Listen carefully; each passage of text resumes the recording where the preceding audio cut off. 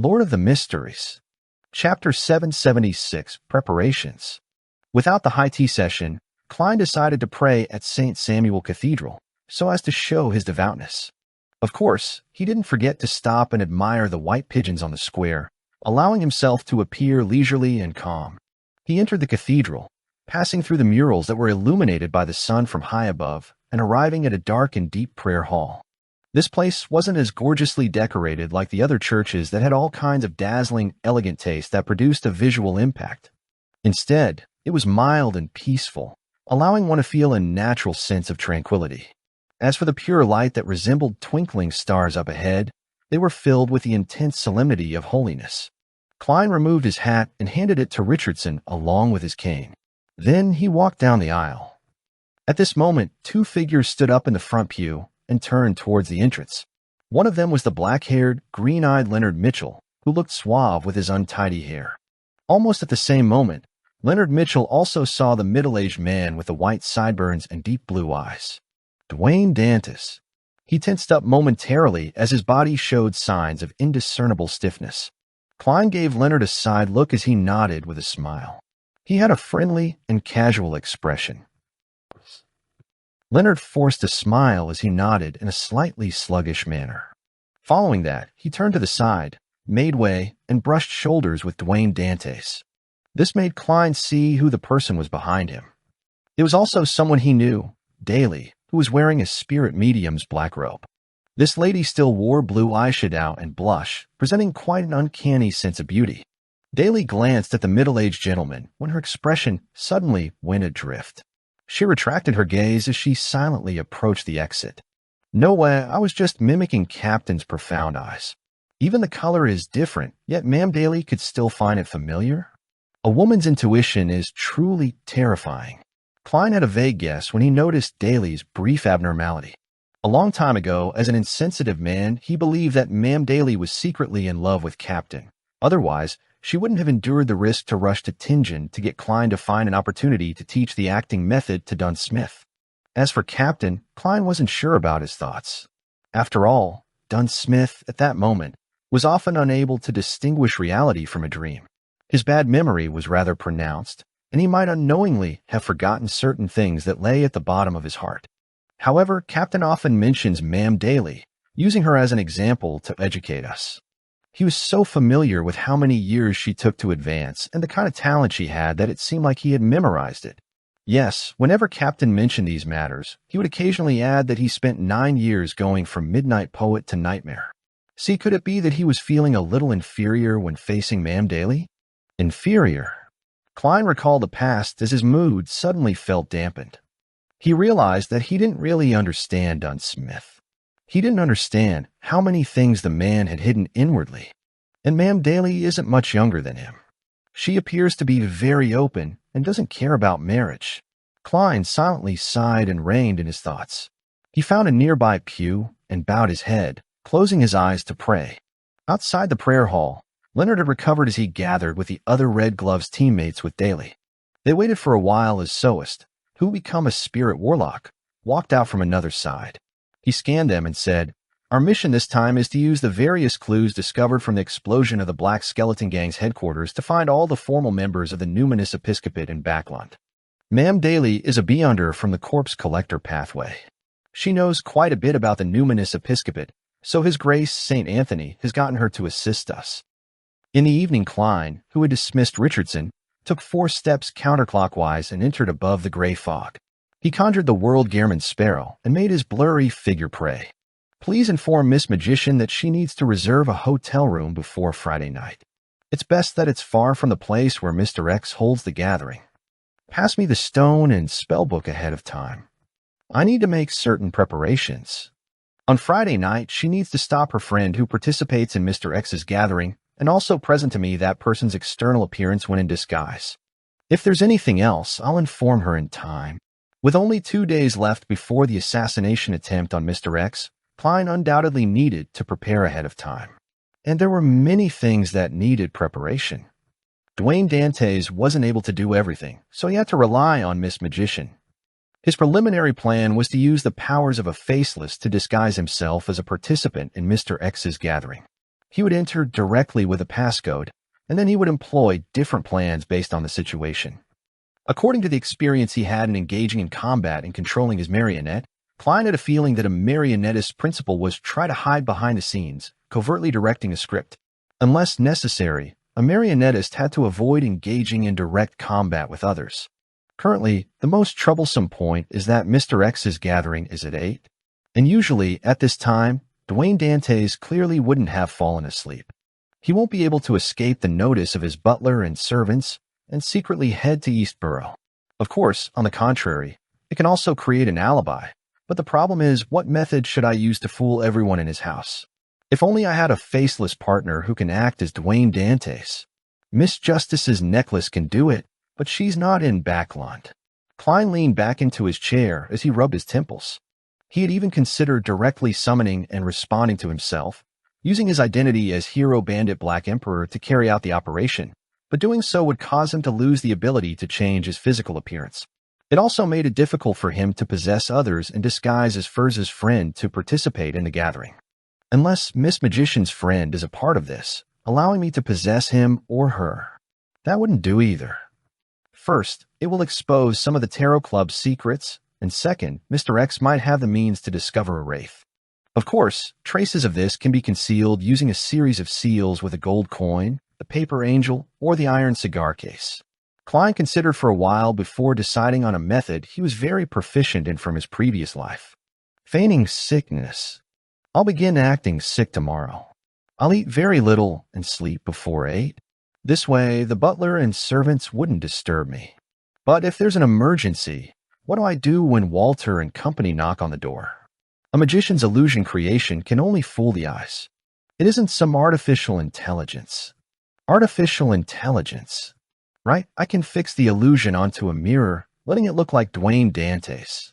Then, I'll get a Rhodes to answer remotely. With this in mind, Klein's thoughts suddenly opened up. I have to say that a Rhodes can be quite useful at times. After a poignant comment, Klein returned to the real world. He walked to the desk, took out pen and paper, and began drawing a picture comprising of symbols that implied concealment and mystery prying. Just as he finished his final stroke, the room's lighting dimmed suddenly. The full-body mirror first turned deep black before silver light surfaced. Loaney's text appeared one after another. Great Master, your loyal and humble servant, Rhodes, heard your summoning. Was I late? There's something new every time. Klein shook his head in amusement. No.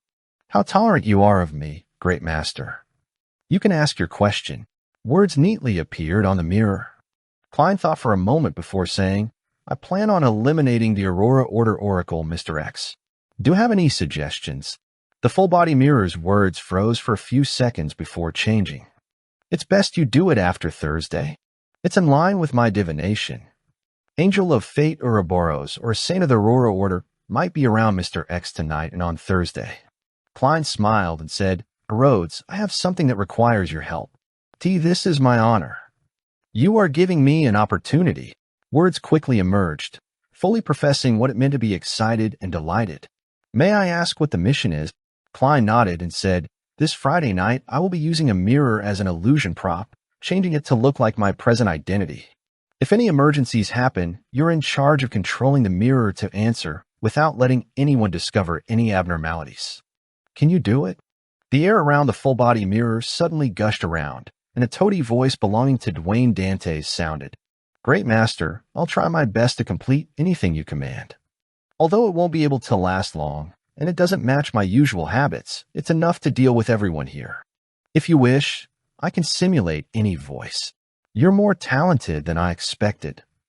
It's not easy being a mirror these days. However, why does that final statement sound odd?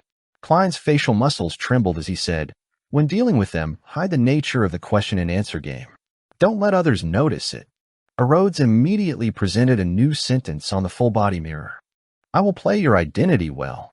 Very good. Klein nodded. He was truly worried that Rhodes would begin asking Butler Walter and Valet Richardson embarrassing questions.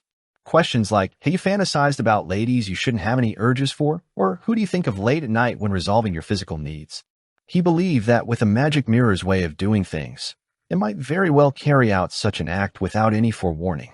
Back then, Danitz nearly broke down thanks to its questions. Without speaking any further, Klein switched to saying, "That will be all for today. I'll contact you again on Friday night." "Yes, great master. Your humble servant already looks forward to serving you." Rhodes first conjured a single line before producing a drawing of a hand waving. Lord of the Mysteries. Chapter 777, Sick and Crazy Setup. On Friday afternoon, Klein, who had skipped a literary salon because of his feigned sickness, arrived above the gray fog once again. In front of him was a hard-covered, palm-sized notebook, which was bronze green in color.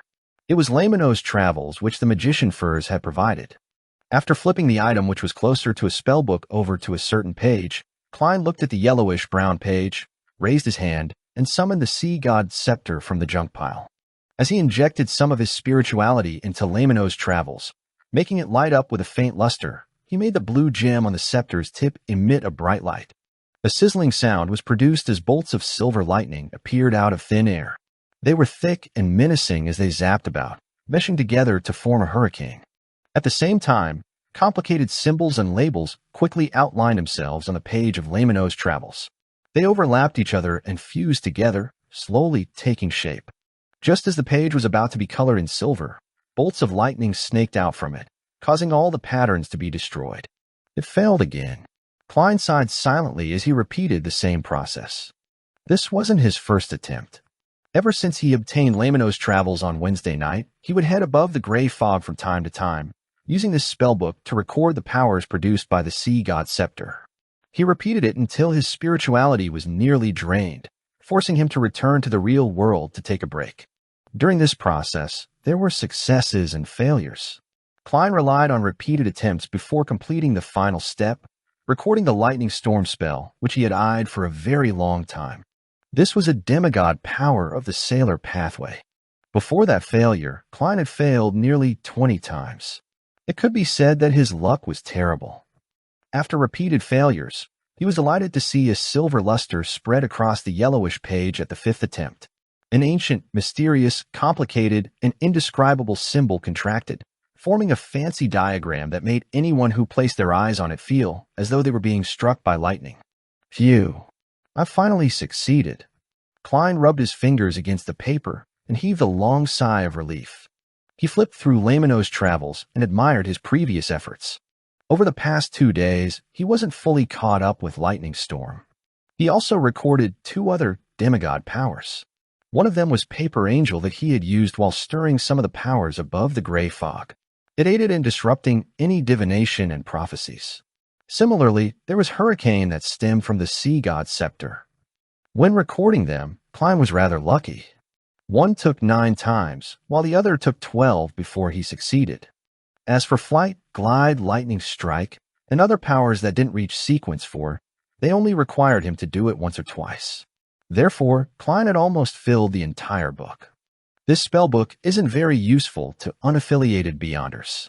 It needs plenty of time and patience to record a sufficient number of powers.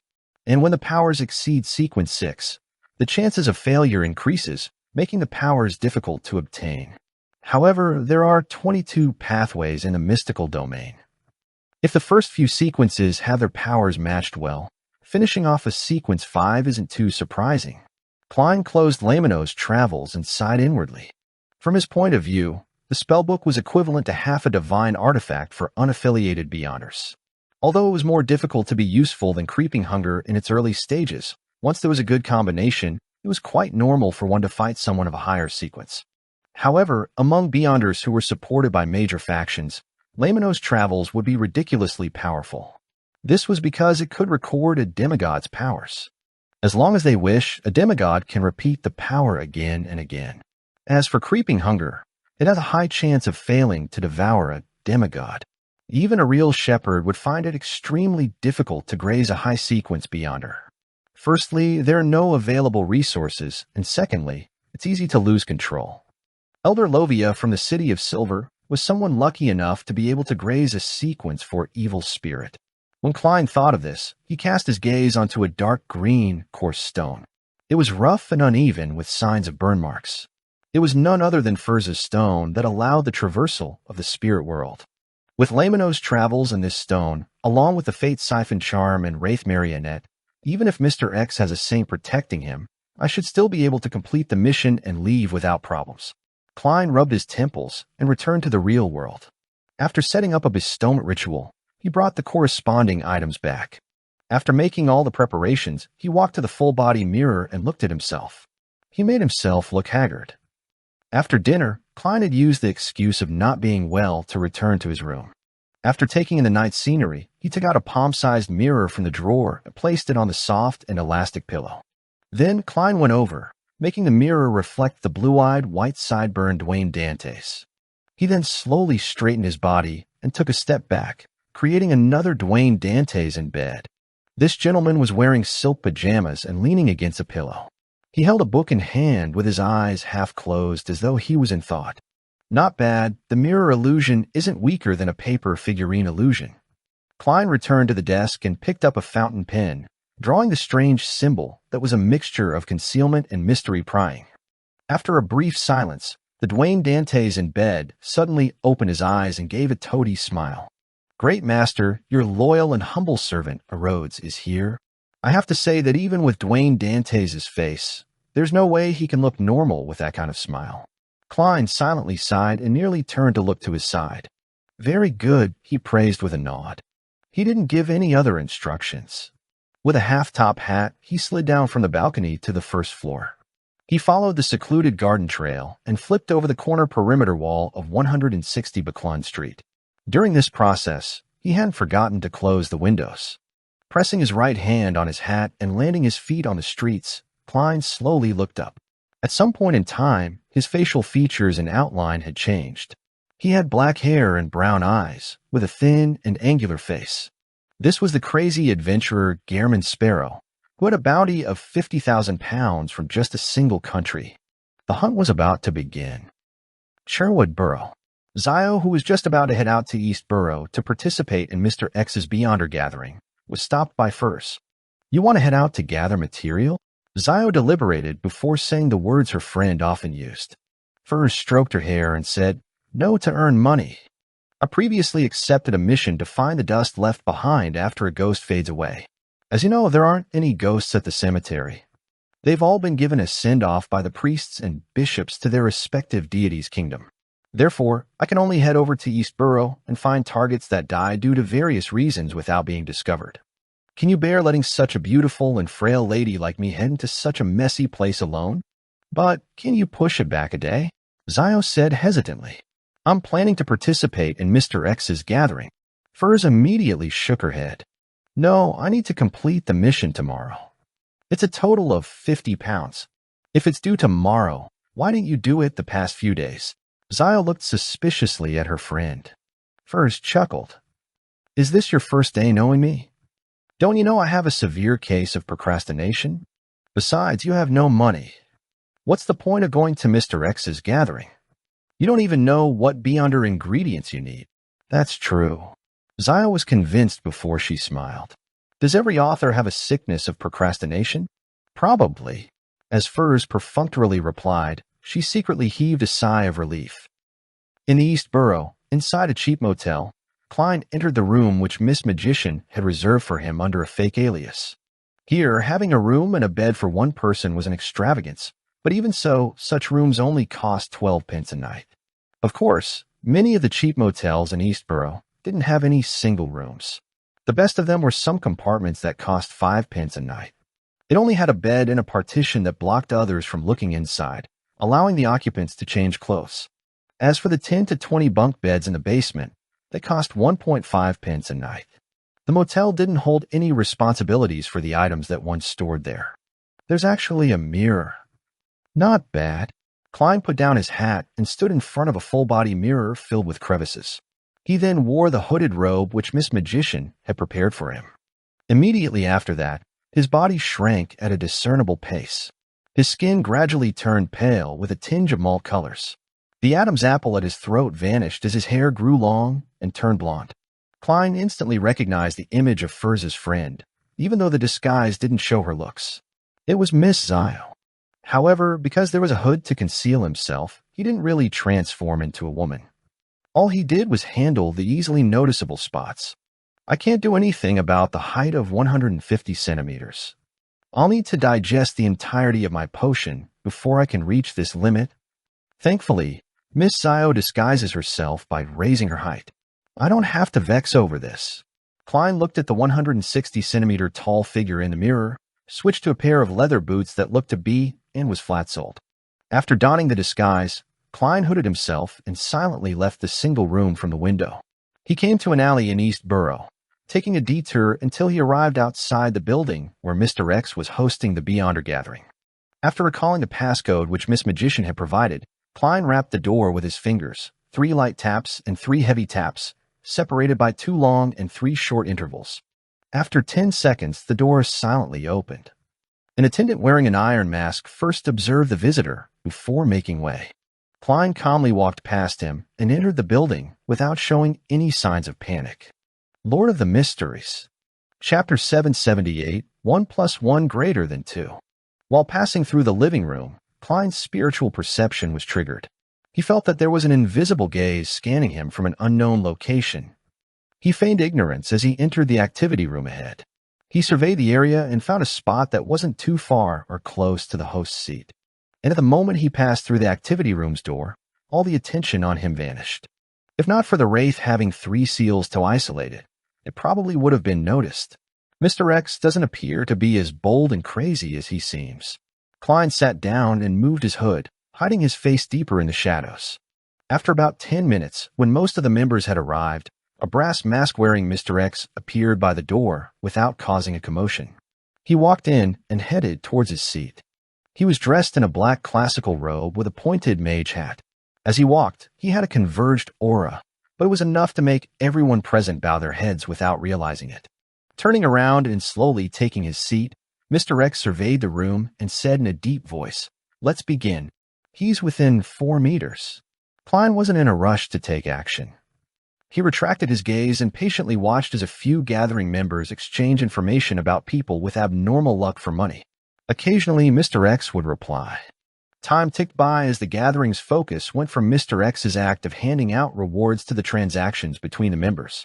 Klein didn't hesitate as he tapped his left thumb on the first segment of his index finger twice, activating his spirit body threads vision.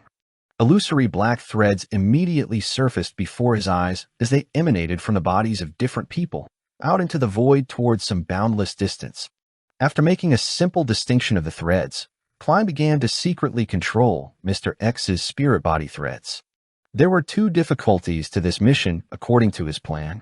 The first was that having astrologer as one of the earlier jobs in his pathway, Mr. X or the other hidden Aurora Order Saint might be able to sense the danger when he began controlling the spirit body threads, acutely sensing some abnormality. Klein wasn't sure about Mr. X's spiritual intuition because back when Miss Sharon existed in a wraith state, she failed to notice Marionettist Rosego's controlling of her spirit body threads. However, for a saint who was a demigod, a high-sequence beyonder who had obtained godhood, no special trait of this being would surprise Klein. It wasn't surprising if that being's spiritual intuition was triggered due to the changes in another person's spirit body threads. For other Marionettists, they were probably helpless regarding this. But Klein was different. He had another identity as the Fool. He had the powers of the mysterious space above the gray fog to aid him, allowing him to rely on paper angels to produce interference and eliminate any hidden problems. The gathering continued without any abnormalities. More than 10 seconds passed as Klein was close to gaining initial control of Mr. X. There was only 3 seconds left, but this Aurora Order Oracle didn't notice at all. He continued observing the completion of another transaction with a deep look in his eyes, his thoughts a mystery.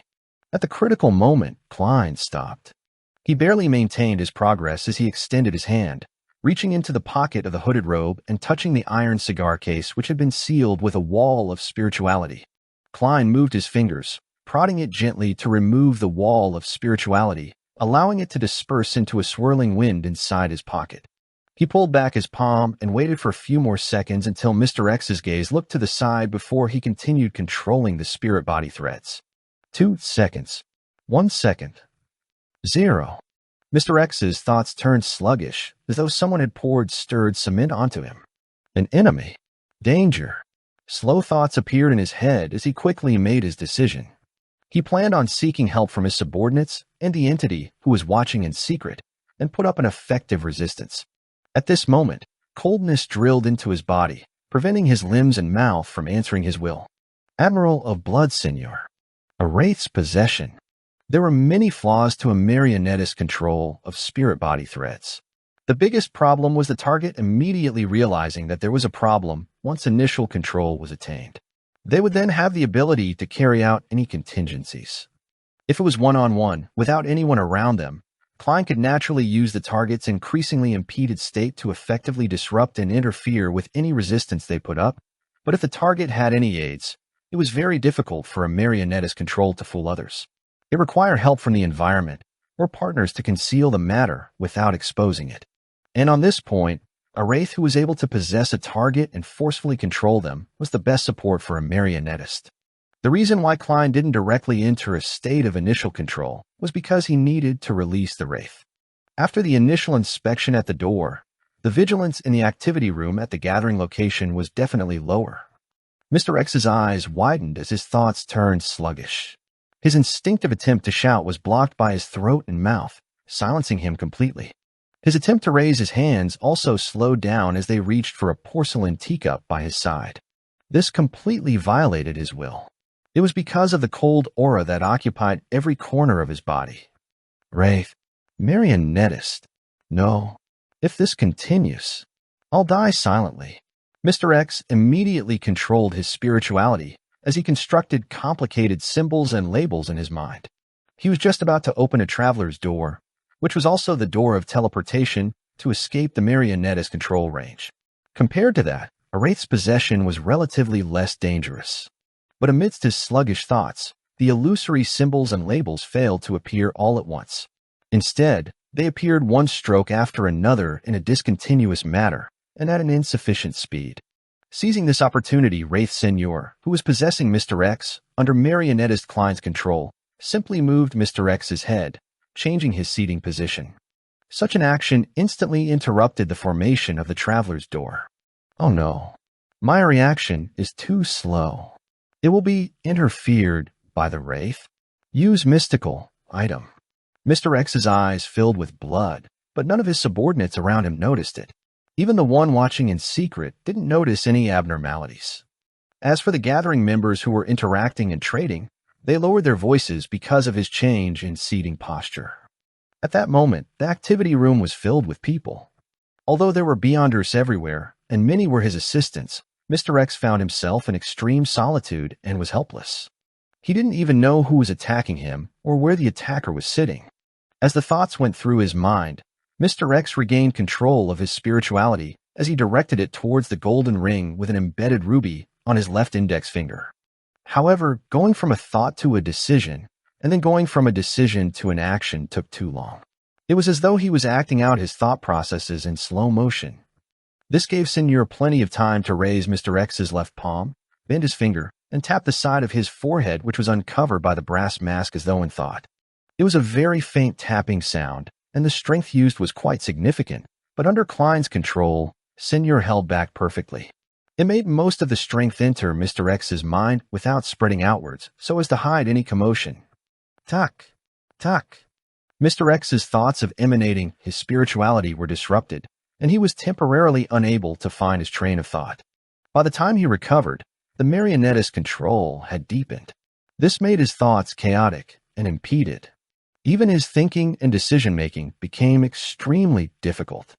With the Wraith using all kinds of tiny, concealed actions to interfere with Mr. X's attempts to use his various Beyonder powers and impressive mystical items, he slowly slid towards the abyss of becoming a marionette. He watched helplessly as he marched towards death slowly. Only then did he realize how terrifying and unsolvable the combination of a marionettist and Wraith was. The hunt continued silently under everyone's noses. As Klein's control deepened, Mr. X's actions turned stiffer and sluggish. However, with the Wraith possessing him, no one could notice any problems. To be precise, Mr. X's actions were no longer a result of the sluggish him, but from Wraith Senor. He wasn't even able to show the look of despair in his eyes. Amidst the transactions that either succeeded or failed, ranging from arguments to negotiations, 5 minutes quickly passed. Klein was just one last step from killing Mr. X and turning him into his marionette. However, he couldn't do so. This was because he had yet to digest much of the marionettist potion. He could only control one marionette at present, so if he wanted to convert Mr. X, he had to give up Wraith Senior. But once he gave up Senior, this Admiral of Blood who was long dead would immediately surface and be discovered by everyone. It would bring about extreme trouble. Similarly, if Klein didn't give up his Wraith marionette had and assassinated Mr. X while he wasn't able to resist, he needed to consider the Aurora Order Saint who was lurking in the shadows. This was the second most difficult part of his plan. To silently control Mr. X and remove his ability to resist wasn't difficult with a combination of marionettist and Wraith. The way to kill him wasn't difficult as well. Mr. X in his present state could easily be finished off by Klein with an air bullet. The difficulty was in leaving safely after pulling off such a stunt. This actually required sufficient patience. Time slowly passed with Klein appearing calm despite his tense nerves. He pretended that he wasn't interested in the items that appeared as he kept silent the entire time. Finally, when the gathering came to an end, Mr. X said in a deep voice with complete normality, "Then." His words were succinct, just like the way he ended the previous gathering. This was what Zio described to first. As the gathering's members stood up one by one, Klein mixed in among them, looking inconspicuous. At the same time, he reached his hand into his pocket, and he flipped open Lamino's travels based on his sense of touch. Lord of the Mysteries.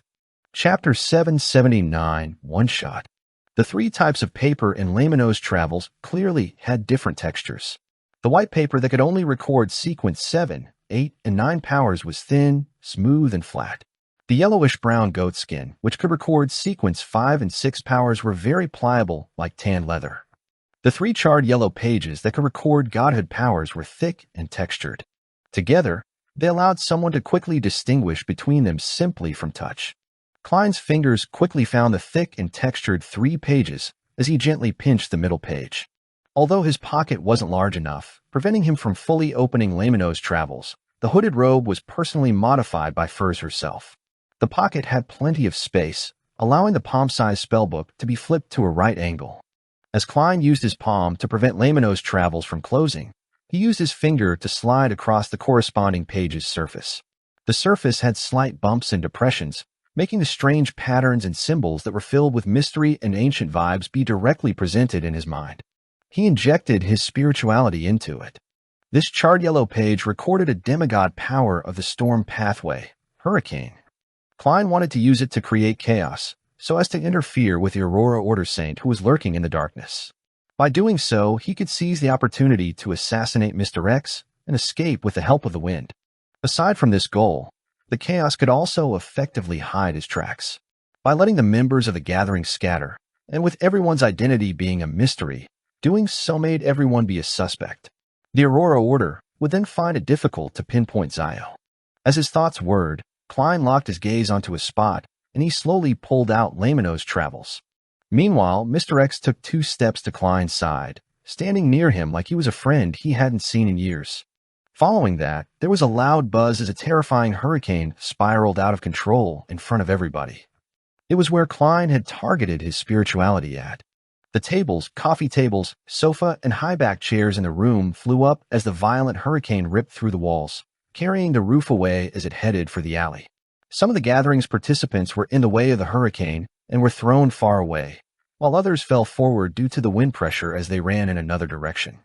If Klein hadn't purposely controlled the timing and direction of the hurricane, not only would Mr. X's old house be destroyed, but even the series of condominiums around it would suffer damage.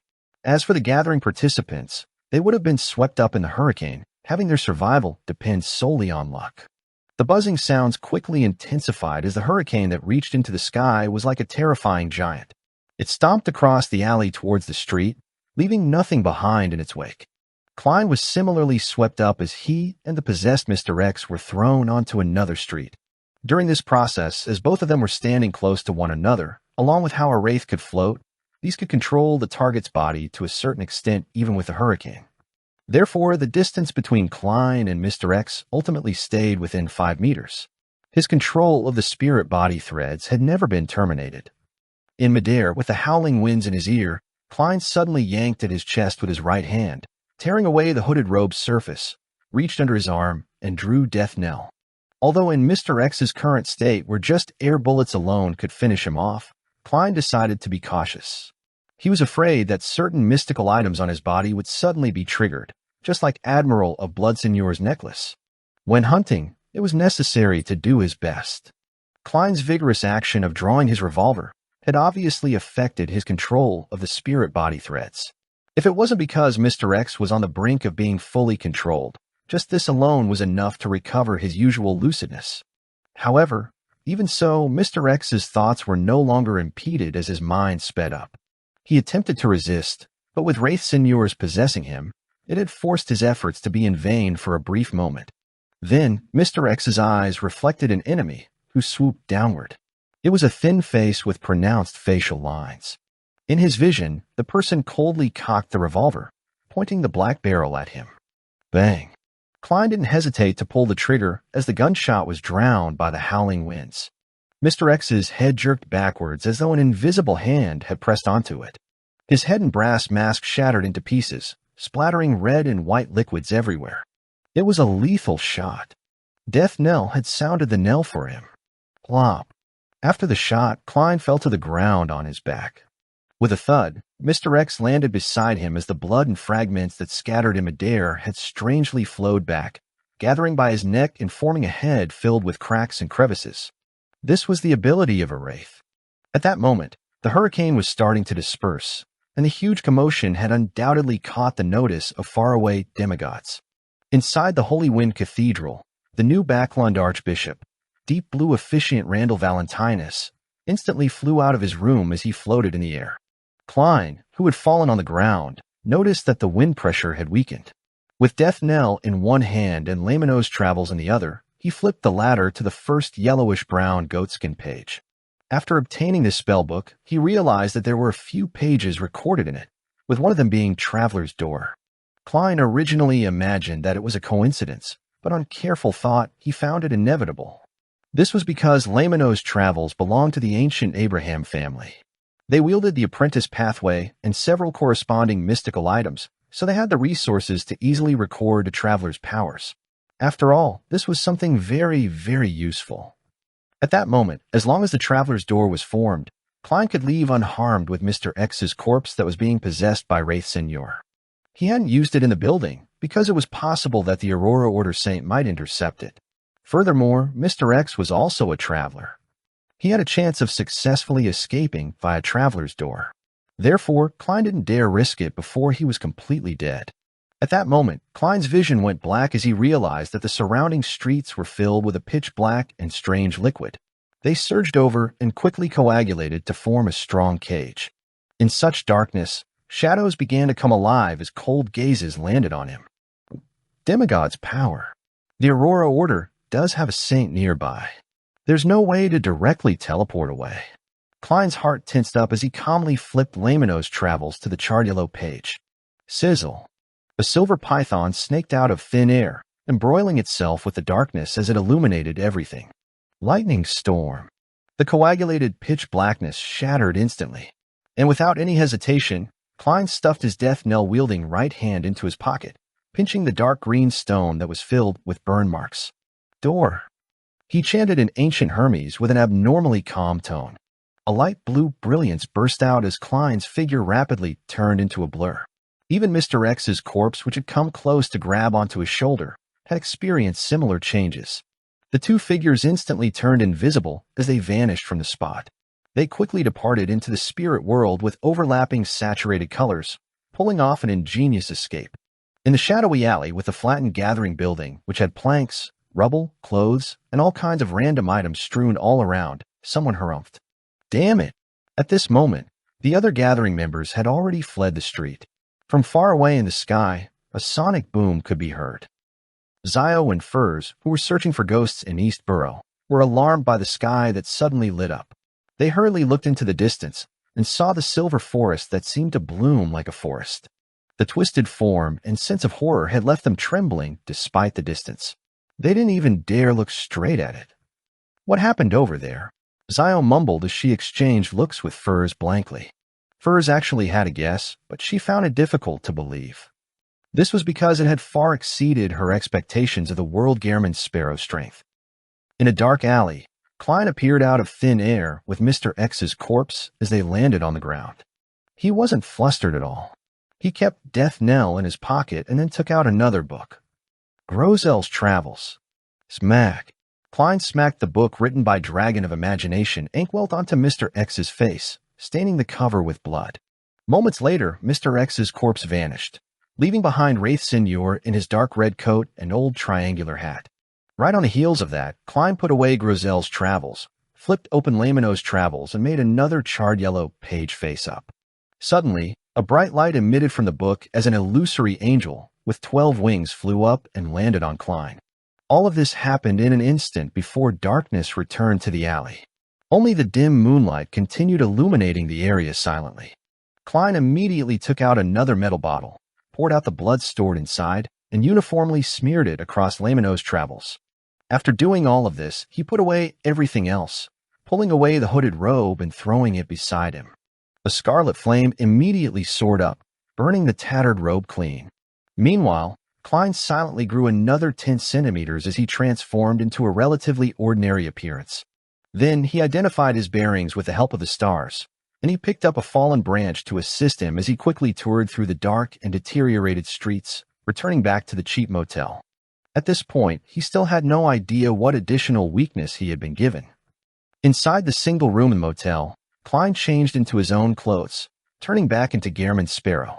Seeing this thin and cold-looking crazy adventurer in the mirror, he fell silent for a few seconds, picking up the half-top hat and wearing it. Above the flattened building, Church of Storms Cardinal, Backlund Diocese Archbishop, deep blue officiant Randall Valentinus, who had failed in capturing anyone, looked down in silence for an extended period of time. 160 Backlund Street. Upon seeing the visitor outside, Butler Walter asked in surprise, "Your Excellency, why are you suddenly here? Is there something?" Bishop Electra chuckled and said, "I heard that Dwayne is sick, so I'm here to visit him. Perhaps he will quickly recover under the goddess's blessings." Lord of the Mysteries. Chapter 780, Extract. Walter came to the third story and rapped on the master bedroom's door. "Who is it?" Dwayne Dantes' slightly weak and hoarse voice sounded. Walter turned the doorknob, opening a tiny crack in the door. "Sir, Bishop Electra is here to visit you. Do you wish to meet him in the living room or activity room, or should he be invited directly to your bedroom?" Usually, visitors weren't permitted to enter the master's bedroom. This was rather impolite, but visiting the sick was an exception. After a brief silence, Dwayne Dantes replied, "Invite him into the bedroom." "All right, sir." As Walter gestured Richardson to urge a maid to prepare some tea, he walked down and invited Bishop Electra of the Church of Evernight up. Soon, Electra entered the bedroom and saw Dwayne Dantes lying in bed, looking haggard. "Richardson, get the bishop a seat," the pale Dwayne Dantes said with a smile. Richardson had already done so. He immediately moved a high-backed chair to a spot near the bed. However, Electra took a few steps forward to observe the new tycoon in town and asked in concern, "Dwayne, how are you? Did you consult a physician?" His spiritual perception wasn't triggered, so he didn't make any attempts. He was only visiting a pious believer out of concern. Dwayne Dantes coughed lightly and smiled. "I'm actually almost recovered. I believe I'll be able to head over to church tomorrow or the day after tomorrow to listen to your preachings." "That's good.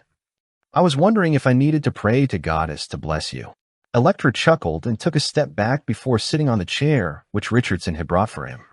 At this moment, Dwayne Dantes glanced at the bishop and chuckled. "Actually, I've always had a question.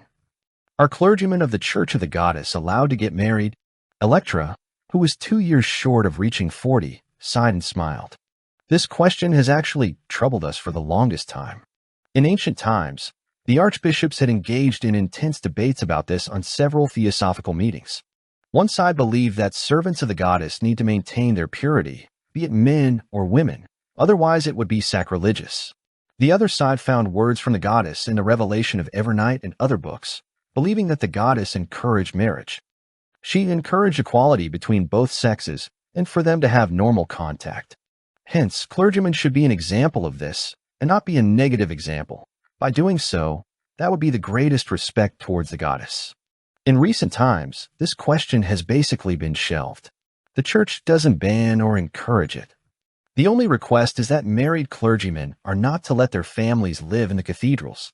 Dwayne Dantes nodded slowly as he curled the corner of his lips. Your Excellency, do you have a wife? Although Bishop Electra was thin and not very good-looking, he was pleasant to the eyes.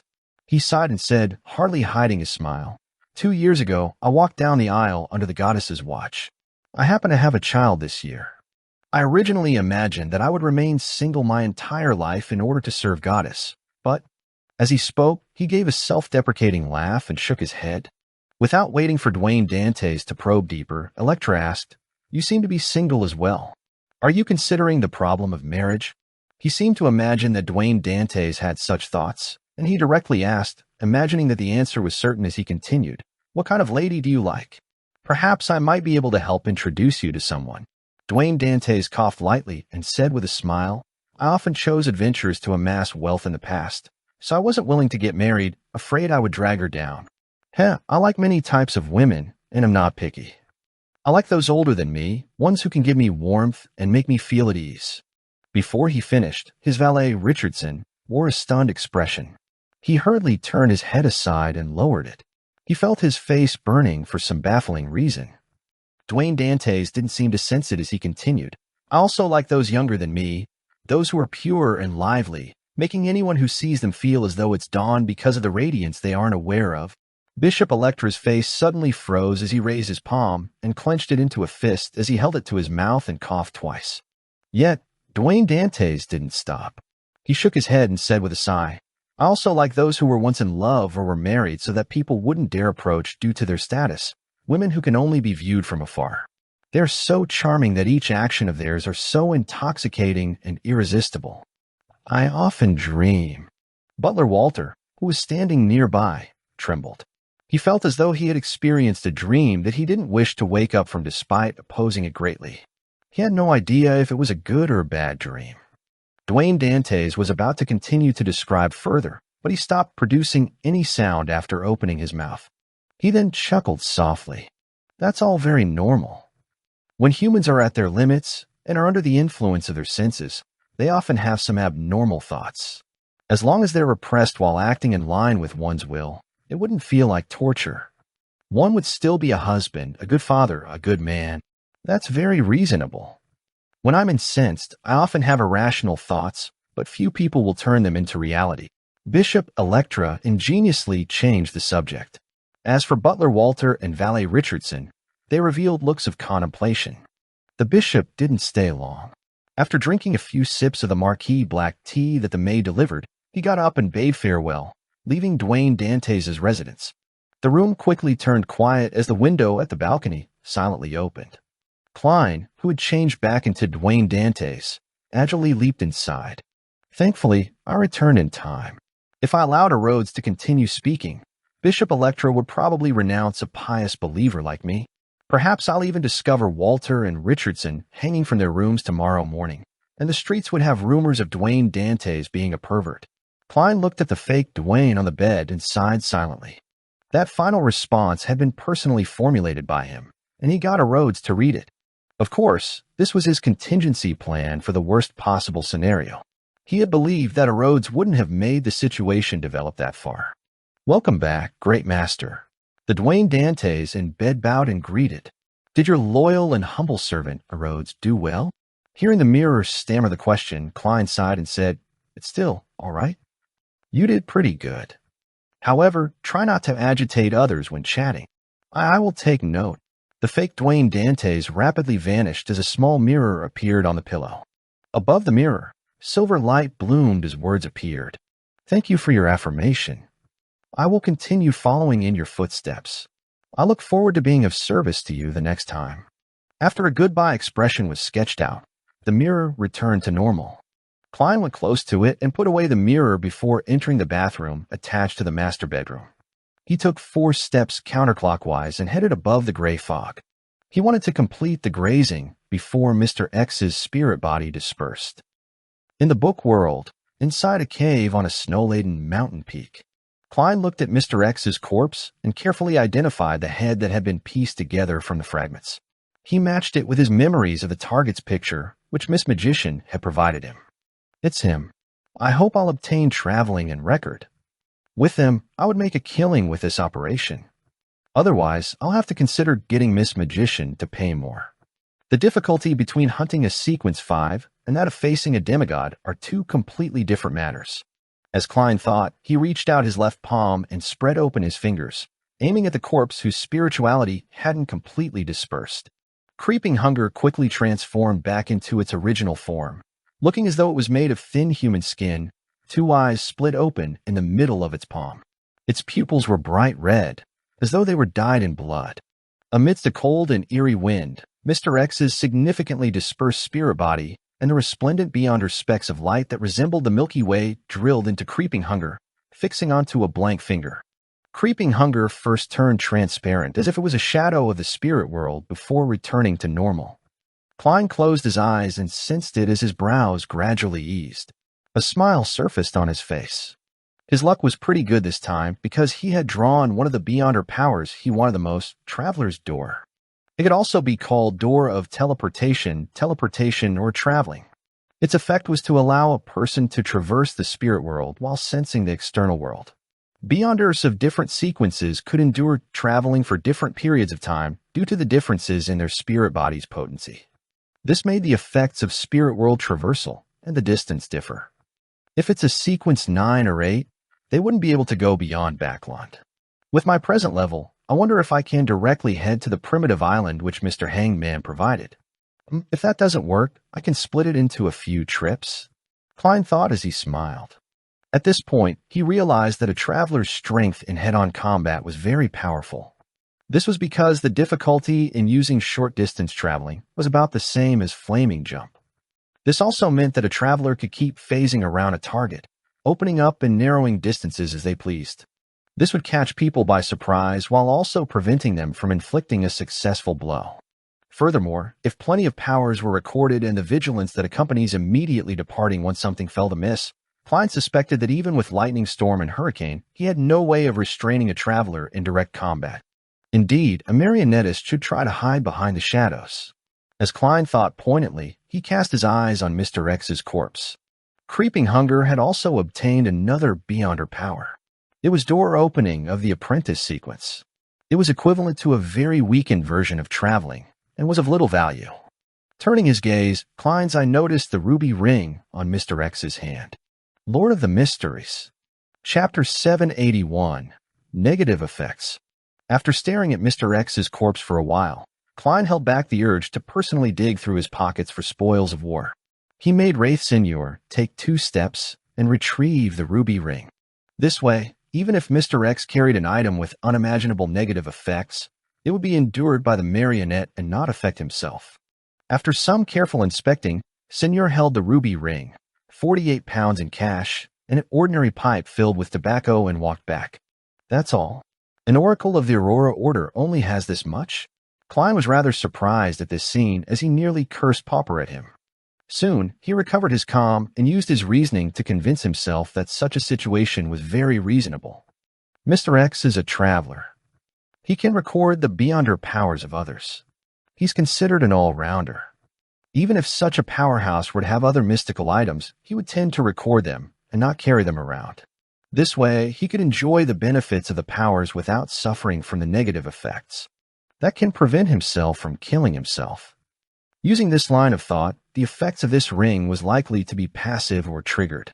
With this in mind, Klein nodded gently. He made Senior carry Mr. X's cracked and sticky head, possess him, and return above the gray fog. Sitting behind the fool's seat, he was no longer afraid of anything. He directly took the ruby ring and used the method of divination in order to determine the actual effects of the mystical item. Its name is Flower of Blood. It allows the wearer to control their body at a deeper level. As long as they don't suffer from instant death or are completely purified, hence losing the ability to control it, they will be able to slowly recover. This is equivalent to an instinct, a passive effect. From the looks of it, my choice of delivering a lethal strike with Death Knell was the correct one. If I hadn't used all my might, Mr. X might not have actually died. He would then be able to use the extreme pain to awaken himself and escape the control of a marionettist. He had also considered his weakness of being more of a spellcaster and having a body that was insufficient in strength. This ring has flesh magic to a certain degree. It's quite useful. As Klein held the ruby ring, he rapped the edge of the model table and muttered silently. He then began probing the flower of blood's negative effects. Nearly a minute later, Klein opened his eyes and left the dream. "Oh, come on. This?" he muttered as he wore a twisted look. With dream divination, he had interpreted the flower of blood's negative effects. It involved randomly making the wearer lose all rationale and the ability to think. Great. This is in line with the true creator. Klein couldn't help but grind his teeth. A negative effect that was completely random meant that the flower of blood had no way to be used. Thinking back to the scene from before, Klein muttered to himself in an amused and peeved manner. Mr. X actually dared to wear such a ring. That's right, people who change their faith to the true creator often don't have any facility to think. In that case, wearing such a ring wouldn't make them worse. Losing rationale isn't losing reason. It wouldn't be as bad as suddenly hurting others. But clearly, he would be very rigid and foolish, acting only on instinct. Phew. Klein heaved a sigh of relief. He decided to throw the flower of blood into the junk pile and not vex over it. From his point of view, it was a piece of crap that he couldn't use, nor was anyone willing to buy it unless he sold it to the Roar Order. However, that would only make the true creator very happy. At that moment, he caught sight of Admiral of Blood Seigneur, who was standing beside him through the corner of his eye. Klein's heart stirred as he clapped. Why didn't I think of that? I might not be able to use it, but I can let my marionette use it. After all, he's dead and he follows all my instructions. He doesn't need to think. Admiral of Blood, Flower of Blood. It's destined to be a pair. Although Seigneur has lost his control over his body because he's dead, I can't provide that. This way, he can still be fixed even if he can't phase into a wraith in time, or if his zombie body isn't strong enough to withstand a blow, causing him to lose a limb or two. Of course, to a marionette, that's not important, as it doesn't affect his intrinsic character. The main goal is to obtain the additional flesh magic. A few seconds later, a delighted Klein made Seigneur pick up the ruby ring and wear it on his left index finger. After doing this, Klein made the wraith return to the gold coin before he raised his left palm and spread his fingers. He wanted to release the interrogator from creeping hunger. This was a promise he had made a long time ago.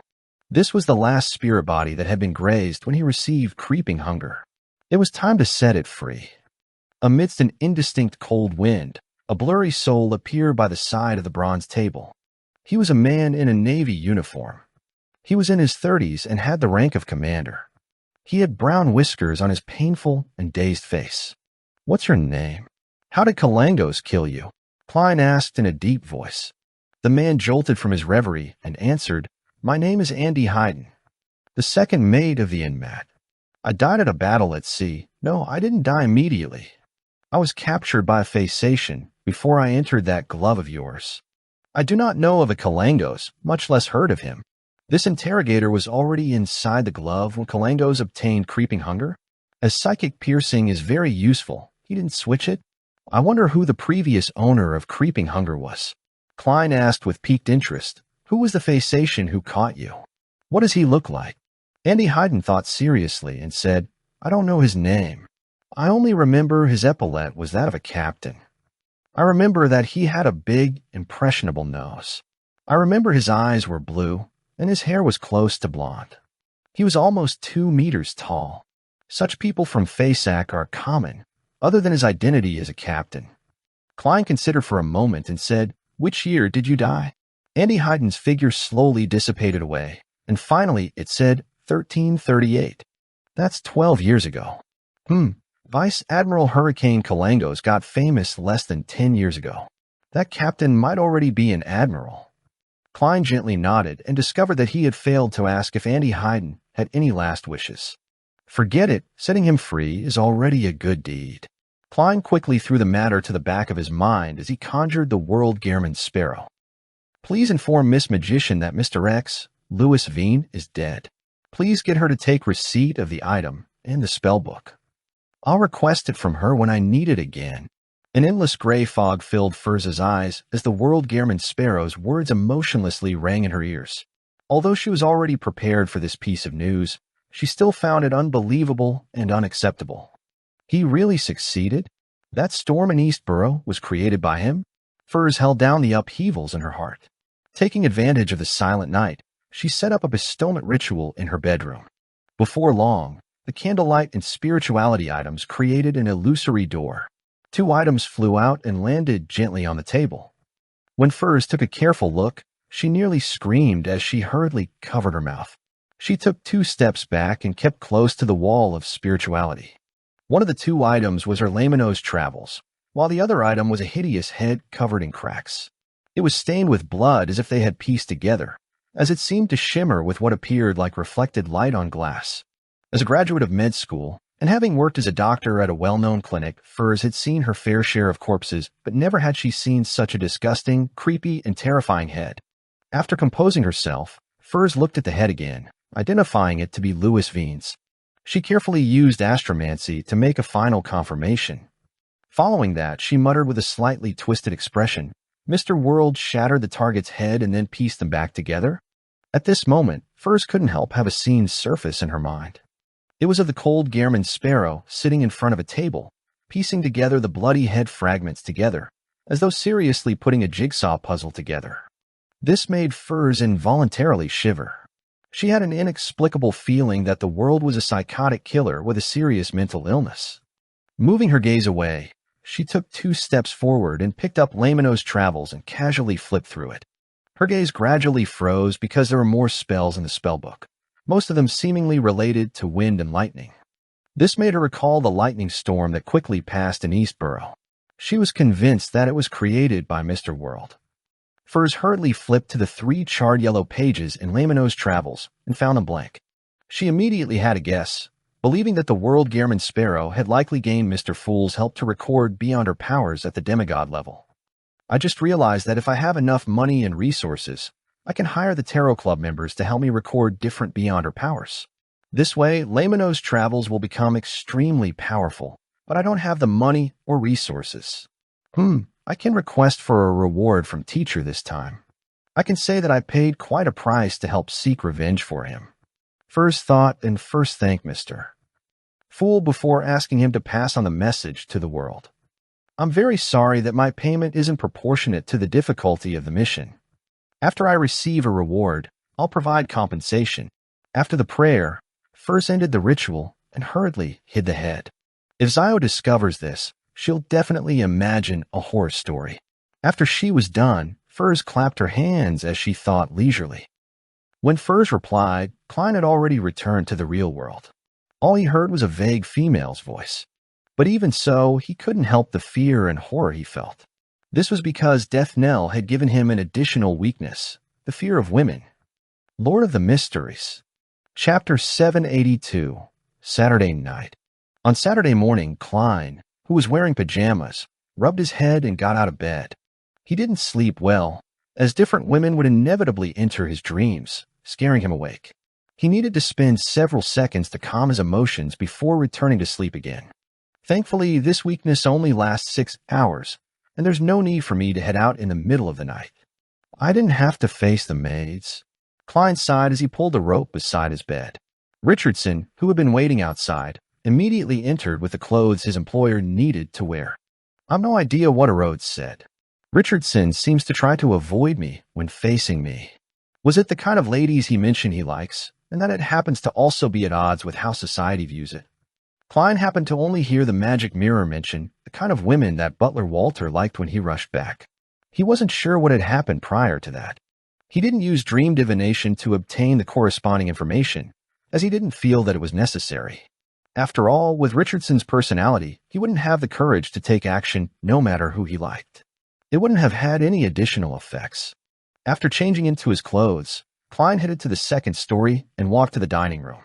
Walter was wearing white gloves as usual, waiting by the entrance. Upon seeing Dwayne Dante's approach, he took a step forward and bowed politely. "Good morning, sir.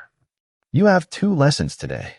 In the evening, you will be participating in the banquet at Mr. Portland Moment's place." Portland Moment lived at 100 Backlund Street.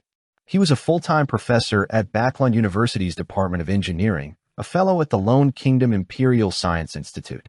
As he had discovered a few metal alloys, he had received the Light of Machinery Award, and he was just second to people like Tirani von Helmasuin in the world of academics. Furthermore, the few metal alloys were widely used in ship and steam engine construction.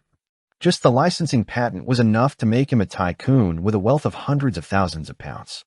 Upon hearing Walter, Klein casually glanced at him, realizing that he had some dark eye circles. His eye bags were a little puffy, making him look different from usual.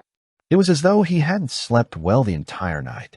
If not for a faceless powers, Dwayne Dantes would probably look the same. Klein retracted his gaze in pity and didn't speak further. As he nodded gently in response to Walter's greetings, he entered the dining hall. To be honest, Klein was rather impressed with him. He was able to hold back his fantasies and stop himself from approaching her to seek out pleasure, despite frequently meeting a demoness.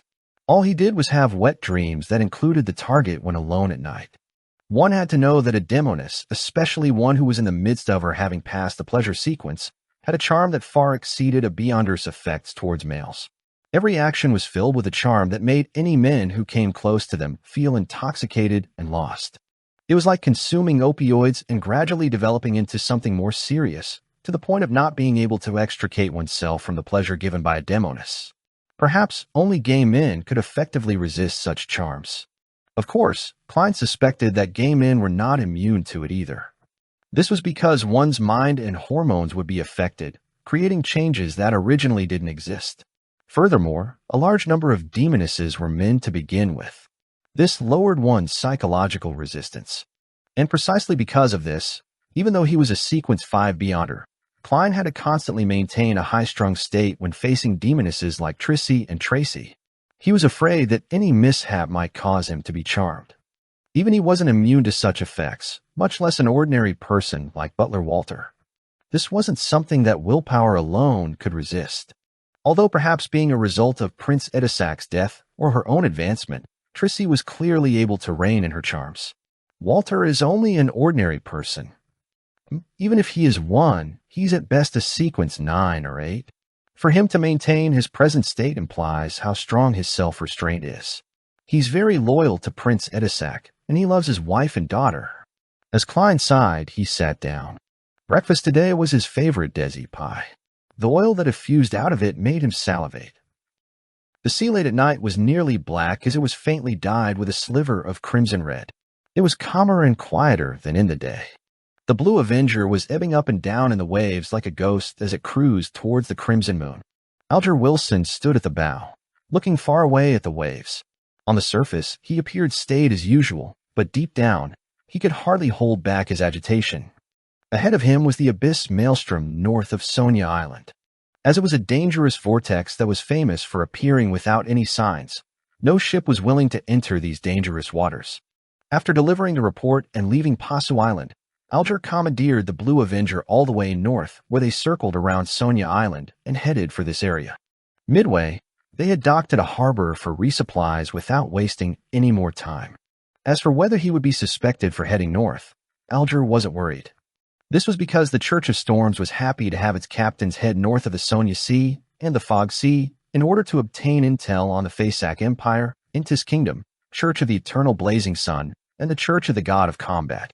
Looking back at his ship, Alger walked deckside, took out a charm made of tin, held it in his palm, and chanted the incantation, Storm. A blue flame soared and devoured the charm. Alger suddenly sensed a baffling affinity with all the fish in the ocean beneath him. At that instant, both parties were able to communicate at the psyche level. The tin charm was one of the items he had obtained from his resupply at Pasu Island, allowing him to have an affinity with undersea creatures, providing a crude level of psychic communication with him. Amidst his thoughts, Alger didn't think of obtaining any intel. All he did was wait for the Blue Avenger to approach the Abyss Maelstrom and make a second attempt. Seconds turned into minutes as Alger, who had failed nearly 100 times, finally learned from a spindle-like fish about where Obninsk often appeared. If I didn't know that the target is near the Abyss Maelstrom, I would have long given up. It's really difficult to grasp any reliable information through a brute force search, Alger concluded as he touched his pocket. He had already used up most of his affinity charms, with only 5 left.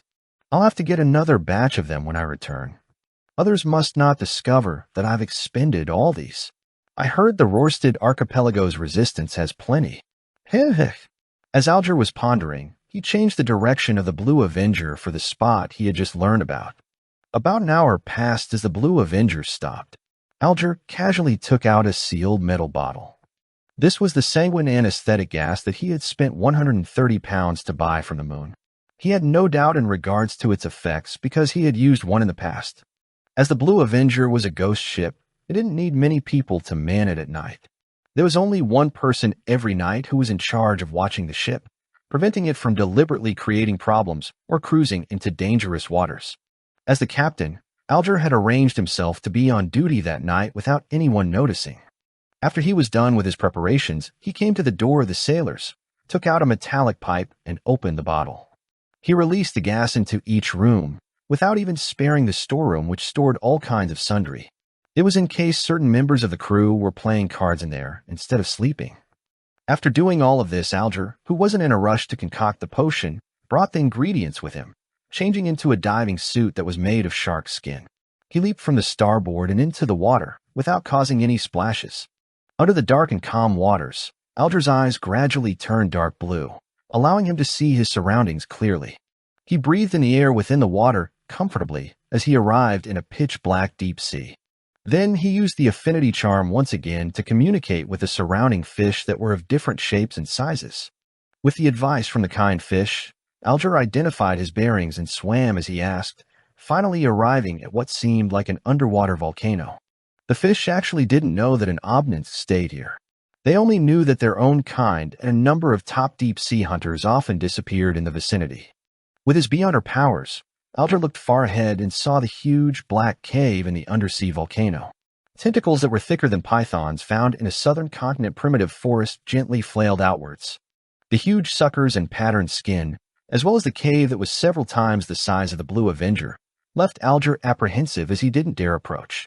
An Obninsk is at least a powerful sequence 5. Furthermore, it has a terrifying body.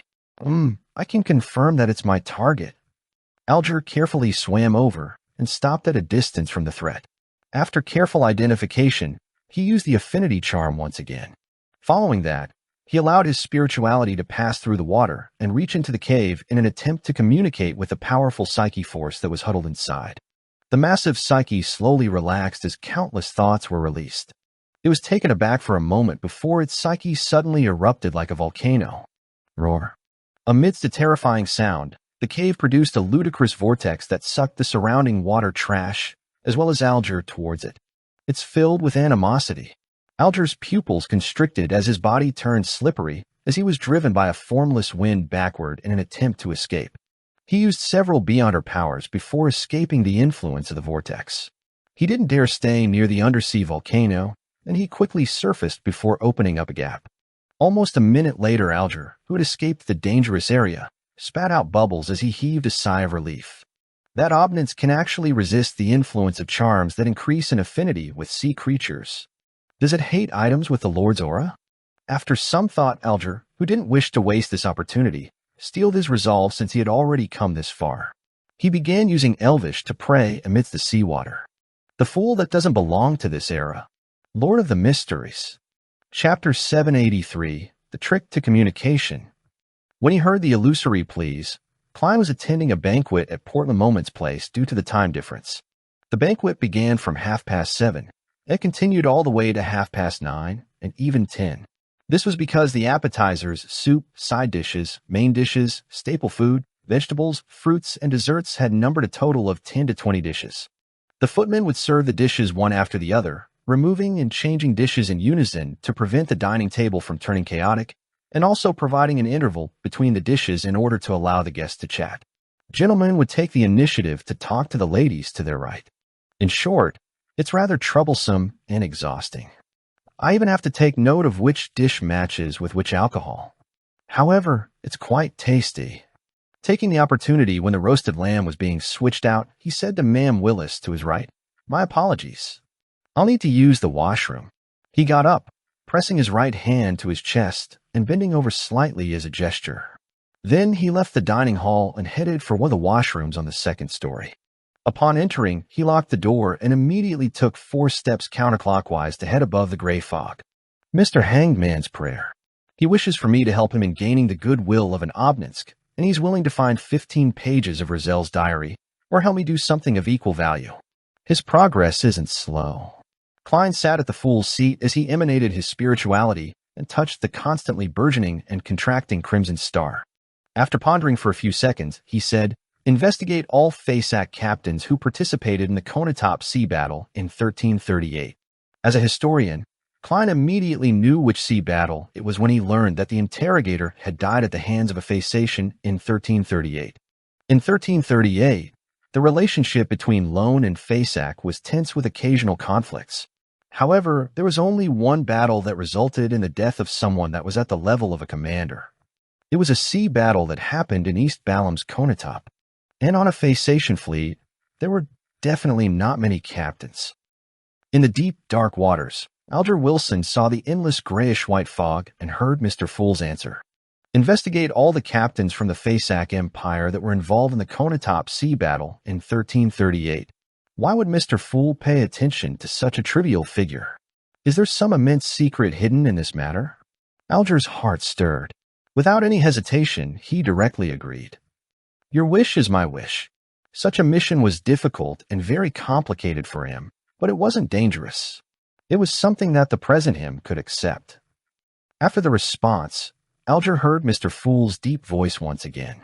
You can return to the target's vicinity. That's it. As expected of Mr. Fool. After he obtained the authority, he is more like a sea god than Calvetua. His might isn't limited to the Rorstad archipelago. Alger was delighted as he thanked the Fool solemnly. Then, bending his back and kicking his legs, he turned to head down, diving into the depths once more. In just minutes, he returned beside the undersea volcano and saw a turbulent flow in the gigantic dark cave as the tentacles were flailing and had yet to calm down. Although Alger trusted Mr. Fool in being sufficiently powerful and terrifying, an awakening ancient god, he instinctively became cautious when he saw that scene. He carefully inched forward. He suspected that the Obninsk's flailing of its countless tentacles was a sign of welcoming him. At this moment, above the gray fog, the sea god's scepter-wielding Klein frowned slightly. It refuses to communicate with sea god, and it even hates the feeling, making it unwilling to show its goodwill. He muttered under his breath, exasperated. His influence on the surrounding waters through the prey had failed. For some unknown reason, the Obninsk strongly resisted beyond her powers that promoted an affinity with sea creatures. Through the prayer scene, he could see the thick tentacles thrashing about, and he vaguely sensed that the target was infuriated. It was trying to rip apart all living beings that dared approach it. Mr. Hanged Man has gone over. He's going over. The corners of Klein's mouth twitched as he decided to switch his approach. He raised the sea god's scepter a little higher, allowing the blue gems at the tip light up one after another, emitting a bright, blinding light. Right on the heels of that, he directed the violent aura of lightning storm over, casting it on the Obninsk. The thick tentacles that thrashed about at the bottom of the sea suddenly froze before falling down. They clung close to the seabed as countless green points of lights appeared in the dark cave.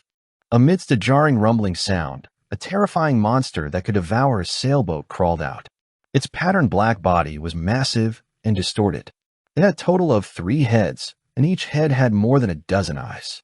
All of them were emitting a green light. The monster then prostrated, appearing as obedient as a trained hound. Indeed, tricks are needed in communication.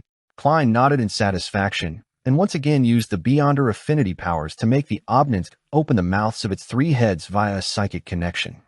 This made Alger instantly see 3 dark caves, each of them large enough to provide a sailboat passage inside.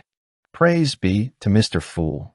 Alger looked at the magnificent scene before him as he couldn't help but mutter inwardly. He didn't waste any time, and he chose the middle head by quickly swimming towards it. A spiraled and warped passage quickly appeared in Alger's vision as the walls were made of flesh. The width was comparable to the bow of the Blue Avenger. Whoosh. Water flowed into the passage, heading right for the deep depths. Alger took the opportunity to let his body go with the flow. Suddenly, he felt as though he was back as a sailor, engaging in combat amidst waves, groggy from being tossed around. It couldn't be sustained. By the time Alger used his Beyonder powers and got hold of himself, he had already left the tunnel of flesh. He was in a dark, spacious world with a sticky sensation by his feet. There was a putrid stench everywhere around him. In just a second, Alger realized that the liquid inside was corroding him. He hurriedly produced a water membrane as he made it swell into a transparent sphere. He knew that he was already inside the Obnin's stomach. Without any hesitation, he took out all the bottles he had long prepared and began concocting the potion. As the supplementary ingredients were thrown into the wide-mouthed metal bottle, they mixed into a dark blue liquid. Following that, Alger carefully threw in a jellyfish that enveloped azure blue seawater in its translucent membrane. The distant and ethereal singing grew in intensity before calming down. In the bottle, there wasn't any ripples or bubbles. The liquid was dark, just like the ocean before a storm. Alger calmed his mind, entered cogitation, and picked up the metal bottle before cleanly downing the ocean songster potion inside. The liquid was cold as it brought about a numbness that slid down his gullet and into his stomach. It then spread throughout his body cells at an unimaginable speed. At that instant, Alger vaguely heard countless voices. They came from all life at sea, but the Obninsk's body blocked most of it, leaving a relatively screamed-out version. Plop, plop, plop. Alger felt his heart beating violently as it spewed blood outwards. His spirituality and the sound waves began to remold his voice and soul. He couldn't help it as he opened his mouth, letting out a loud sigh. Amidst the sigh, Alger felt his spirit body being ripped slightly. As the sound waves spread outwards, they first turned into mottled scales on his skin before pulling out long flesh tendrils that appeared like flailing tentacles. The sound wave continued spreading outwards with his spirit body fragments, making contact with the sticky liquid within the Obninsk's stomach, and they magically bounced back, infusing Alger's body once again. Alger, who was on the brink of losing control, instantly felt better as he seized the opportunity. Without any fear of embarrassing himself, he began singing loudly in a bid to vent the invisible sound waves that would blast his body apart.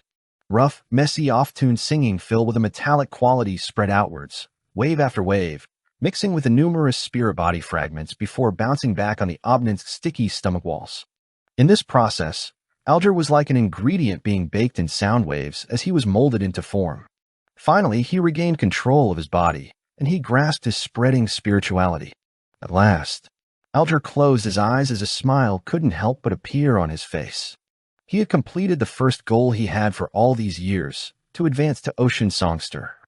I've gained superficial control of lightning, gaining a more all-round underwater mobility, as well as the ability to use singing to affect targets. The latter ability is different because of every person's uniqueness, producing different branching paths. One of them is to use beautiful singing to disrupt an enemy's spirit body, causing him to turn adrift and fall into a daze. Another is to raise one's explosive strength. Another is to simulate a thunderous boom to leave others in awe. And another is to use chaotic and unpleasant singing to leave the enemy frustrated, causing them to lose their rationality. Alger inspected himself as his expression turned a little odd. He soon put these thoughts away, picked up his items, and swam towards the Obninsk's mouth before gently tapping on the already closed mouth. The mouth slowly opened as it roared suddenly, spewing out everything in its mouth. Alger instantly felt as though he was in midair as he nearly collided with a shark. After a series of actions, he surfaced and swam towards the Blue Avenger. Only after the ghost ship's outline was reflected in his eyes, he truly heaved a sigh of relief. Alger was only worried that something out of the ordinary would happen to the Blue Avenger while he was advancing. Although an hour or two wasn't a huge problem, there were always all kinds of surprises in this world. After receiving Mr. Hangman's gratitude again, Klein returned to the real world, washed, and dried his hands before leaving the washroom and walking toward the dining hall. As the fragrance of food inundated his olfactory senses once again, he slowly drew a breath as he returned to his seat with a smile. As he gestured to the guests, he sat down. At this point, it was already time for dessert. From the looks of it, I stayed too long in the washroom. I hoped that after today, there wouldn't be talks about Dwayne Dantes having constipation. Klein silently muttered to himself as he smiled at Ma'am Willis to his right and said, "When I was young, I ate all kinds of strange food in the southern continent. One of them was called tennet tree plums. They taste like bland butter, just like these desserts." He euphemistically explained a reason for his delay by implying that he had weakened his stomach from his younger days. Lord of the Mysteries. Chapter 784, Character Assassination. Ma'am Willis glanced at Dwayne Dantes and said with a smile, completely unfazed, "Your past and your experiences in Desi Bay and the Southern Continent are more interesting than any novel I've read. It makes me feel like having a similar experience of my own. Of course, they're just real-life stories that have been tweaked. It's all thanks to Anderson Hood, hunter that goes everywhere." As Klein cast his gaze on a tiny butter cake, he chuckled. "It's because those are only the interesting ones. There are many that I'd rather not be reminded of." After that simple statement, he began enjoying the dessert. However, when Ma'am Willis and the other ladies heard that, they were somehow reminded of a best-selling novel, A Man with a Story. To them, Dwayne Dantes was such a man.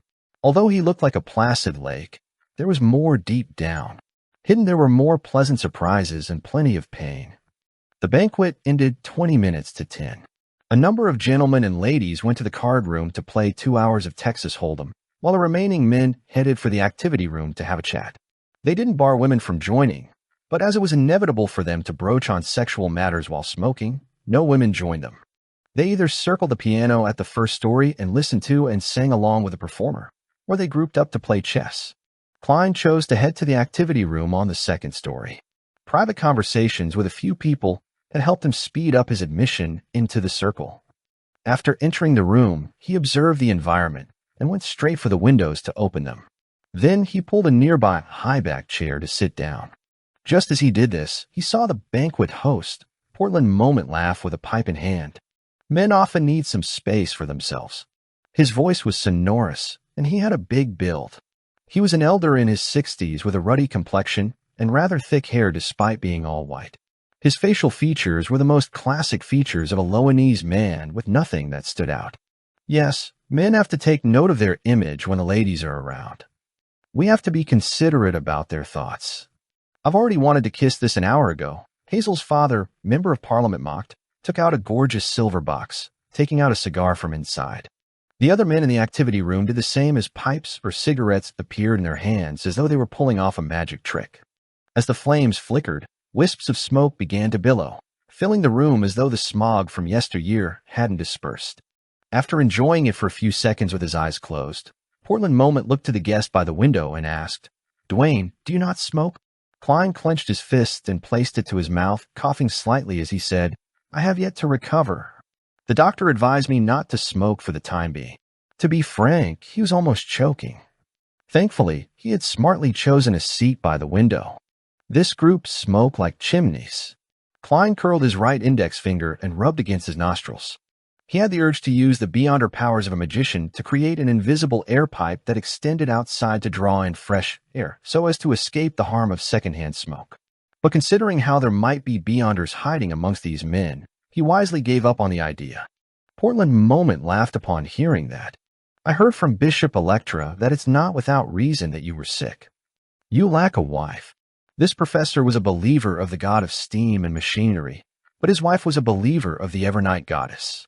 Therefore, they had taken up residence in Buckland Street near St. Samuel Cathedral. He often had bishops visiting him and having exchanges. Is he mocking me for thinking about women despite being sick? I really couldn't tell that Bishop Electra is actually a man who likes spreading gossip. It's all a Rhodes's fault. Klein lampooned and shook his head with a smile. I place great importance on marriage. I'd rather remain single if there's no one suitable. At this moment, the high-ranking employee of the Backland Municipal Office, Mr. Willis, spewed out smoke and said, "Actually, I envy Dwayne's single status. It allows him to be able to pursue any kind of woman that he likes." He had deliberated and enunciated any kind, causing ambiguous laughter to sound out. The matter of Dwayne Dantes' wide preferences and him never rejecting any charming woman has already spread across the street. Klein held back his right hand to prevent himself from subconsciously rubbing his temples. He felt that the deep, dignified, handsome, gregarious new tycoon's image was undergoing a subtle change. He first suspected that it was the loudmouth Bishop Electra that had spread the news, but later believed that it was Butler Walter who had proactively gotten the servants to spread the gossip. This was because a nearly flawless, charming gentleman would often be unknowingly ostracized by members of the same sex in a circle. But when a blemish surfaced with a topic that could be used in jest, it made it easier for him to build closer ties. Klein wasn't angry about such treatment. Instead, he deliberately gave a wry smile in a rather gentlemanly manner. That's why I have difficulty choosing, causing me to remain single to this day. Huh. Portland Moment and company laughed in unison. Member of Parliament Mock then said, "What you need is to be a little more decisive. A good marriage and a good family aids a man greatly." He stopped teasing him and gave serious advice. From the looks of it, no matter which world you're in, you can't escape the fate of being pressured into marriage. Klein nodded gently and glanced out the window, taking in the night scenery of Portland Moment's garden. At this moment, he saw a figure.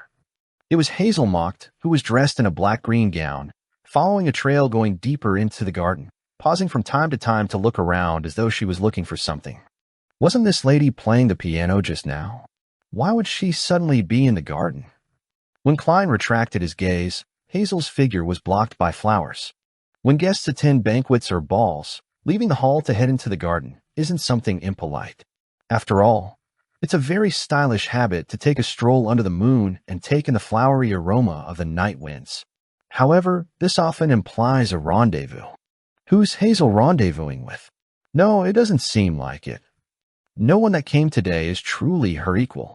Although she doesn't appear as arrogant after the fright she suffered in the sewers, making her occasionally look depressed, she still seems to belittle ordinary people deep down. She's dealing with the negative effects of the mystical item? That doesn't make sense. Entering a lounge or the washroom will be better than the garden since there's more privacy. Furthermore, back at the ball held at her place, she also went to the third story and not the garden. Klein eliminated the various impossibilities and finally had a theory. From the way Hazel is trying to sense or find something, she seems to have noticed some abnormality and plans to observe and deal with it up close. Does this also mean that there is some paranormal activity happening in Professor Portland Moment House? If that's true, this professor or someone in his family isn't simple at all. The bishops of the St. Samuel Cathedral haven't realized anything despite them visiting often. A marauder's senses and observation skills in certain areas definitely stand out. Klein didn't have any thoughts of intervening in the situation outside. After all, something that Hazel could sense was definitely nothing too dangerous. Besides, St. Samuel Cathedral was nearby. If there were any hidden secrets, no one would attempt to escalate matters and would instead try to lay low. At this moment, Mocked finally calmed down from an untasteful joke and looked towards Portland Moment. "I heard you'll be leaving Backlund University." Professor Portland Moment sucked at his pipe and said, "That's right. The Higher Education Commission wishes that I become the Chancellor of the reorganized Backlund University of Technology. Although a large amount of my wealth comes from metal alloys, what I'm best at is mechanical engineering. They've promised to build me a better laboratory there and also provide me with more funding. At my age, having more autonomy and helpers is more important." Mr. Willis echoed with a smile, "And Backlund University will have a full-time professor spot empty up. Those senior associate professors that have been waiting for decades can finally have a chance. In Lone's tertiary education system, full-time professors weren't just a title, but also a post. It was equivalent to a dean, so there was only one. Backlund University of Technology." Klein smiled as he listened, keeping silent on matters he didn't know much about. In the garden, Hazel arrived in a dark and secluded corner. She had discovered that ants and other insects on the ground were gathering in an abnormal manner, and her spiritual perception felt that something was hidden here. This was innate to her sequence, and it had never failed in the past. Without any additional help, she could directly choose the precious items hidden among several sealed boxes. Of course, she wasn't able to distinguish what it was exactly. All she knew was that compared to the rest, what her spiritual perception told her was something definitely more valuable. Just like Mr. Dwayne Dantes, he definitely has extremely precious items on him. Hazel curled the corners of her lips as she cast her gaze at the soil, which looked a little loose. She sensed that copious amounts of spirituality were gathered underneath, thus attracting insects and souls. It's not a human body. It's some spirituality-equipped materials that have been used. They should have been thrown away in batches, but they were instead buried together, causing unnecessary changes. Hazel's eyes turned darker as she interpreted the situation underground based on the unhidden spirituality traits and changes. She tipped her chin slightly and looked back at the building. She believed that Portland Moment's family had at least one person with extraordinary powers. And if this problem in the garden wasn't resolved, the nearby houses would have paranormal activity in the coming days. Hazel retracted her gaze, extended her left hand, and aimed it at the soil. With a gentle grip, she slowly twisted her wrist. The gathered spirituality vanished as though it had been stolen by someone. Lord of the Mysteries. Chapter 785, Trissy's Discovery. 100 Baclun Street, in a corner of the garden in Portland Moments residence. The many ants and worms that were gathering there slowly dispersed as the cold, creepy sensation faded. That person with extraordinary powers likely doesn't have any experience. With her goal achieved, Hazel nodded indiscernibly before turning around briskly and strolling through the garden. She wasn't in a rush to return as she enjoyed the crimson moonlight, the cold air, and the faint flowery scent. After a long while, Hazel stopped her stroll and left the garden, entering the hall on the first story. At this moment, apart from the guests still playing Texas Hold'em, many ladies and gentlemen had bid farewell. Moments after Hazel found her mother, Mariana, she saw her father, Member of Parliament mocked, and a few other gentlemen walking down as they conversed with lively expressions. "Are you ready to head home? You have to visit a very important guest tomorrow morning." As Rihanna gestured for her daughter to come close, she walked towards her husband and greeted the others with a smile. Mock nodded and said, "I would have loved to try another of Portland's cigars if not for that matter." Rihanna swept her gaze to Willis, Dwayne Dantes, and company, and she asked in passing, "Gentlemen, what are you talking about? It sounds interesting." Mock turned his body to the side and said with a smile, "Dwayne said that he encountered ghosts when he was in the southern continent. He and his companions suddenly woke up in the middle of the night and found themselves unable to open their eyes. Their bodies were heavy, as though someone was pressing on them. They used a great deal of strength before escaping such a state and left their beds. However, they discovered their rooms were extremely cold. You might not know this, but East Balam's weather is hot most of the time." Then, Dwayne and his companions each held double-barrel hunting rifles and stood guard the entire night. They frantically left the town after the sun rose. After hearing that, Ma'am Rihanna looked at Dwayne Dantes with piqued interest. "Is that true? Do ghosts really exist?" Klein shook his head with a smile. "That I'm not sure of. Perhaps my companions and I had just experienced a harrowing adventure, and our bodies and minds weren't in the best of conditions. This might have resulted in all kinds of problems." The stories he told were sourced from one of Anderson's experiences. Back when the strongest hunter of the Fog Sea was exploring a temple in a primitive forest, he chanced upon a specter, creating a large-scale breakout overnight. Ghosts. Hazel turned her head to look towards the garden as the corners of her mouth curved up slightly before she held back. She didn't say a word as she quietly listened to her parents bidding the rest of them farewell before returning home together. Late at night, Hazel, who had changed into a sleeping gown, walked to the balcony and stood behind a gap in the curtains. She looked towards the sewer manhole on Baclun Street. As she looked at it, her face gradually turned pale, as though she had recalled an experience filled with pain and horror. She forced herself to retract her gaze, took 2 deep breaths, and turned around to walk to her bedside. During this process, she bit gently on her lip and muttered silently. That was likely a wraith. "Definitely. I need items or charms in the sun domain." While Hazel was looking at the manhole, Klein was also doing the same. "It's been days. I wonder how well that demoness Trissy has recovered and whether she has left or not. Thankfully, after Hazel was given a scare by me, she hasn't dared to approach the manhole." Klein's gaze swept the iron-black street lamps as he nodded slightly. He opened the iron cigar case and made his wraith marionette appear within the full-body mirror.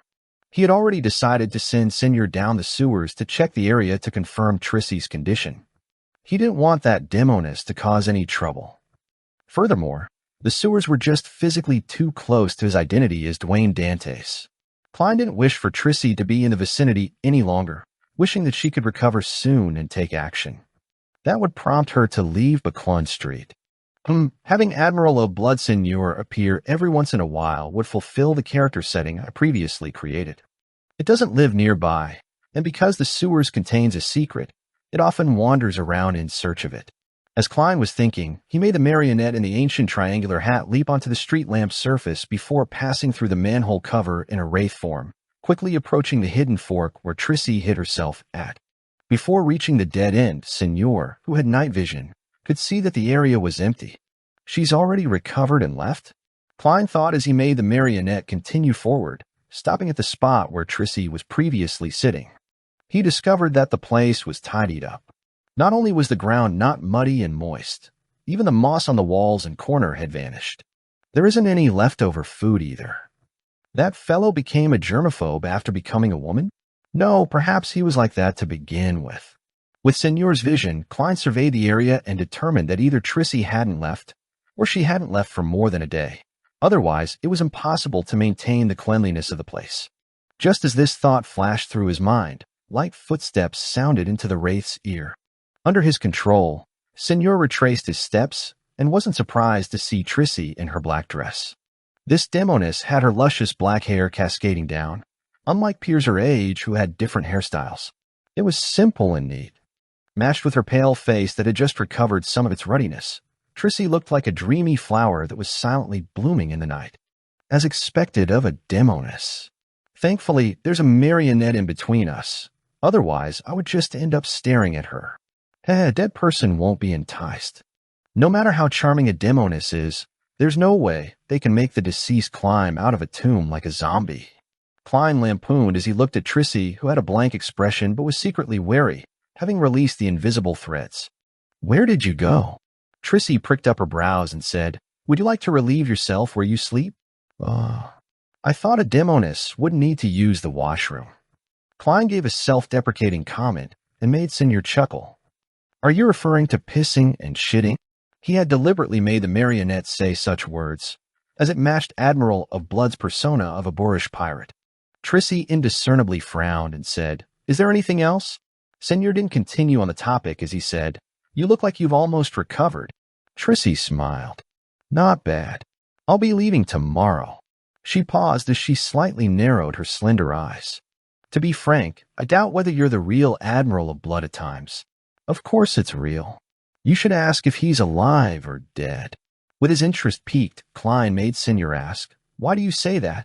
Trissy's gaze swept over the wraith's face and said, It's said that Admiral of Blood is someone who indulges in his desires, and he has no resistance towards beautiful females and males. Yet, I don't see any sparks of desire when you face me.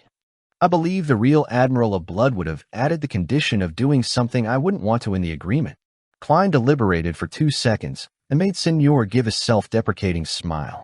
I'm afraid of finding myself lost to pleasure and ending up being controlled by you. Trissy's expression instantly changed. This was indeed one of the reasons why she had raised the topic. To a demoness of pleasure, beenders who habitually indulged in their desires were natural prey. Klein actively ignored the topic and made the marionette say, You're seeking out the target tomorrow? Very clearly, the Royal Guard captain knows you and knows what you look like. After all, you were arranged by them to be by Prince Edisac's side. Klein silently added. Trissy lowered her head and looked at her toes before chuckling. Rest at ease, I have the perfect plan.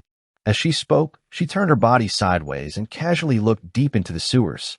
If you set off from here, at the end of the 6th left fork is a hidden passage. It has signs of prolonged human activity. I discovered it while walking around in the past few days. I believe it has something to do with that girl, right?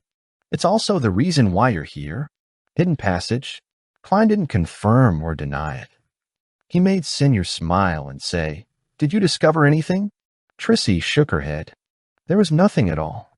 Perhaps only a certain pathway, or someone with a specific item, can find the clues. A marauder's intuition, or something on Hazel's person. Klein didn't make Señor continue on the topic as he pressed his hand to his chest and bowed with a smile. Since you've recovered, I can be at ease. The moment he said that, he suddenly vanished. Trissy focused her eyes into a stare, but it was to no avail. Only when the invisible thread she had released was hit by a breeze did she retract her gaze, confirming that Admiral of Blood had really left. At that moment, Klein had brought the wraith back to the manhole without attempting to explore the spot which Trissy had mentioned. There were 3 reasons for his decision. First, it had exceeded 100 meters. Second, he suspected that he wouldn't find anything since he wasn't from the marauder pathway, nor did he have the corresponding items. Third, Trissy was still around. Furs woke up naturally on a Sunday morning as she got up to wash up. As she chewed on a fresh piece of toast, she retrieved a stack of items from her mailbox. As she walked to the coffee table with a cup of coffee on it, She casually flipped through the items and discovered a reply letter she had been looking forward to. Throwing down the papers, bills, and other letters, Furs tore open the envelope. "Teacher is already in Backlon." Furs quickly read through the letter as she muttered in surprise. At the same time, she saw the toast in her mouth plunge to the ground. Lord of the Mysteries. Chapter 786, Accounting Fraud. Hat Trick Inn on Sherwood Burrows, 22 Hope Street. Just as the attendant at the front desk was about to drink some water, she saw a lady walk in.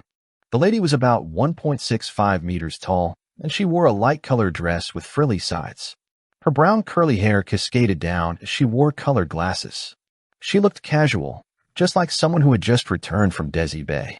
She held a dark brown leather suitcase as she unhurriedly walked to the front desk. A lady with extraordinary disposition. Her attire is nice. How I wish I could see what she looks like without her glasses. As a female, the attendant habitually sized up her clothes and accessories. She then heard the lady say in a languid tone, "One night. A single room. 2 soldi and 8 pence. The attendant gave her the room rate for the day and directly asked, "Do you have any identification documents?"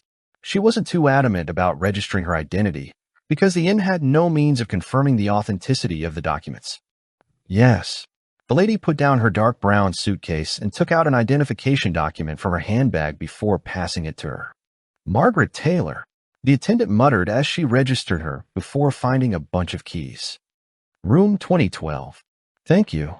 The lady in fashionable attire received the keys, carried the dark brown suitcase, and walked towards the staircase.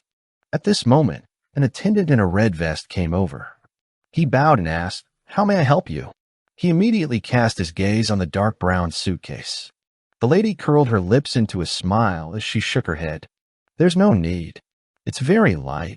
With that said, she didn't stop as she walked up the stairs and entered room 2012. Only after she closed the door and put down the suitcase did she raise her right hand to her chest, letting out a long sigh of relief. "Why do I feel like a psychotic murderer?" She was none other than the disguised Furs. There was nothing in her suitcase except for Mr. X's head, which was wrapped in newspapers.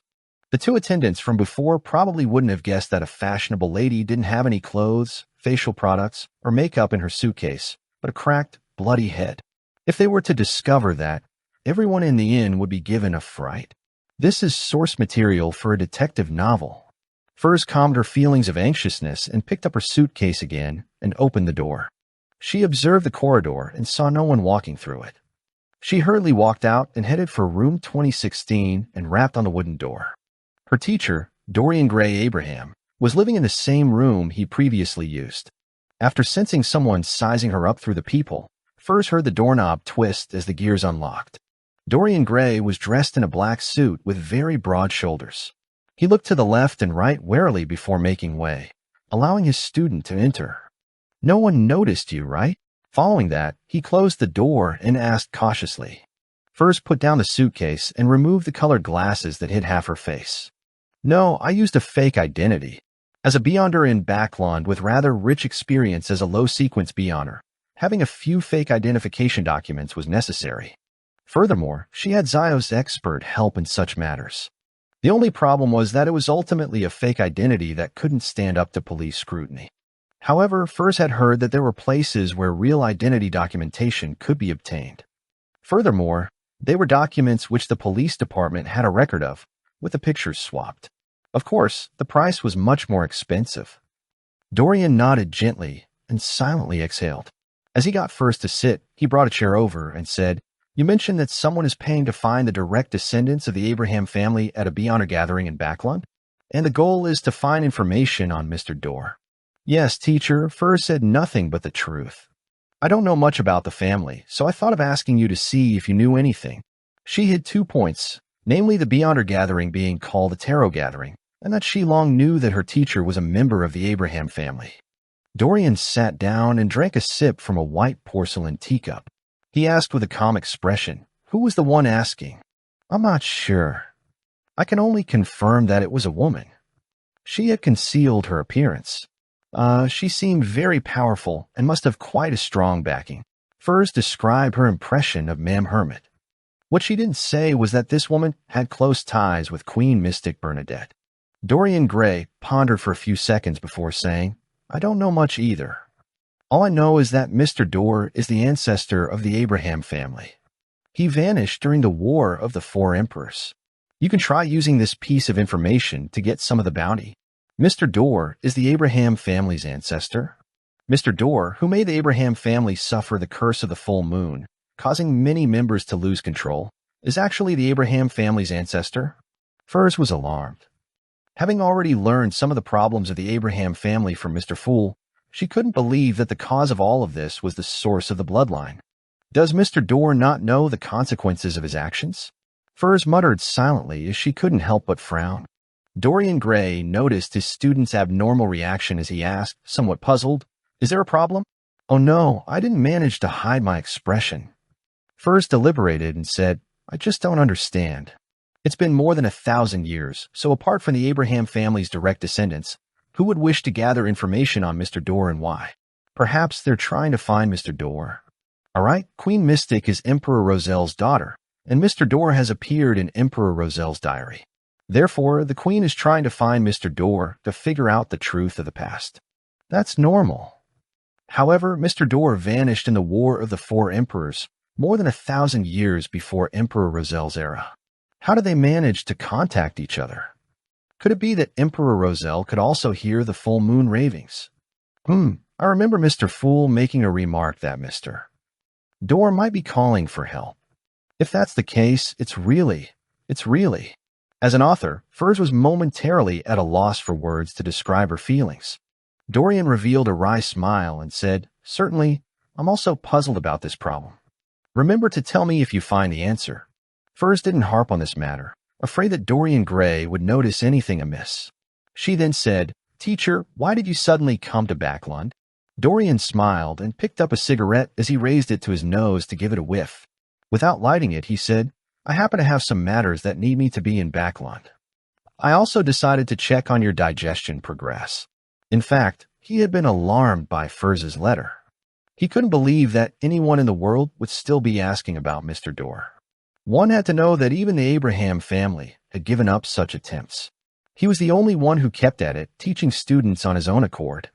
This also made him recall a prophecy that was passed around within the family. The Abrahams were increasingly approaching their destruction. When he connected the two matters together, he rushed over to Backlund to confirm his student's situation. He wished that she could advance as soon as possible, leaving some hope for the Abraham family. I just grasped the various astrological knowledge, Furs replied, feeling a little guilty.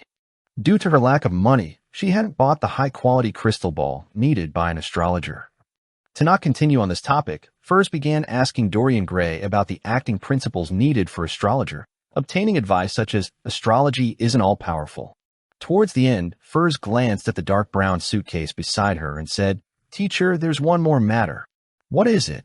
Dorian leaned back into his chair as he leisurely drank a mouthful of black tea. Furs followed the script she had prepared and said, After knowing that Louis Veen betrayed the organization, inflicting a great deal of harm upon all of you, I've always had the thought of finding him and exacting revenge for all of you. Give up that thought. Dorian sat up straight. Even if you have Lamino's travels, you are no match for him, much less able to kill him. I'm very glad that you have such thoughts, but there's no need to take unnecessary risks. I'm definitely not able to do it alone. Furs mumbled silently before saying, I got to know a very powerful bounty hunter. I spent about 10,000 pounds to seek his help.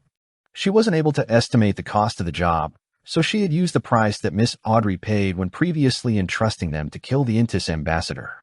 That might be a cheat.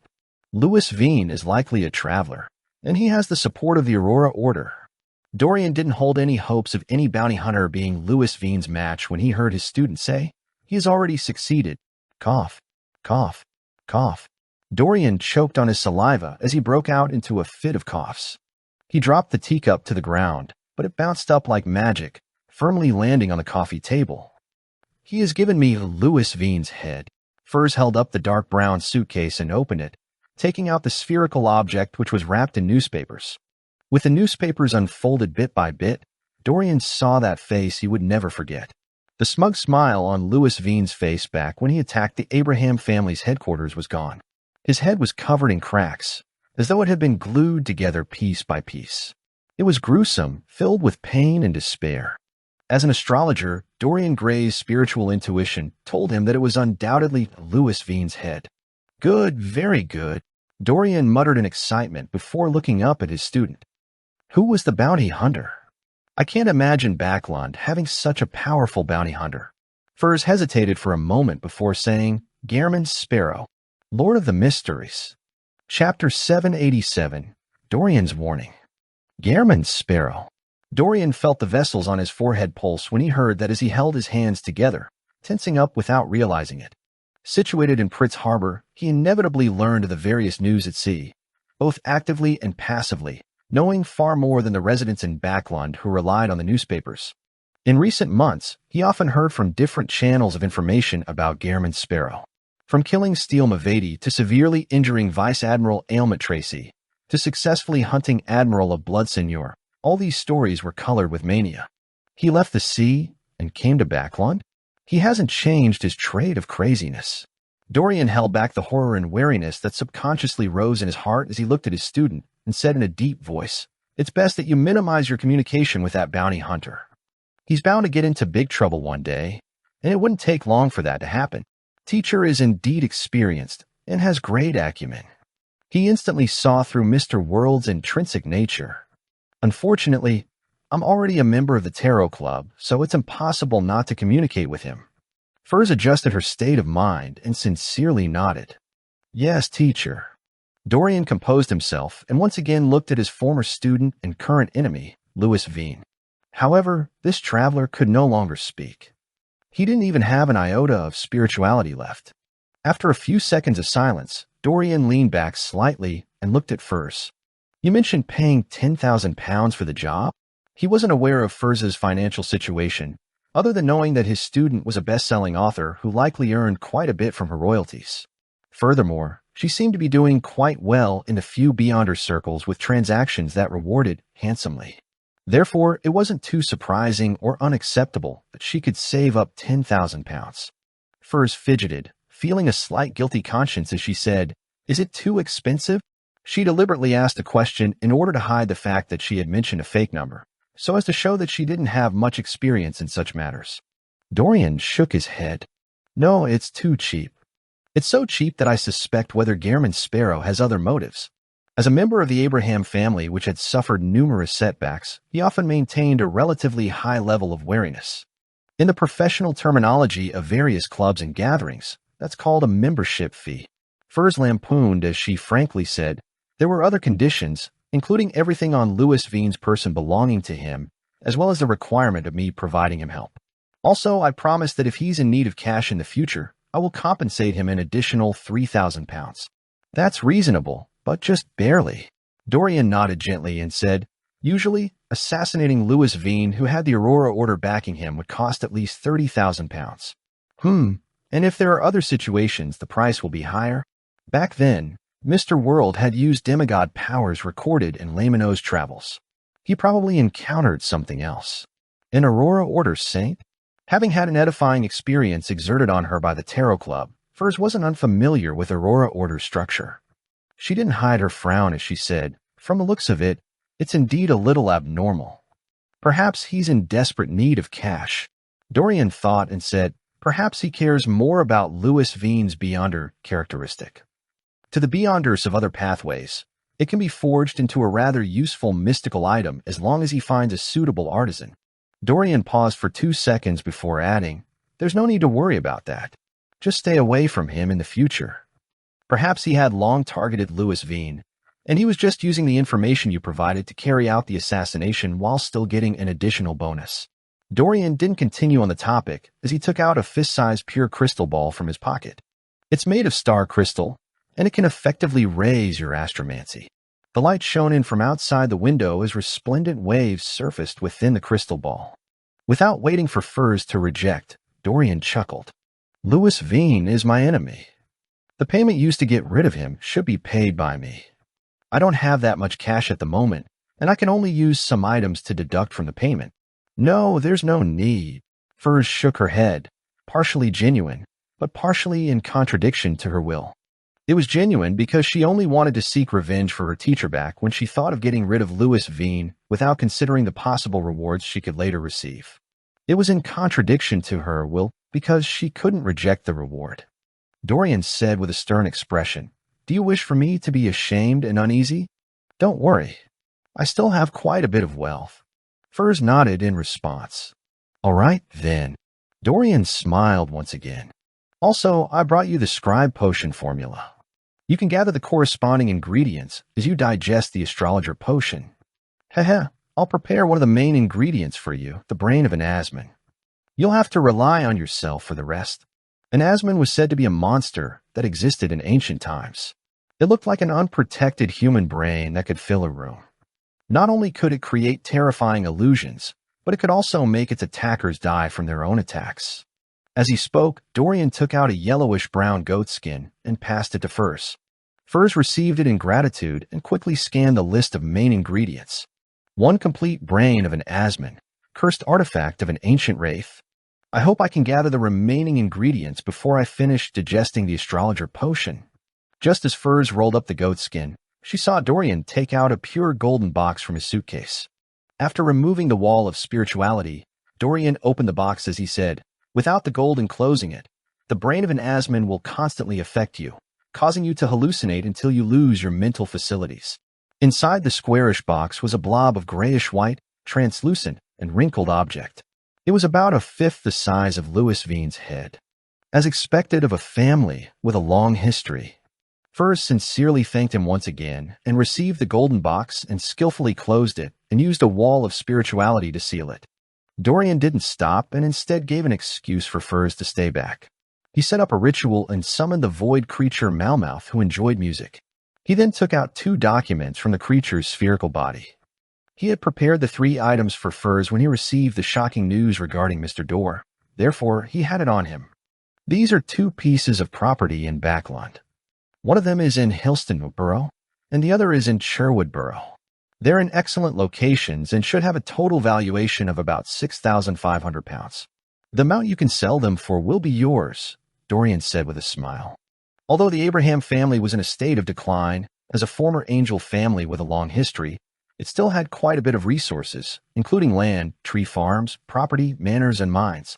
However, Dorian only had control over a few, with most of the remainder belonging to the various smaller families. The place I'm renting costs £2,500 and is in an okay district but an average location. What teacher gave me today does add up to about £10,000. Furs couldn't help but sigh inwardly. In the Holy Wind Cathedral, deep blue officiant Randall Valentinus looked at the mandated Punisher deacon and said, "Any findings?" The new Backlund archbishop was a middle-aged man with a domineering demeanor. His dark blue hair was thick, and he had large earlobes. His eyes seemed to constantly hide lightning and storms within them. The mandated Punisher deacon standing before his desk was a thin middle-aged man wearing a modified captain's hat. His looks didn't stand out, but there was an anchor tattoo on his neck. The man answered reverently, "Your Eminence, we've already caught some of the members who participated in the gathering. However, they have no idea who the rest are, much less know the person who assassinated Mr. X. According to their description, the assailant was about 1.6 meters tall and likely female. We can't rule out the possibility that it's a short man." Randall held back his anger and asked, "What do you plan on doing next? As we are temporarily unable to know who Mr. X invited to the gathering, and 1.6-meter tall women are common, our plan is to relax our stance on the surface as we target a few suspicious targets and convert those we've caught into informants. Without us exerting any danger, those bunch of lunatics from the Aurora Order will definitely seek out the murderer themselves in order to avenge Mr. X. They'll likely do a carpet search, and this way not only will we find the assassin, but we can also discover more clues to the Aurora Order," the thin middle-aged man explained in detail. Randall nodded in thought and said, "Roy, when taking action, remember to apply for a Grade 1 sealed artifact. The situation is clear that the Aurora Order has at least a saint in Backlund, and the assassin's strength is greater than the typical Sequence 5 Beyonder, and they similarly have a demigod backing them." "Yes, Your Eminence." Roy Wellesley struck the left side of his chest with his right fist. "Dwayne, you often exceed my expectations. It hasn't taken you long to finish studying the revelation of Evernight's Book of Wisdom. Inside St. Samuel Cathedral, Bishop Electra closed the Bible in his hands and smiled at the pious tycoon with gray sideburns and deep blue eyes. Klein laughed and replied, "This is expected of a believer." "Next up is the study of the letters of the saints?" "Yes. Which saint do you wish to begin with?" Electra asked. Klein looked to his sides and chuckled. "Let's do St. Samuel, then." Electra wasn't surprised at that as he seriously introduced. St. Samuel was a Backlund archbishop during the fourth epoch of the Trunsoist Empire. He contributed greatly to the spreading of the goddess's faith and entered her divine kingdom before dying, becoming an angel. As he spoke, he flipped to the corresponding letters of the saints. At this moment, Klein's spiritual perception was triggered. He felt a deep sense of evil and diabolical will spread above him. Following that, a cold and quiet feeling extended from underground, leveling everything and restoring the cathedral to its former tranquility. Bishop Electra snapped out of his daze and said to Dwayne Dantes, who didn't seem to detect anything, "Sorry, I just recalled something. Lord of the Mysteries. Chapter 788, Hidden Passage." "It's fine," Klein replied with a warm smile. Although he didn't seem to notice anything, thoughts were flying through his mind. He began considering what the anomaly that happened during that instant meant. Previously, the keepers would head upstairs along the nearby staircase. It can be preliminary determined that they live there, coinciding with the area where the anomaly happened. The keepers aren't in the best of conditions, so the chances of them losing control are greater than ordinary beyonders, causing them to suddenly release a sense of an evil and diabolical will. And this was suppressed and quelled by the core seal deep behind Cheney's gate? If that's the case, there are two possibilities. One, the core seal behind Cheney's gate can sense all the anomalies in St. Samuel Cathedral and then react instinctively. Second, during the keeper's watch over the years, they are constantly corroded by the core seal's powers. In a certain sense, they are a part of it, or they bear the weight of the corresponding traits. Once any abnormalities happen, their bodies will immediately intervene. If it's the former, that means that when I knock a keeper unconscious and replace him, it will easily be detected by the core seal behind Cheney's gate. It will produce an anomaly like before, causing my plan to fail right at the beginning. If it's the latter, I'll definitely be repelled when entering Cheney's gate, even when disguised as a keeper. I need to figure out the problem before coming up with a direct countermeasure. It's really difficult to steal sealed artifacts from the various churches. It's no wonder almost no one is willing to do so. As Klein's thoughts wandered, he superficially paid attention to Bishop Electra's explanation of St. Samuel's experiences and letters that he left behind. When it was almost time, he politely bade him farewell. After returning to 160 Backlund Street, he saw his butler approach just as he handed his hat and cane to Richardson. "Sir, do you plan on holding a ball or banquet next weekend and invite the neighbors?" Walter wasn't using a suggestive tone, but a tone of inquiry. However, Klein knew very well that since his butler had raised the matter, it meant that it was almost time. He nodded gently and said, "Saturday night, then. Ball. I'll have to trouble you and Tanaja to make the preparations." "Is there enough money?" When saying the last statement, Klein looked to his housekeeper. Tanaja sternly nodded and said, "There's enough. The various alcoholic beverages in your wine cellar is enough to handle several banquets." When moving into 160 Backlund Street, Klein had handed her £1,000 in cash for the household expenses. From the looks of it, even with the need to replenish fine wine, tea leaves, and coffee beans, it wasn't something that could be spent in a month. The gold pound is rather strong after all. Klein nodded and smiled. "Let's not use wine that's too expensive for our first ball. It's common to be reserved and loaned." "Yes, sir." Although Walter was very aware of how to run a ball, he still paid serious attention to his employer's instructions. He paused and said, "There are only two things you need to do. First, it's to settle the guest list with our help, thinking up some small talk for each guest, matching the person's corresponding status and experience. Second, it's to order a suit for the ball. How troublesome. When greeting Hazel, can I say that the sewers here are cleaner than the squares in the southern continent?" As Klein sighed and lampooned, he nodded slightly. "No problem." Deep into the night, the crimson moon hung high in the sky. The smog which had significantly thinned made Backlund have an additional sense of tranquility. In Dwayne Dantes' master bedroom, Klein set up a ritual to summon himself. He planned on entering the sewers tonight to confirm that Trissy had left. He then planned on heading for the fork she had described to explore the so-called hidden passageway to see if he could discover anything. Klein didn't have extravagant hopes of gaining anything. He was only worried that the secret hidden in the sewers would pose a hidden risk that would one day explode. This could easily involve Dwayne Dantes, who lived nearby, spoiling his plans and stealing the Antigonus family's notebook. On this matter, I can't be an ostrich that buries its head in the sand and pretend not to know anything. I should discover the problem early and destroy what needs destroying or report what needs reporting before it completely erupts. That's the most effective solution. Of course, I also need to be sufficiently careful. I mustn't let my exploration end up lighting a fuse. Klein's spirit body tore out of the candlelight, and with Azek's copper whistle augmenting him, he possessed the physical body of Dwayne Dantes, controlling him to walk to the boundary of the wall of spirituality and sit in the reclining chair. To the external world, it looked as though the tycoon had dozed off reading the papers. Summoning my soul to possess my own body feels different from returning to my body. There's an obvious barrier in between. Klein did a comparison of the experience and floated to his desk, cleaning up most of the items on the altar and leaving behind the candle that maintained his summoning to burn silently. After doing all of this, Klein wore creeping hunger, and with Azek's copper whistle, death knell, and the senior gold coin in possession, he flew out of the master bedroom and left 160 Baclun Street, drilling into the sewers. Just as Klein found himself in the moist and dirty environment, he immediately released Wraith Senior and made his marionette open up a distance from him, turning into the hidden fork where Trissy was previously recuperating.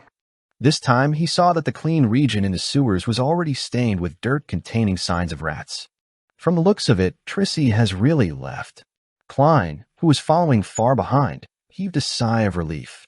As a spirit body, he didn't need to breathe, nor did he need to walk on the ground. Therefore, he didn't mind how disgusting the sewers were. Senior walked out of the area and continued walking ahead and turned on the 6th left turn. Klein constantly maintained a distance of 50 meters, perfectly acting the role of the person behind the scenes.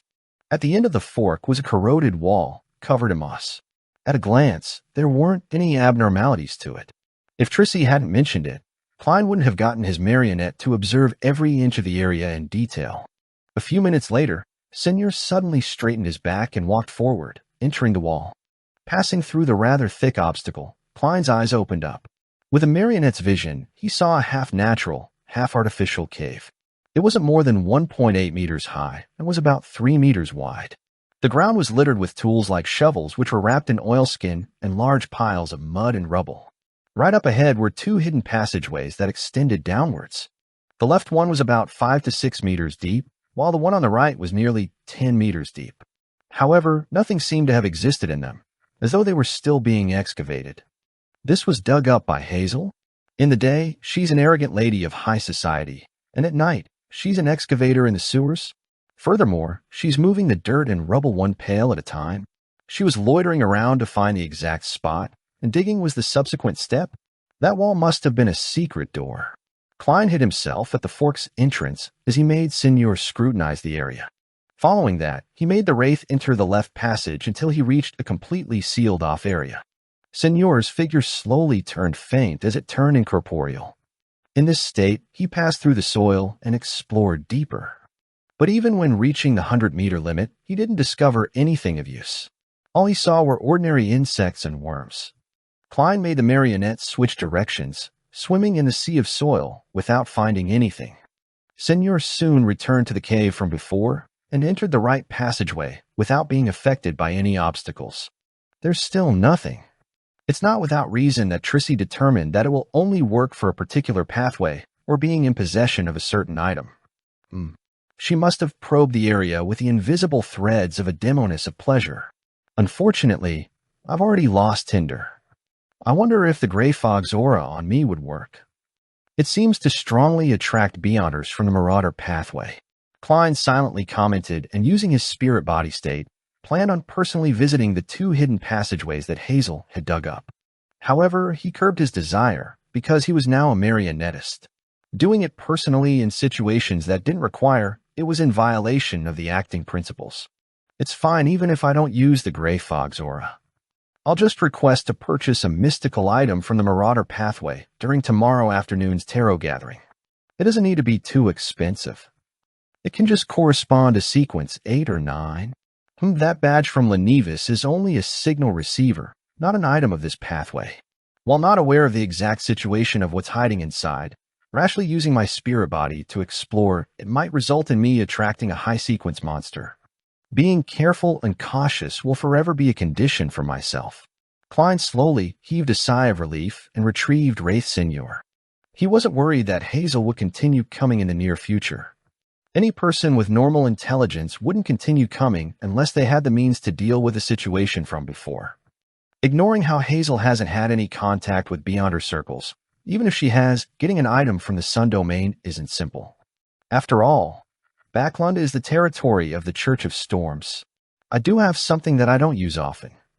Heh, can I find an opportunity to sell it to her and then let her use it to harm my marionette? Klein jeered at himself before shaking his head with a laugh. He ended the summoning and returned above the gray fog, vanishing from the sewers. On Monday morning, the bright sunlight tore through the thin clouds, shining onto every corner of Backlund. Emlyn White pulled down on his silk top hat. As he left the carriage and walked to the Harvest Church, he squinted his eyes and mumbled, "What terrible weather! Backlund's worst season is coming soon." He was just about to step onto the stairs when he saw a paperboy approach him, handing him a copy of the Tussock Times. "Sir, today's morning papers." Emlyn wanted to reject it when he discovered a small slip clasped in the middle of the boy's fingers. Emlyn maintained his countenance as he took out a penny and passed it to the boy, receiving the copy of the Tussock Times in the slip. Before entering the Harvest Church, he quickly spread it open and scanned it. "There are clues to the people you are looking for. Please come to the Bravehearts Bar. Lord of the Mysteries. Chapter 789. Each Person's Monday. 9:30 a.m. Backlund Bridge area, Iron Gate Street, Bravehearts Bar." Emlyn White stood rooted to his spot after he got down from the carriage. He stared ahead in a daze, nearly forgetting to avoid the sunlight. At that moment, the bar's main door was shut with no signs of it opening. As a sanguine who seldom left his home and only went to places like bars at night, Emlyn never expected the bar to be closed in the morning. He had left the Harvest Church in a rush via the transportation system after seeing the paper slip, hoping to obtain any first-hand intelligence. To save time, he even tolerated the cramped environment and stench of Metro. At that moment, Emlyn was somewhat peeved, but he knew that he had made the mistake. All he could do was pull a face and circle around Iron Gate Street to not waste his trip. Just as he was about to approach a rental carriage that stood along the street, he caught sight of a familiar figure from the corner of his eye. The person was wearing a brown rounded top hat and an old coat while carrying a ragged haversack. He was none other than Ian, the underground arms dealer and intelligence merchant. I have quite good intuition. I knew he would appear early. Emlyn was delighted as he stuffed his hands into his pockets and leisurely walked over, blocking Ian's way as he chuckled. "Good morning." Ian looked up and glanced at the handsome man before him, replying in puzzlement, "Good morning, Mr. White. You should have come in the evening. It seems to be a suitable time now," Emlyn said with a smile, clearly in a good mood. "Ian, why do you always wear the same clothes and outfit every time I see you?" Ian answered without minding the question. "This can make me appear more mature while allowing me to keep a low profile. Of course, the main reason is that I lack money." The final sentence was added with a joking tone. "I look forward to your attire in summer," Emlyn said with a scoff. "I'll take off my coat." As Ian spoke, he took out 2 pieces of paper from his ragged haversack. They were the bounty notices that Emlyn had previously given him. Someone in East Borough saw this person. He handed over one of the papers to Emlyn, and on it was the name Argos. Realizing that there really were clues to the primordial moon believers, Emlyn asked in delight, "Where is he?" Ian didn't reply as he looked at him with a silent smile. Experienced, Emlyn immediately took out his wallet and gave £150 to Ian. "That's your reward." Ian smiled and said, "There's still another half to go." Another half? Emlyn nearly wanted to let this merchant in front of him know the prowess of a sanguine. This was because an effective clue cost £20, while an exact location cost £150. However, he quickly read between the lines as he asked in pleasant surprise, "Another one was found?" "Yes." Ian handed him the remaining piece of paper in his hand. While my friend observed Argos and confirmed his residence, it was discovered that he had met with this person named Gallus Kevin.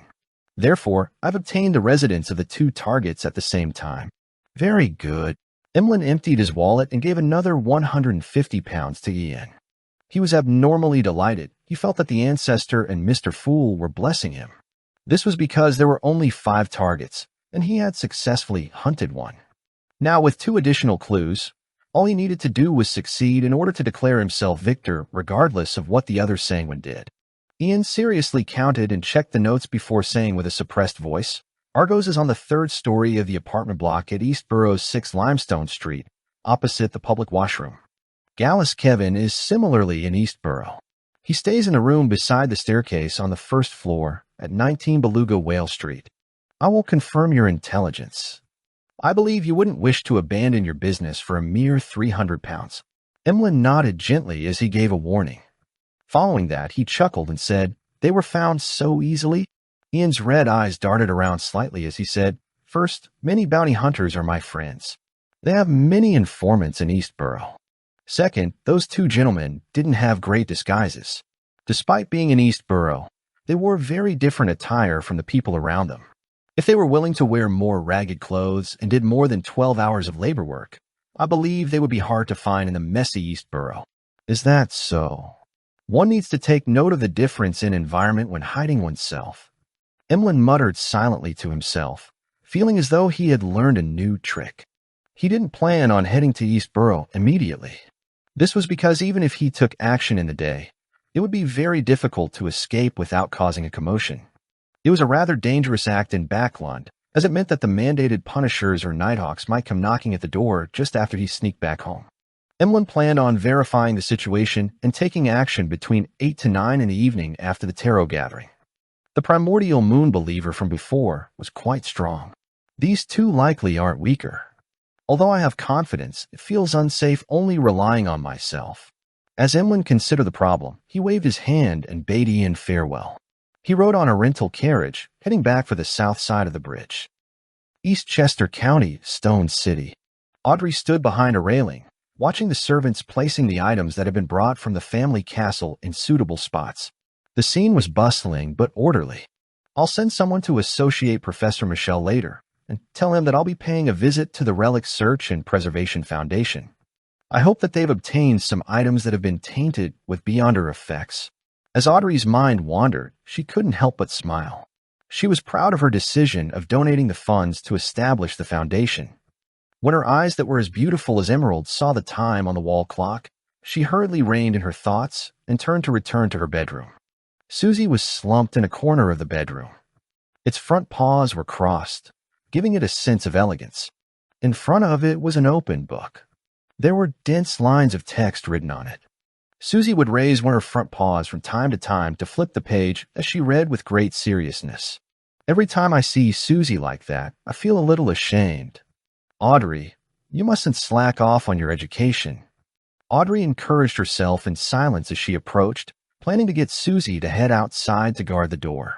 Susie looked up and glanced at Audrey before standing straight up, saying, I got it. After saying that, it briskly ran out the bedroom without closing the door. I haven't said anything. Audrey blinked as she softly muttered to herself. She had given such instructions many times.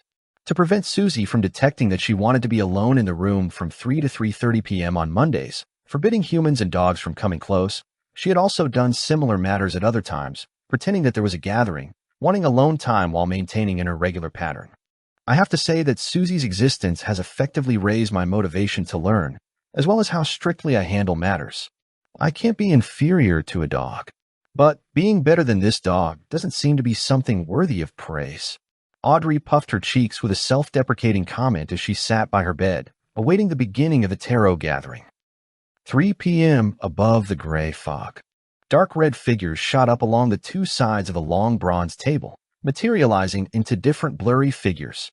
Good afternoon, Mr. Fool, Audrey's greeted with a cheery voice as she bowed. The other members greeted one after another until the existence at the seat of honor nodded in response. While sitting down, Furs couldn't help but look at Mr. World, wondering what she should use as an opening. Apart from passing on her teacher's reply to Ma'am Hermit, she planned on doing a few matters.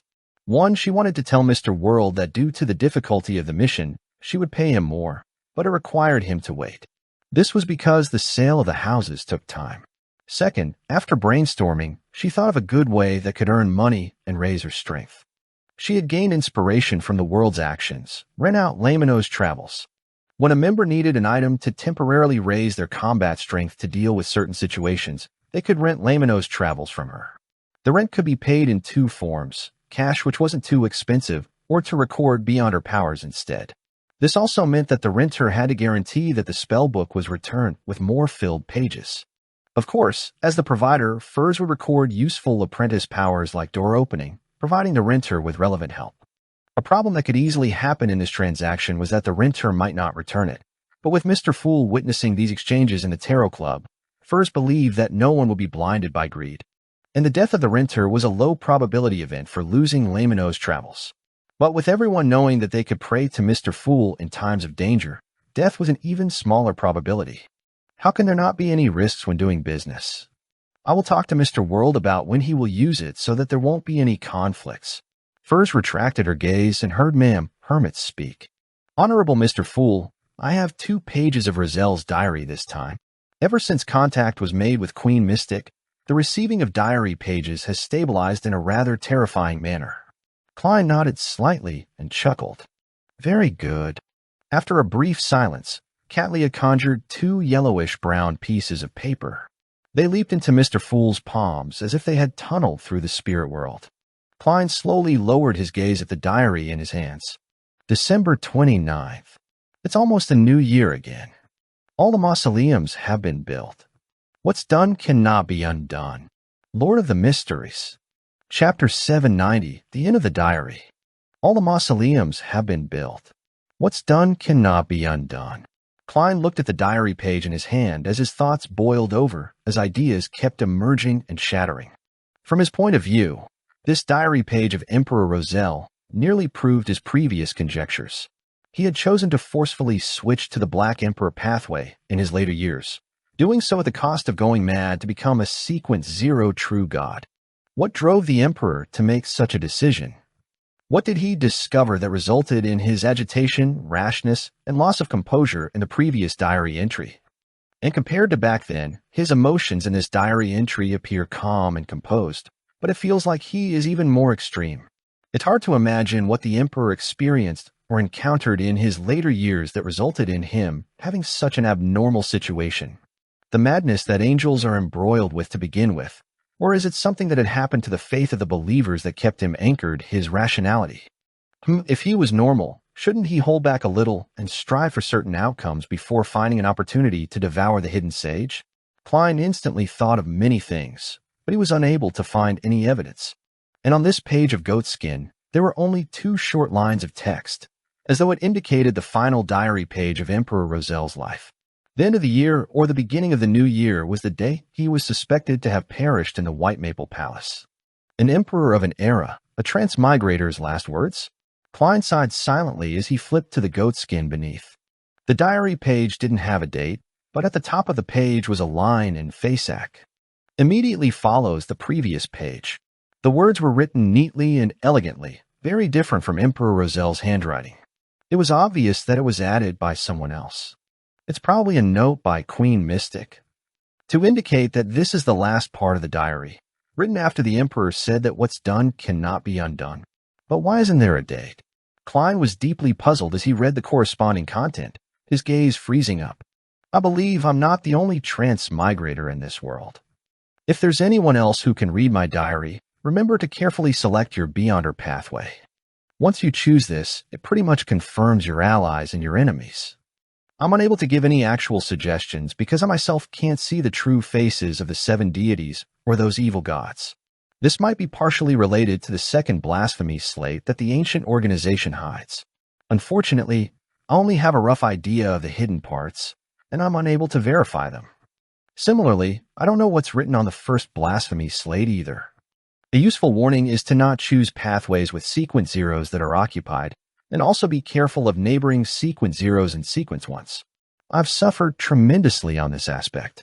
As for what sequence 0 represents, search for my other diary pages if you aren't aware. This page is equivalent to the afterword of my life. If I succeed, I'll be a god, and it will be another story. If I were to fail, there wouldn't be a future. Perhaps, well, Go, my friend who understands my diary. Go seek out the secret of transmigration and the truth hidden within. I'll be watching you if I'm still alive. Finally, let me warn you that you have to remember. Be careful of the moon.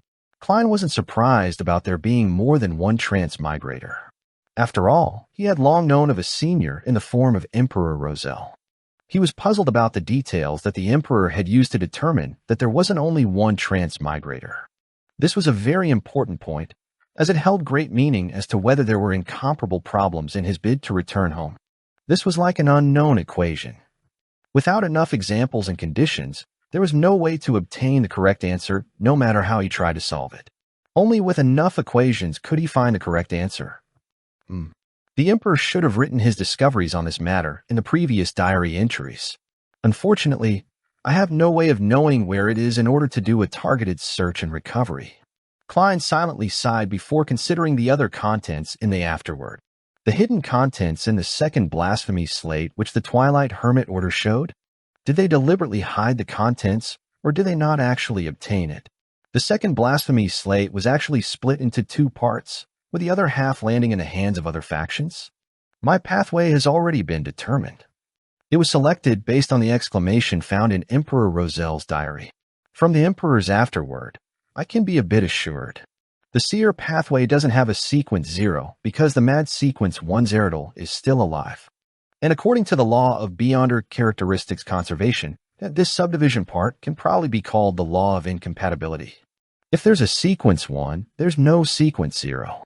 I need to be careful of Zeradol, Mr. Dor, Blasphemer Amon, and Palaz Zarost, as well as the other sequence ones who exist in these three pathways. What does being careful of the moon mean?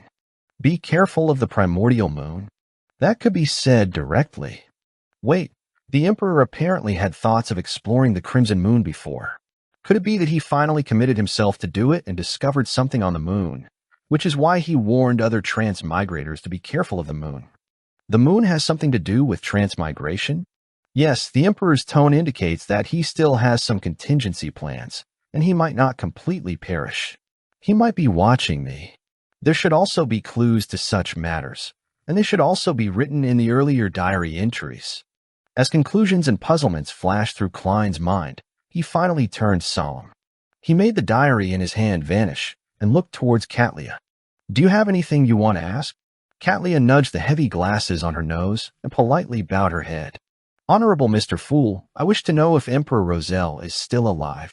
This question snapped the other members of the Tarot Club out of their own thoughts as they looked towards the end of the bronze table in agitation.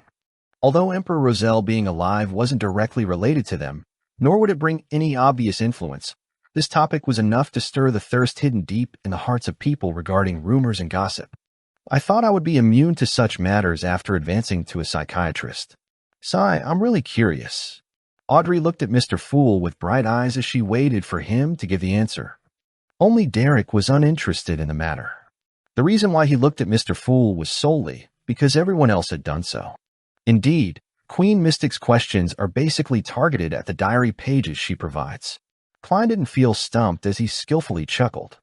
Perhaps. By using the answer perhaps, he was expressing that Emperor Roselle had the hope of saving himself. As for whether he eventually succeeded or whether there was an accident, it wasn't in the scope of the question that might not have an answer. Perhaps. Mr. Fool is implying that Emperor Roselle might still be alive?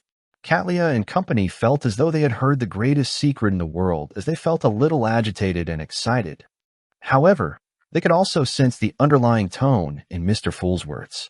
Due to the lack of diary entries and with him having just awoken recently, he was unable to determine if Emperor Roselle had seized an opportunity. To determine that would require more clues and evidence in the future. Regardless, Emperor Roselle was likely mentally prepared for the assassination. Without giving Justice, the Hangman, and company to think of the related problems, Klein leaned back and said with a calm tone, "That's all for me." Furs hurriedly snapped out of her fantasizing of Roselle's late years as she looked to the end of the bronze table. Honorable Mr. Fool, I wish to communicate privately with the world. It will end quickly. What does she want to communicate with Gehrman Sparrow about?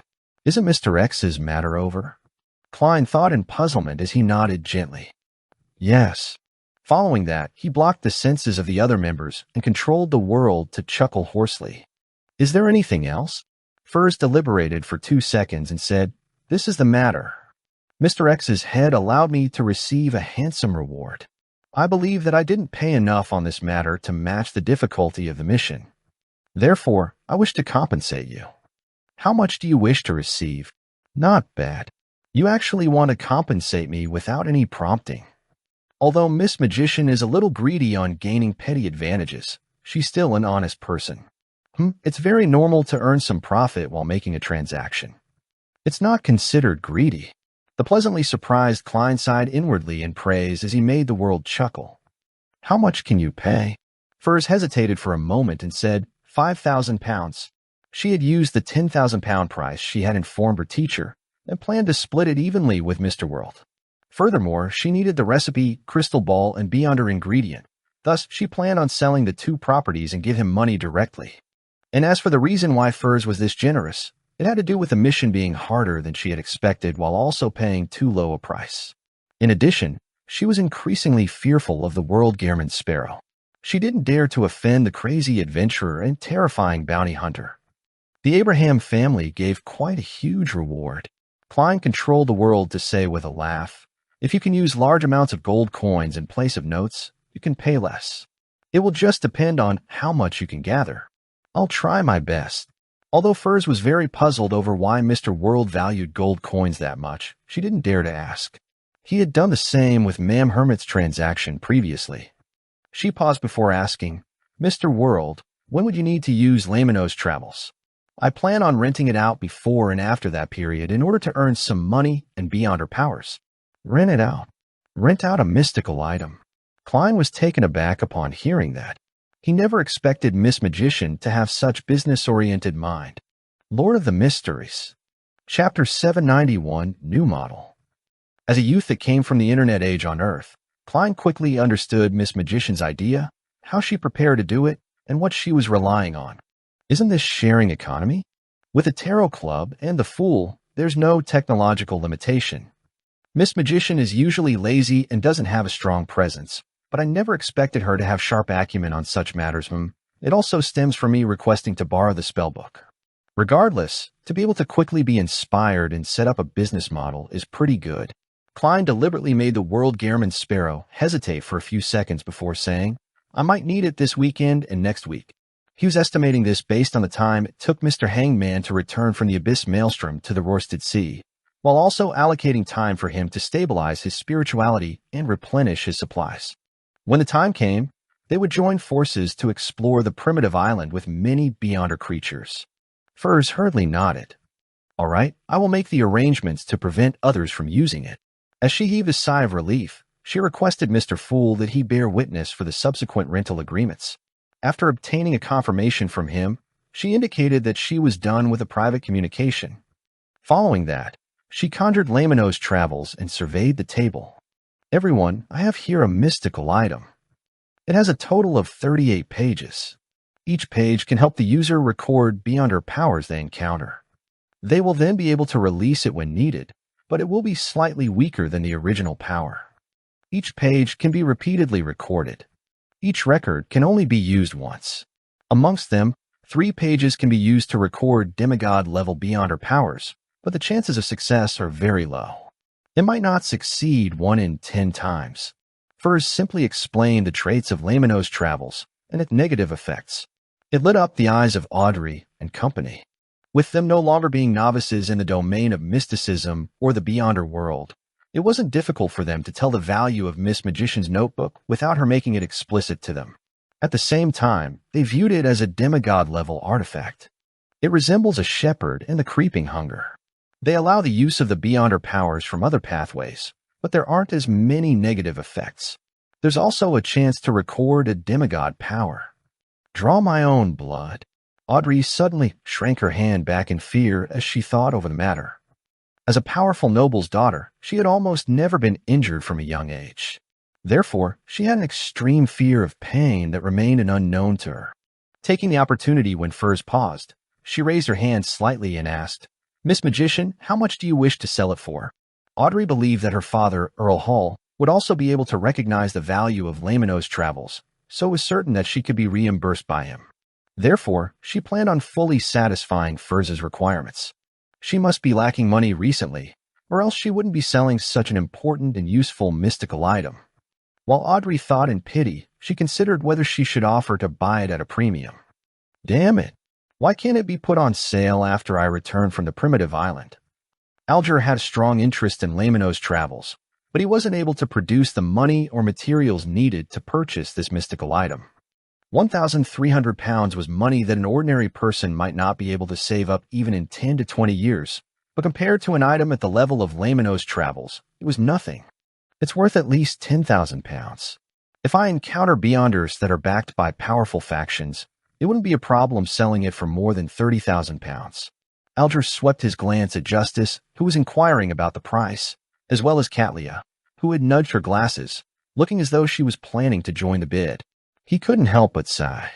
He didn't believe that the transaction would fail according to his wishes, having it left unsold before he returned from the primitive island. Miss Justice has money, and the Hermit has Queen Mystic and the Moses Ascetic Order. They don't lack money or resources.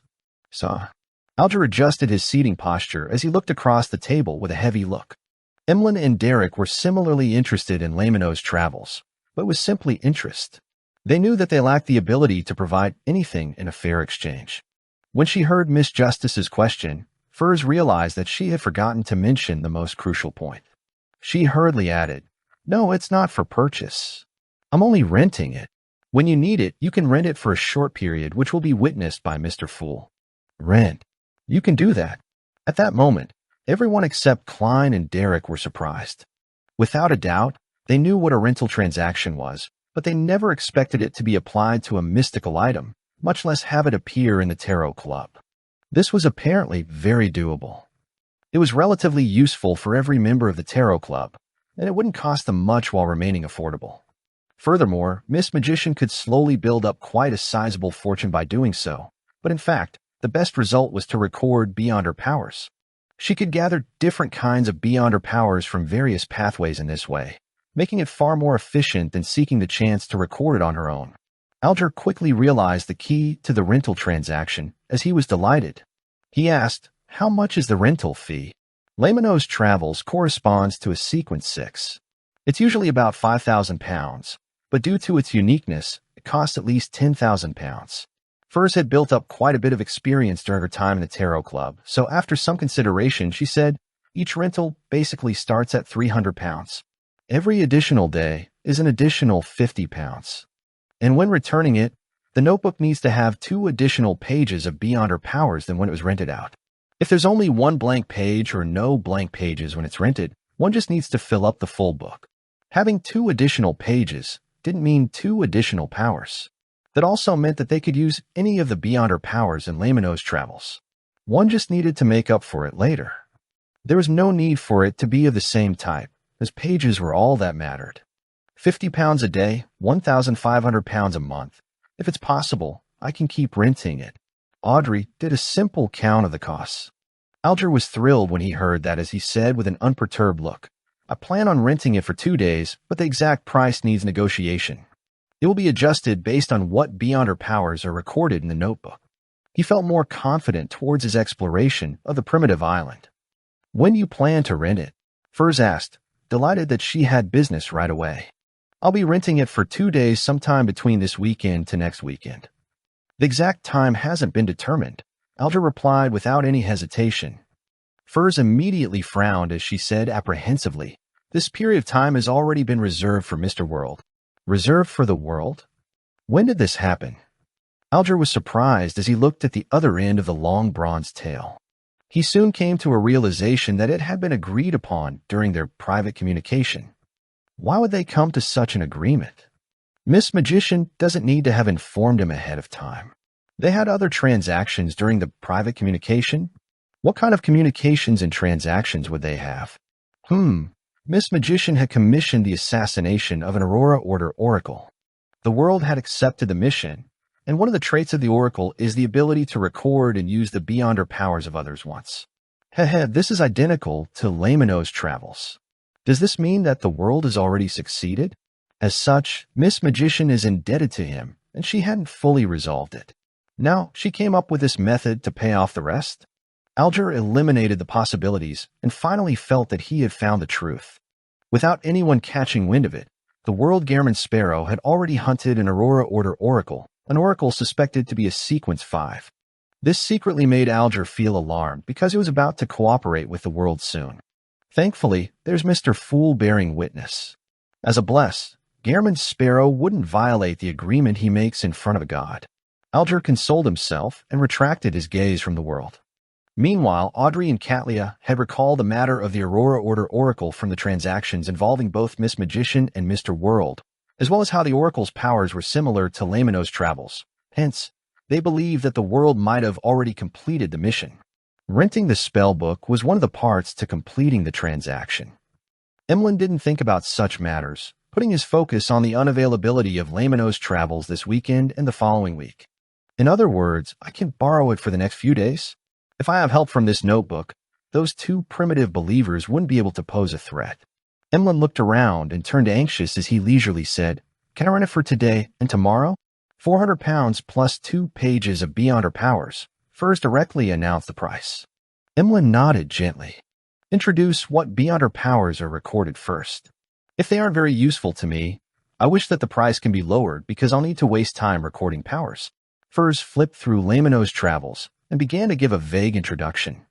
Door opening, black screen, tumble, teleport, lightning strike, float, flight, wind blades. Why are there so many Beyond Her Powers in the storm domain? The world has used it before. He recorded the Beyond Her Powers corresponding to Sea God from Mr. Fool. When I return to the cathedral, I should find out what recently happened in Backlund. That oracle couldn't have died without a trace. As Alger listened, he began thinking of investigating the matter. Lord of the Mysteries. Chapter 792, The Fool's Authority. The hermit similarly thought of the World Gairman Sparrow from hearing the Beyond Her Powers which were recorded in Lamino's travels. I wonder if I can pay a certain price to get the Fool to showcase demigod powers of the storm pathway, as well as his domain.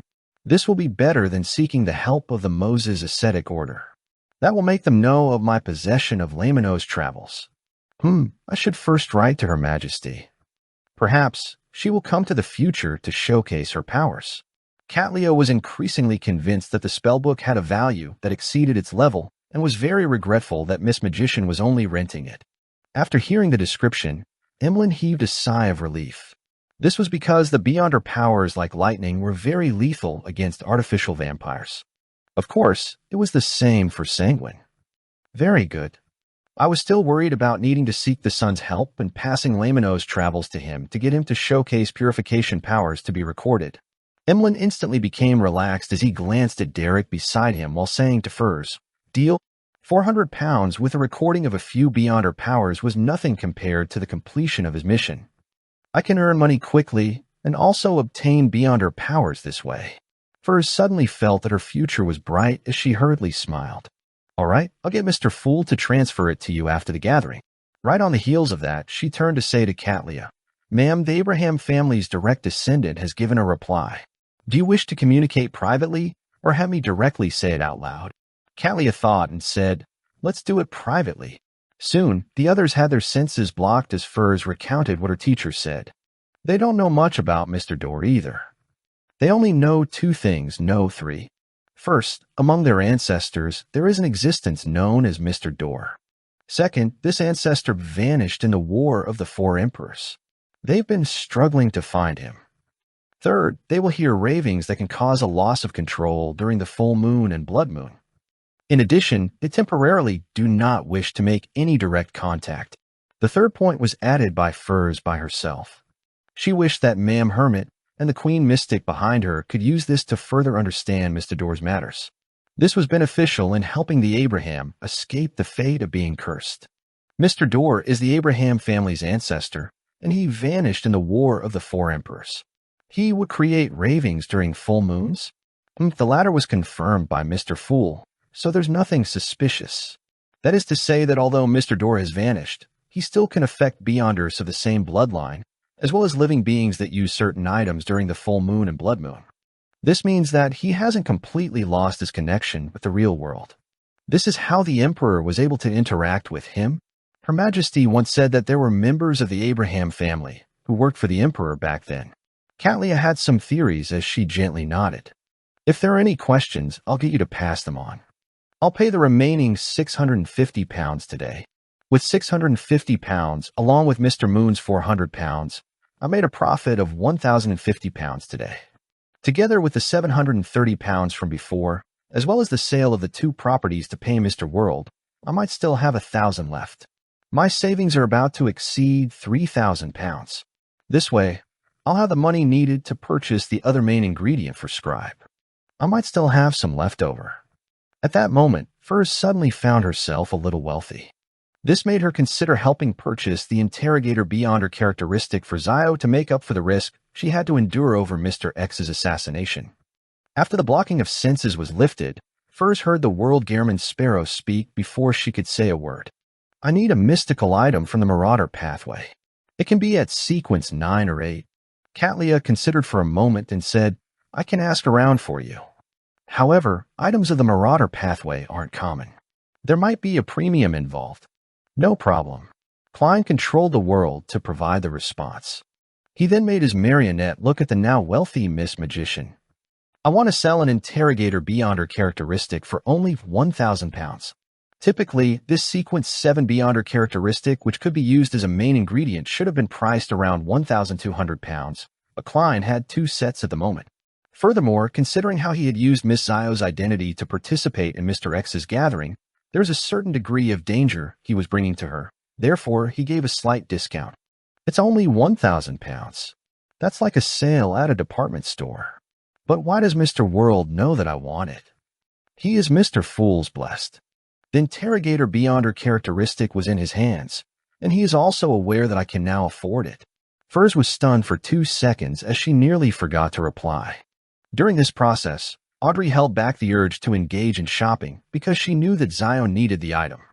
£1,000? An interrogator's beyond her characteristic?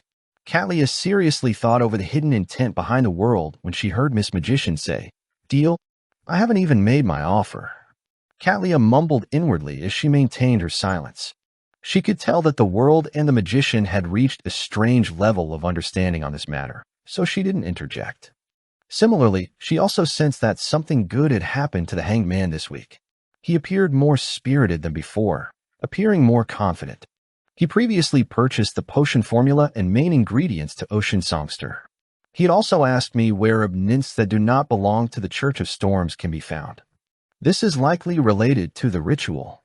He has already advanced. Katlia suddenly felt a sense of danger. As the Admiral of Stars who was famous throughout the 5 seas, she always felt a sense of superiority in the Tarot Club. But in recent times, with the World Gehrman Sparrow showing his ability at hunting pirate admirals, followed by the Hanged Man reaching Sequence 5, a Sequence 5 that made him adept at sea battles, she felt that she no longer had the right to belittle others. She felt a sense of urgency that hadn't existed in her for a long time. However, I have Sequence 4 ahead of me. It's the boundary between spirituality and godhood. It's not that easy to advance. I still don't see any hope despite preparing for years. Katlia sighed inwardly as she looked at the World Gehrman Sparrow and asked, Any chances for the blood of a mythical creature? I've been waiting for you to ask this. The fool Klein smiled while watching the transactions as he controlled the world to hoarsely laugh. That angel got me to ask you what you can give him in exchange for a drop of blood. He emphasizes that it needs to satisfy him. Angel. Mr. World directly contacted an angel? Furthermore, he is convinced the angel to provide a drop of blood? Audrey was first alarmed before her thoughts raced as she turned to look at the seat of honor. She suspected that the world, Mr. Fool's blessed, had contacted an angel that was in service to Mr. Fool. She was like the magician, believing that the world only knew of clues to the location of an angel or its remains. They never expected him to directly converse with an angel. One had to know that the grounded angels were equivalent to the leaders of the 7 churches. Indeed, Alger sighed silently, believing that his guess has been verified. As expected of Mr. Fool's blessed.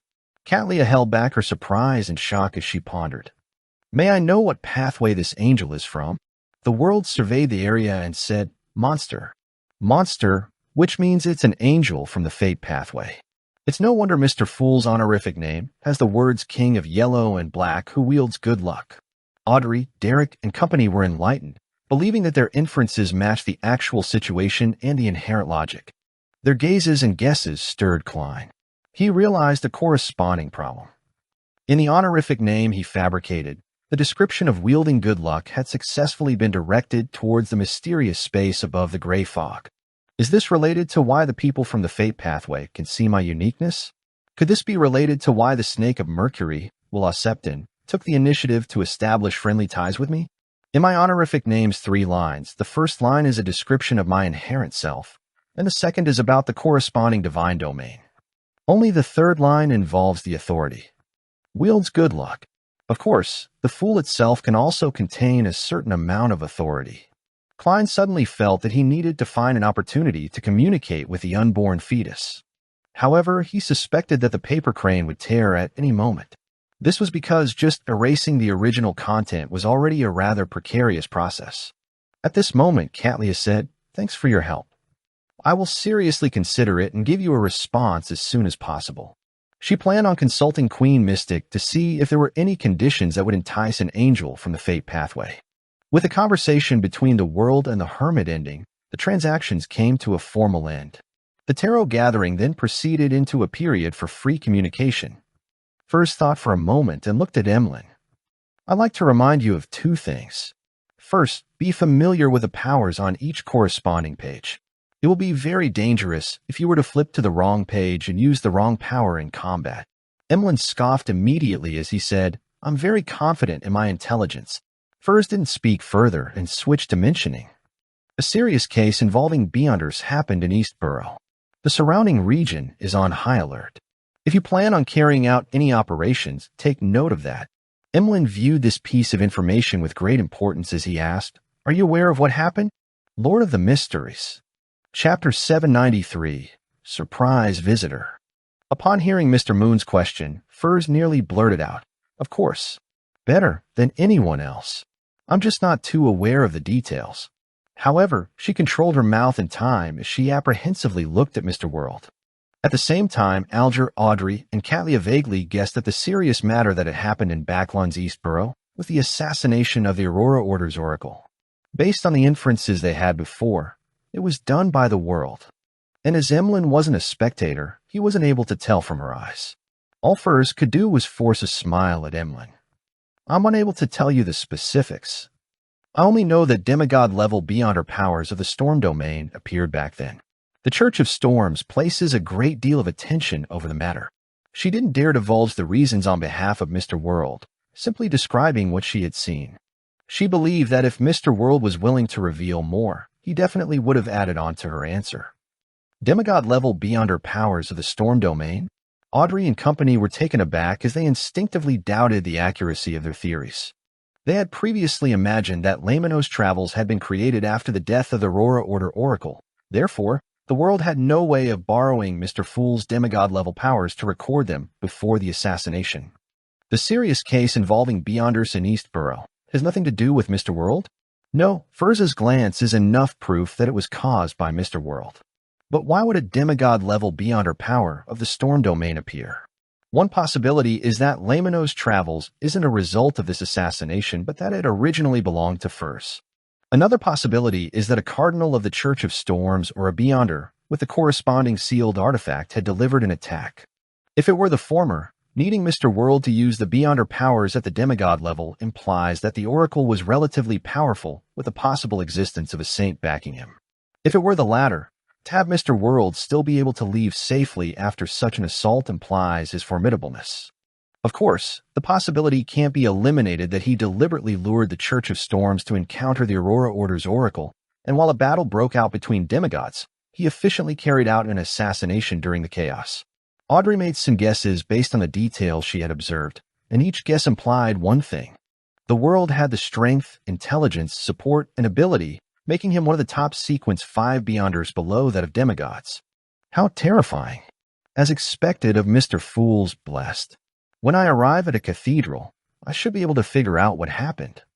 Alger also made a basic judgment of the situation as he sighed. All he could do was console himself. With such a helper, the exploration of the primitive island would only be easier. As for Katlia, she shared similar thoughts with Audrey. She planned on asking Queen Mystic about the situation. This owner of the Dawn had previously revealed in her letter that she would be in Backlund for the time being. Demigod level beyond her powers of the Storm Domain. Emlyn repeated Miss Magician's words as his head ached. Although he enjoyed staying at home and not heading out, he still needed to head out to get some blood to drink from the hospitals. Being in a big city, he was equipped with common knowledge. Together with his elders' warnings and guidance, he knew a lot about the official organizations like the Machinery Hive Mind, Mandated Punishers, and Nighthawks. He knew the influence that a serious case would bring to the area. If I don't have a good disguise while infiltrating Eastborough, I might be caught by the Mandated Punishers before I even approach my targets. Although I have the identity of being part of the Church of Earth Mother and wouldn't be impounded underground or made into a test subject of sealed artifacts, this also means that my operation has failed. I might even have Lamino's travels taken away. During such times, taking the sewers would be even more dangerous. Who knows how many official Beyonders are lying in ambush over there? Emlyn suddenly felt that what seemed like a simple mission had turned difficult. He quickly came to a decision that he would take action in the latter half of the night. During this time, the low-class residents of Eastborough will begin returning home from work. Although it was dark, the streets would be bustling. Even if the Mandated Punishers had 10 times more manpower, it was impossible to carry out any strict surveillance and single out every possible suspect. The next important step is to plan the operation to finish off the 2 artificial vampires without causing much of a stir. I'll have to consider a situation of an intense battle that's impossible to hide. Wait, Miss Magician had just mentioned that Lamino's Travels has a beyonder power known as teleport. The problem is resolved. Emlyn heaved a sigh of relief and chuckled. I will keep that in mind. He had said that sentence very calmly and with great confidence, as though everything was in control. This fellow Emlyn was first stumped before feeling relieved. There's a 90% chance he recalled the Traveler's Door in Lamino's Travels. If I hadn't obtained traveling, I definitely would have added the condition that no one is to touch that spellbooks page before the World Gehrman Sparrow. Klein scoffed silently, without a word. To him, as there was only one Traveler's Door in Lamino's Travels, he definitely needed to use Creeping Hunger for his return trip to the primitive island. In that case, he might as well exploit the glove as he needed to feed a death row convict to it. He didn't want to waste it. Anyways, I've warned you. Furs didn't speak further, wishing that everything would go smoothly for Mr. Moon. At that moment, Alger turned to look at Little Sun. Are you still in the City of Silver? Yes, my recent mission is to acquaint myself with my powers and patrol the surrounding area, Derek replied honestly. Alger thought for a moment before saying, Has that Shepherd Elder not looked for you recently? No. Derek paused. The 6-member council seems to be busy with the former chief's mausoleum. As for what it is, I'm not privy to the information. Klein had heard Little Sun mention of the former chief of the City of Silver. It was said that he had built a mausoleum that reached deep underground before moving into it, and he hadn't appeared again. It was suspected that his attempt to switch to Sequence 3 of the Death Pathway had failed. I wonder what happened inside the mausoleum. My spiritual intuition tells me that there's danger involved. Before Klein spoke, he heard Alger say, Take note of this matter. To investigate the former chief's mausoleum at such a critical moment means that it's something important. It might bring you danger. Okay. Derek nodded strongly. I'll do my best to figure out the specifics. The exchange continued. As the members didn't encounter much this week, this segment quickly came to an end. The Tarot Club members began teaching the Sun mysticism languages of the outside world as they learned about ancient myths from him. During this process, Audrey was a little disappointed and depressed. She had failed to buy anything or share anything this week, and her participation appeared lacking. So, my life has been too quiet and stable. I have nothing to share. However, this is normal. As the daughter of one of the top 3 bankers in the kingdom, a daughter of Eastchester's Earl, if I were to frequently encounter Beyonder matters, experiencing alarming and exciting matters every week, that means that the present society and government structure is unable to maintain the order of the Beyonder world. It would definitely result in a fundamental change to everything. When I return to Backlund, my contact with the psychology alchemist will increase. I'll be able to change this situation. Audrey rapidly became optimistic, and she stood up and bade Mr. Fool farewell. Over the past half a year, she had read quite a number of useful books thanks to Susie. In terms of profundity and maturity, she was a lot better than before. Backlund North Borough, 160 Backlund Street. After ending the tarot club, Klein walked to the attached balcony to his bedroom, and he looked at the surrounding environment, which was filled with vegetation. With Miss Magician's attempt to rent out Lamino's travels, there will be more of such tarot club transactions in the future. They might not have realized that their own Beyond Her Powers can be sold. Once the rentals happen more frequently, someone will ultimately request someone to help record a particular power. When the time comes, I'll be able to supply Beyond Her Powers of various domains thanks to the numerous mystical items I have. It won't be too expensive, but it's long-lasting, and it will often be in demand. I wonder who will be the first to muster their courage to seek the Fool for help, hoping that a demigod power can be recorded. This needs to be a fair exchange, and a sufficient price needs to be paid. If no one dares take that step, afraid that it's blasphemous, I can let the world be an example. After all, Mr. Fool has shown his friendliness and casualness from the beginning. As long as no mistakes are made, similar transactions can be made. Having the precedent of punishing Ma'am Hermit, I don't believe anyone will belittle the Fool as a result. They would be honored, delighted, and fearful. Klein thought about the tarot club as his thoughts wandered, filled with anticipation towards the trade of Beyond Her Powers in the future. At this moment, he heard knocking at the door. "Please enter." Dwayne Dantes, with his gray sideburns, turned around and said. The doorknob turned and the door opened. Butler Walter in his white gloves walked in and said respectfully, "Sir, Ma'am Mary from the National Atmospheric Pollution Council is here to visit you. Do you wish to meet her?" Mary Schott, the major shareholder of the coin company, the lady who got me to investigate her former husband's adultery? Why is she here? Don't tell me that Dwayne Dantes has caught her fancy. Klein was slightly puzzled as he nodded with a smile. It's almost tea time. Let's have it a little earlier. All right, I will invite Ma'am Mary to the activity room on the second story. Walter easily understood his employer's intentions. Klein nodded slightly without saying anything else. With the help of his valet Richardson, he wore his coat and went down to the second story. Soon, he saw Ma'am Mary with her tall cheekbones in the activity room. This lady was dressed in a dark blue dress with elegant accessories in an ostentatious but restrained manner. Compared to last year, she appeared more classy and with a higher temperament. "Good afternoon, ma'am. I've always been considering finding a time to visit you. I would wish to hear about your investigations on Backlund's atmospheric pollution." Klein took the initiative to speak politely. Mary replied with a smile. "Unfortunately, I didn't manage to wait for it." After exchanging a few words of pleasantries as they talked about the recent weather, Klein sat on a single-seater as he raised his porcelain teacup. "Ma'am, you seem to have something troubling you?" He could tell that Mary was hesitant and deliberating. Mary laughed as she sighed. "I've heard about your experience and wisdom. I believe that you're a gentleman with excellent foresight. This is the thing. Are you interested in purchasing some of the coin company's shares?" "What? Ma'am, are you in trouble?" Klein asked in a staid manner. Mary shook her head. "Someone else is selling them." Lord of the Mysteries. Chapter 794. Short-term investment. Someone else is selling? Klein ruminated over those words without immediately asking. After the servant placed the silver 3-layered tray down for high tea and left, he said with a smile, "Ma'am, why don't you purchase it yourself? Even a blind person knows that loan will place more attention on environmental pollution in the future. Therefore, the coin company that deal with anthracite and high-quality charcoal definitely has a promising future. It being worth $500,000 or even £1 million wouldn't be a fantasy. Of course, the premise is that the company's management can keep up with the corresponding expansion. In such a situation, the acquisition of shares in the coin company is definitely a profitable business. If I were you, I'd take it for myself, no matter how much debt I get myself into." Mary used 2 fingers to pick a cucumber sandwich from the bottom silver tray, took a tiny nibble and slowly chewed before swallowing it down. With this as a buffer, she finally organized her words. Ever since the law to fix atmospheric pollution was passed, the coin company has been rapidly developing.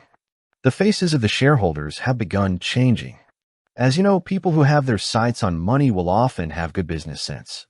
And behind them, there are usually some powerful figures at play. If I weren't a member of the National Atmospheric Pollution Council and had used this to get to know quite a number of nobles and high-ranking government officials, I believe I wouldn't be able to withstand the pressure, and I would end up selling my shares at a relatively good price. I would then leave the stage with a considerably good profit. But even so, most of the shares will quickly concentrate, and I'll quickly lose my status as the highest shareholder, losing control over the company's direction. This is something I inherited from my father. I don't want it to become somebody else's toy. I wish for it to slowly develop into the biggest anthracite and high-quality supplier to Backland, or even all of the Lone Kingdom. Heh, it's not that I haven't tried other solutions. I pledged my shares and sold my property, investing a large sum of my liquidity into it, absorbing 15% of the shares in secret, as well as requesting friends that I could trust to help. I've obtained a total of 10% of the shares, and together with the 20% I originally had, I hold 45% in total. The current situation is that a minor shareholder suddenly decided to liquidate his 3%, and my friends and I temporarily do not have the money to acquire it. This is a commercial war. This was a first for Klein, who was accustomed to dealing with Beyonders. He found it fresh but also unfamiliar. He similarly reached out his hand and selected a sandwich which had high-quality turkey at the bottom of the 3-layered tray. As he ate, he contemplated for about 10 seconds and said, "The shares that you acquire later can also be pledged, right? There won't be enough time. The other party has already provided an offer, and the transaction can be closed at any time," Mary said as she finished the food in her hand. Klein leaned back into his sofa in a relaxed manner. "Why did you come to me?" Upon hearing the question, Mary heaved a slight sigh of relief. "First, you must have brought quite a sizable amount of money to Backland. You wouldn't need to raise funds through different means. Second, you just came to Backland, so you aren't deeply involved with the other party or in other aspects. This also means that I'm not afraid that you would violate the terms of the agreement. Even if you choose to align with them, you'll have to consider if it's worth violating the law. Third, although we've only met once, I believe you are a very dignified and knowledgeable gentleman. Your praise is leaving me a little embarrassed. However, it also means that my acting performance as Dwayne Dantes is effective. At the very least, everyone knows that he's a middle-aged gentleman with foresight and competence, with plenty of money that he has nowhere to invest.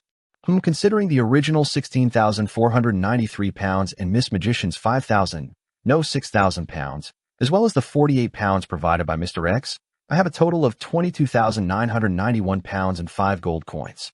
Even if I deduct the £5,987 I owe Miss Messenger, I'll be considered a true tycoon. Many people with assets worth £100,000 might not have that much liquidity." Klein couldn't help but do a count of his wealth as he asked with a smile, "Ma'am, what do you wish for me to do?" Mary sipped some tea and said eloquently, "Acquire the 3% shares.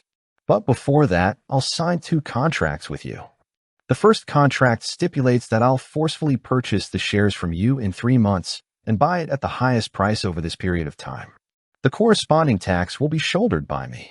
The second contract stipulates that we act in concert. In addition, I will make you a member of the board of directors for the coin company. You will enjoy the corresponding perks as you monitor the company's development. This will help you be integrated even better into high society. Sounds like a sure win. It's equivalent to me providing a loan, and Ma'am Mary will repay me with a certain amount of interest and social resources. And compared to a debt agreement, I'll be holding on to the shares of an excellent company. It's more secure. After all, we are considered strangers. Of course, that's under the premise that the coin company itself is all right. This is also why she's making me a director." Klein analyzed the conditions proposed by Ma'am Mary and slowly felt enticed by them. From his point of view, Dwayne Dantes needed some investments. Otherwise, he would appear suspicious. Then, selecting the kind of investment was a rather important problem, since it had to be considered that Dwayne Dantes might have to give up everything and leave Backlund because of his operation's failure or success. When the time comes, there's a chance to take away the money, but I can't forget about the shares. This kind of investment, one that allows me to quickly recoup my investment, meets my requirements. I might even earn quite a bit. Klein contemplated for a moment before warmly smiling. Helping a lady resolve problems is something that I need to do. Ma'am Mary immediately felt relieved. Just as she was about to say something, she heard Dwayne Dantes' attractive voice continue. However, I'm rather cautious in regards to any investments I make. I will hire a lawyer and an accounting team to investigate the coin company's situation. I'll try to reach a conclusion as quickly as possible, and if there aren't any problems, we can begin our cooperation. Aside from that, I will also do a divination. Klein silently added inwardly. Definitely. Ma'am Mary smiled and added, I'll bear the costs for such expenses. Klein didn't reject the offer as he nodded and said, how much would the 3% shares cost? The current valuation is £9,600, but the shareholder believes that the coin company has a promising future, so it can't be lower than £12,000. Mary gave him the exact details. Phew. Klein used a calm and relaxed manner to smile. That's still all right. Dwayne Dantes is indeed rich. Mary thought as she said, Dwayne, can I invite you to visit the coin company tomorrow? That's exactly what I wish for, Klein replied with a smile. At the same time, he couldn't help but think of something. His former landlord, Stellan Sammer's husband, was likely still a manager at Coin Company. Yet another familiar face, but it's not one for Dwayne Dantes. Klein felt wistful for some baffling reason. At 8 p.m., there were still crowds of people entering Eastborough from the other streets. Fatigue obviously colored their faces. And this continued almost until 10. Emlyn White had changed into a grayish-blue worker's attire, wore a cap, and hid himself in the alley of the Backlund Bridge area while observing the poor that sauntered back and forth. Although he didn't have any experience in disguising himself, he had eyes and brains. Just a short observation was enough for him to discover the problems with his attire. The most important point was that, compared to the poor who had dirty and ragged clothes, the work attire he had bought in the afternoon was too new and clean, easily attracting the attention of others. Emlyn thought for a moment, returned to the dark alley, and reached out his fingers. Using what he had seen, he began tearing open the areas that were easily damaged. Then, he observed his surroundings as his facial muscles gradually distorted into a grimace. With a look of contempt, Emlyn came to the wall, closed his eyes, and began dabbing the dirt onto his clothes and pants. The smell of coal, the smell of rotting mud, the smell of PP*S. Emlyn subconsciously extended his palm away from himself as he covered his mouth with his other hand. He nearly vomited. At this moment, he realized that having an extraordinary sense of smell wasn't necessarily a good thing. After a few minutes of excruciating torture, Emlyn finally finished his disguise. Even his handsome face was stained with coal. With this disguise, he hunched his back and slipped into the crowd, quickly entering Eastborough without garnering any attention. As he walked, Emlyn realized the problem. He wasn't familiar with the roads at all. He had no idea where Limestone Street or Beluga Whale Street was in Eastborough, while most of the street signs had already been damaged. An assassination attempt really is a troublesome matter. Emlyn mumbled as he began asking around for directions. After nearly an hour of hard work, he finally arrived at Limestone Street. The streets were narrow, with the buildings on both sides leaning close to each other. Even in the day, it appeared dark. At night, it gave off a terrifying sense of creepiness and darkness. But to the sanguine, such an environment wasn't bad. The only problem was the dirt and messiness. After spraying a medicine that eliminated his scent, Emlyn walked into the condominium at Unit 6, went to the third story, and approached the public washroom with his nose pinched before standing outside the room of primordial moon believer Argos. Emlyn cocked his ears to listen for a while before he stopped pinching his nose in puzzlement. He nearly fainted from the stench wafting over from the washroom. It took him a great bit of effort to focus his gaze on the room. His sense of smell told him that there wasn't anyone inside, nor were there any corpses. He moved away. Or he isn't back. Emlyn muttered silently in a daze. He never expected his hunt to be so unsuccessful. After reining in his emotions, Emlyn left the condominium and rushed to 19 Beluga Whale Street. This time, he was delighted to discover that someone was home. Gallus Kevin was home. At that moment, Emlyn caught the scent of another person. It was very identical to Argos's apartment at Limestone Street. 2 people. There are 2 people in the room. Argos isn't home because he came to Gallus Kevin. 2. Emlyn's expression suddenly froze. He wasn't worried if it was one-on-one. But if it was 1 against 2, he was still a little fearful with Lamino's travels. After all, The two of them were artificial vampires with rather significant strength. Lord of the Mysteries. Chapter 795, Patience. As a sanguine who liked to stay home, the number of battles Emlyn had involved himself in could be counted on one hand. Furthermore, he had never attempted fighting in a state of a numbers disadvantage. Be it his attack on the previous primordial moon believer, or resisting Bishop Utravsky from the Harvest Church, he basically had the numerical advantage in being the worst at one-on-one fights. Thinking back to the failure of his family of 3 attempting to defeat the half-giant bishop, Emlyn's expression turned livid as though he had recalled the torture he suffered back at the Harvest Church. As there weren't many residents living here, and with Gallus Kevin having sharp senses as an artificial vampire, he didn't dare stay outside the door for too long. He quickly walked past the area and walked to the end of the corridor and hid in the shadows. What should I do next? Emlyn leaned against random objects that blocked the crimson sunlight as his thoughts rapidly whirled in an attempt to find a solution with his pitiful amounts of experience. Gradually, the words which the hanged man had taught the sun surfaced in his mind. Patience is an important premise when dealing with many situations. Only by being able to curb your urges and irascibility will you be able to avoid danger to the greatest extent. At times, tolerance is very important. Tolerance. Emlyn nodded indiscernibly and knew what he needed to do. He planned on laying in ambush until Argos left. As this wasn't the artificial vampire's residence, it was certain that he would leave. When the time came, Emlyn could deal with a one-on-one situation. Patience, tolerance, waiting. Emlyn repeated these words inwardly, so as to resist the damage the surroundings were dealing to him. The air wafting through the first floor of the condominium was filled with the stench of piss, rotting moisture, the unflushed smell of feces, the odor of some of its residents, as well as all kinds of nauseating, unpleasant, and disgusting smells. Mixed together, they were like a poison that ate at Emlyn's senses. For the first time in his life, Emlyn wished that he could slice off his nose. He had the feeling as though he was stuck in an abyss or was in hell suffering torture. Patience, tolerance, waiting. He mechanically chanted the principles, finding each second that passed excruciatingly long. Finally, he saw Gallus Kevin's door open. A thin dark brown figure walked out. His cheekbones protruded, and he had a high, sharp, and crooked nose. He was none other than the primordial moon believer Argos. At that moment, his face had patches of swollen festering that looked disgusting. Indeed, as that young Bossian said, these fellows were clothes that are clean and tidy, completely unlike the residents of Eastborough. Emlyn became spirited as he watched Argos leave the condominium. After patiently waiting for nearly 5 minutes, he stood up and decided to take action. As his target, Gallus Kevin, was an artificial vampire, Emlyn was rather aware of his opponent's strengths and traits. Hence, he had made preparations in a targeted manner. Gallus Kevin's sense of smell isn't weaker than mine when I just came of age. This actually cannot be confirmed.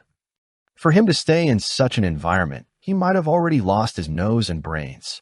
Besides, his spirituality can't be weak, and he has an innate instinct that's geared towards danger. His vision and hearing can't be too bad either. As Emlyn viewed his opponent with scorn, he consumed a potion and sprayed out a liquid to cover his body's scent again. Right on the heels of that, by consuming the potion and spraying it on like last time, he hid his body and attire, disappearing as though he had been wiped away by an eraser. In a dark, uninhabited corner, a palm-sized notebook which was bronze green in color had suddenly appeared out of thin air, as though it had passed through a transparent screen. It began flipping itself almost silently before fixing onto a white page that was filled with astromancy symbols. As these symbols vanished, the surroundings brightened up a little. This was the disruption ability of an astrologer. Then Lamino's travels was retracted, disappearing inch by inch as it was completely concealed by the invisible screen. Prepared, Emlyn recalled his plans. He lightened his footsteps and silently arrived outside Gallus Kevin's apartment without approaching the door. The notebook appeared out of thin air, once again before being flipped to the door opening page. An illusory sound immediately resounded in Emlyn's mind as it prompted him to reach out a hand towards the wall. At the same time, Emlyn cautiously pulled back Lamino's travels into his clothes, using his invisible coat to hide it. When Emlyn's palm finally pressed the wall, he saw a ghostly blue, incorporeal, blurry door appear before his eyes. It was embedded in the wall, but it also showed signs of masonry at the bottom. Cocking his ear to hear the goings-on inside the house, he took a sniff of the air before taking a step forward. He then passed through the ghostly blue door as if he was passing a screen of water.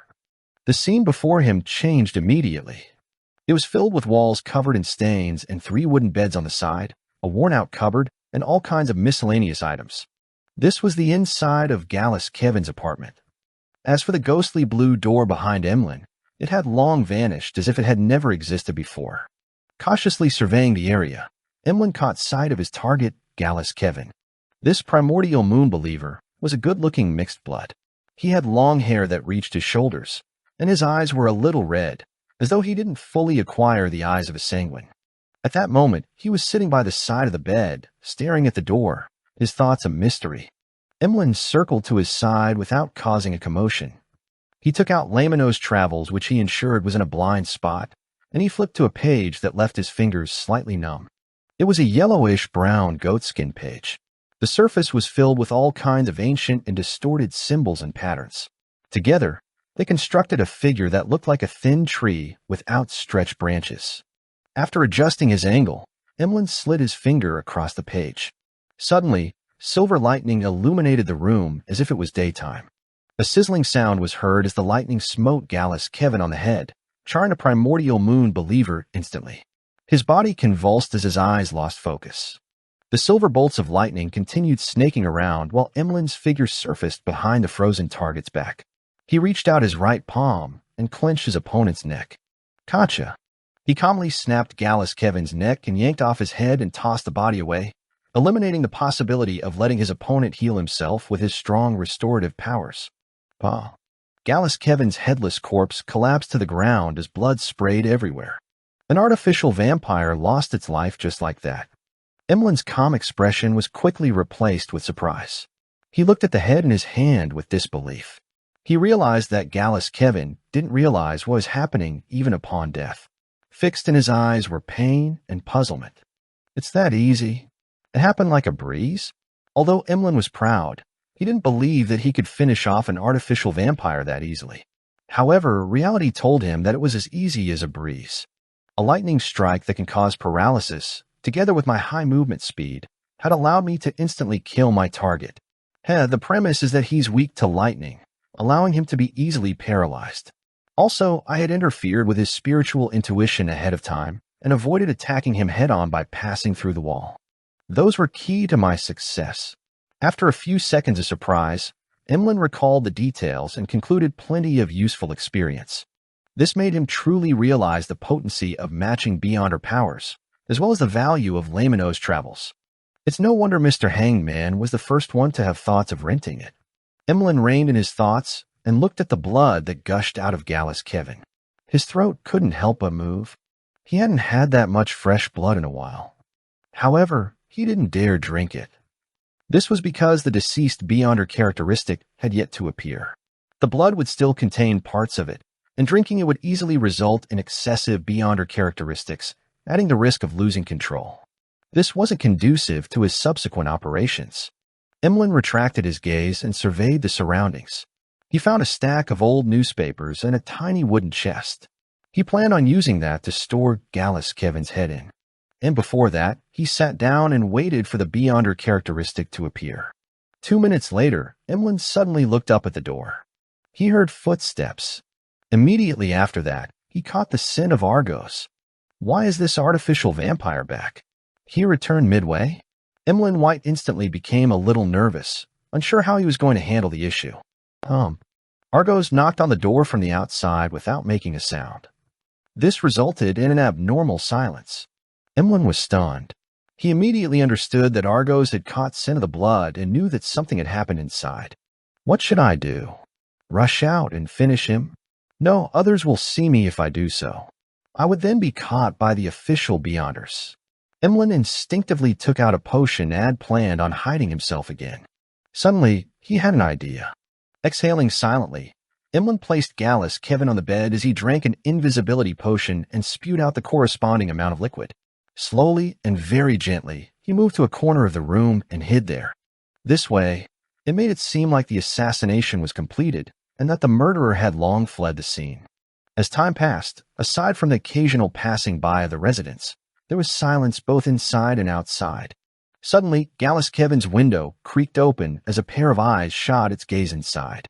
After careful inspection, Argos, with a festering face, leaped into the room and slowly walked to the corpse, which was still indistinctly expelling the Beyonder characteristic. In the corner, Emlyn White secretly took out Lamino's travels while Argos wasn't looking in his direction. He flipped to another page of Lightning Strike.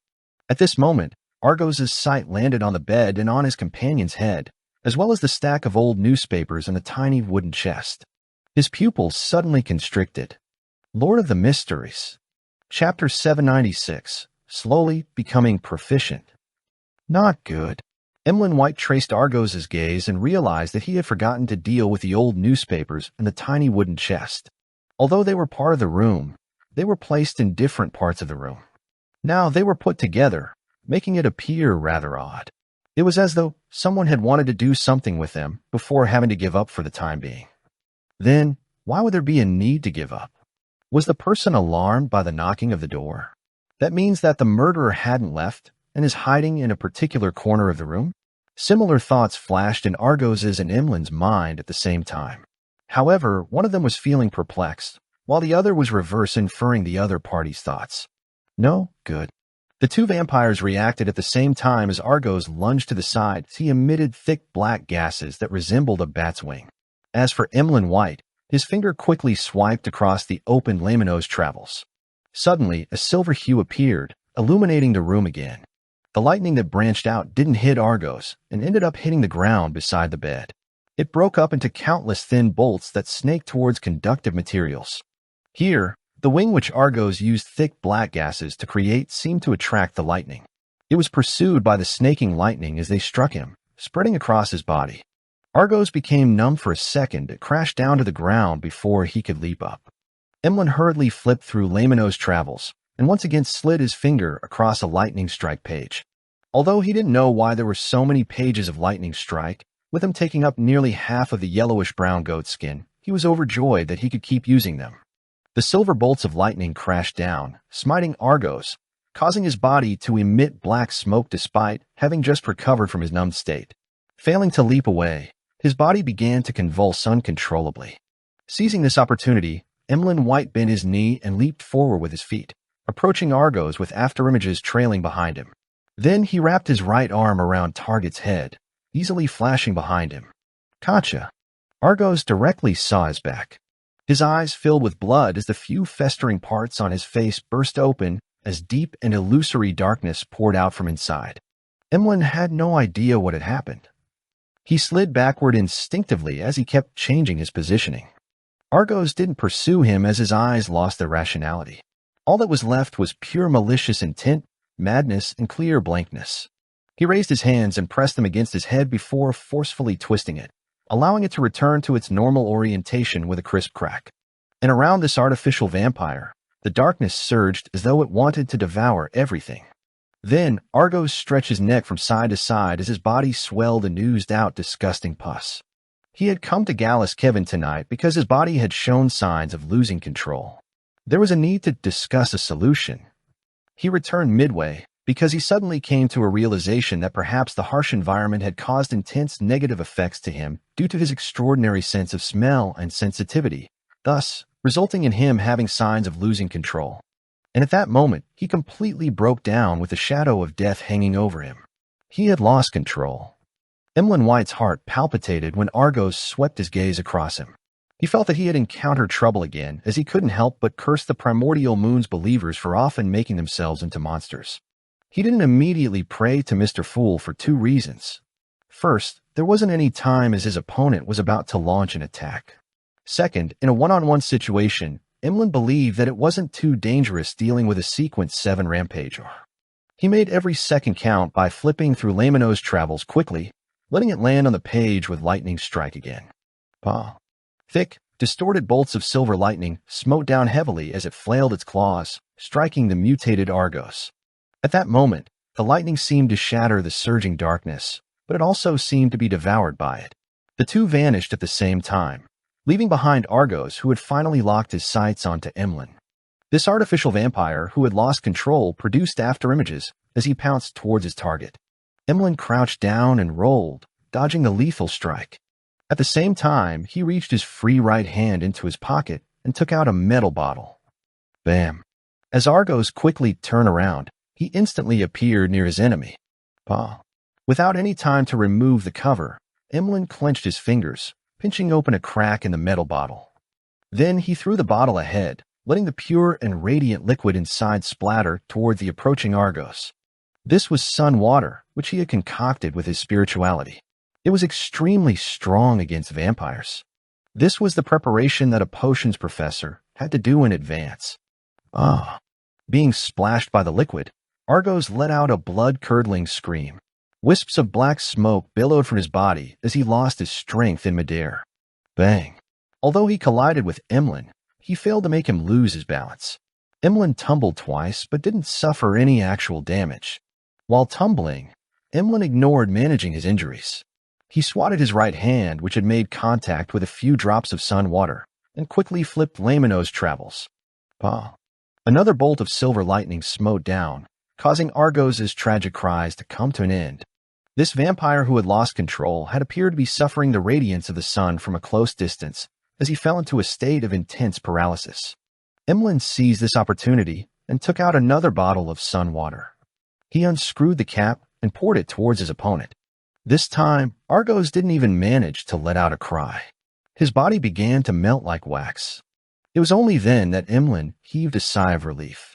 He then conjured a thick black fog behind him, turning it into illusory bats the size of a palm as they swarmed towards his target. The black bats landed on Argos, enveloping him completely. Following that, they separated and flew back to Emlyn before vanishing.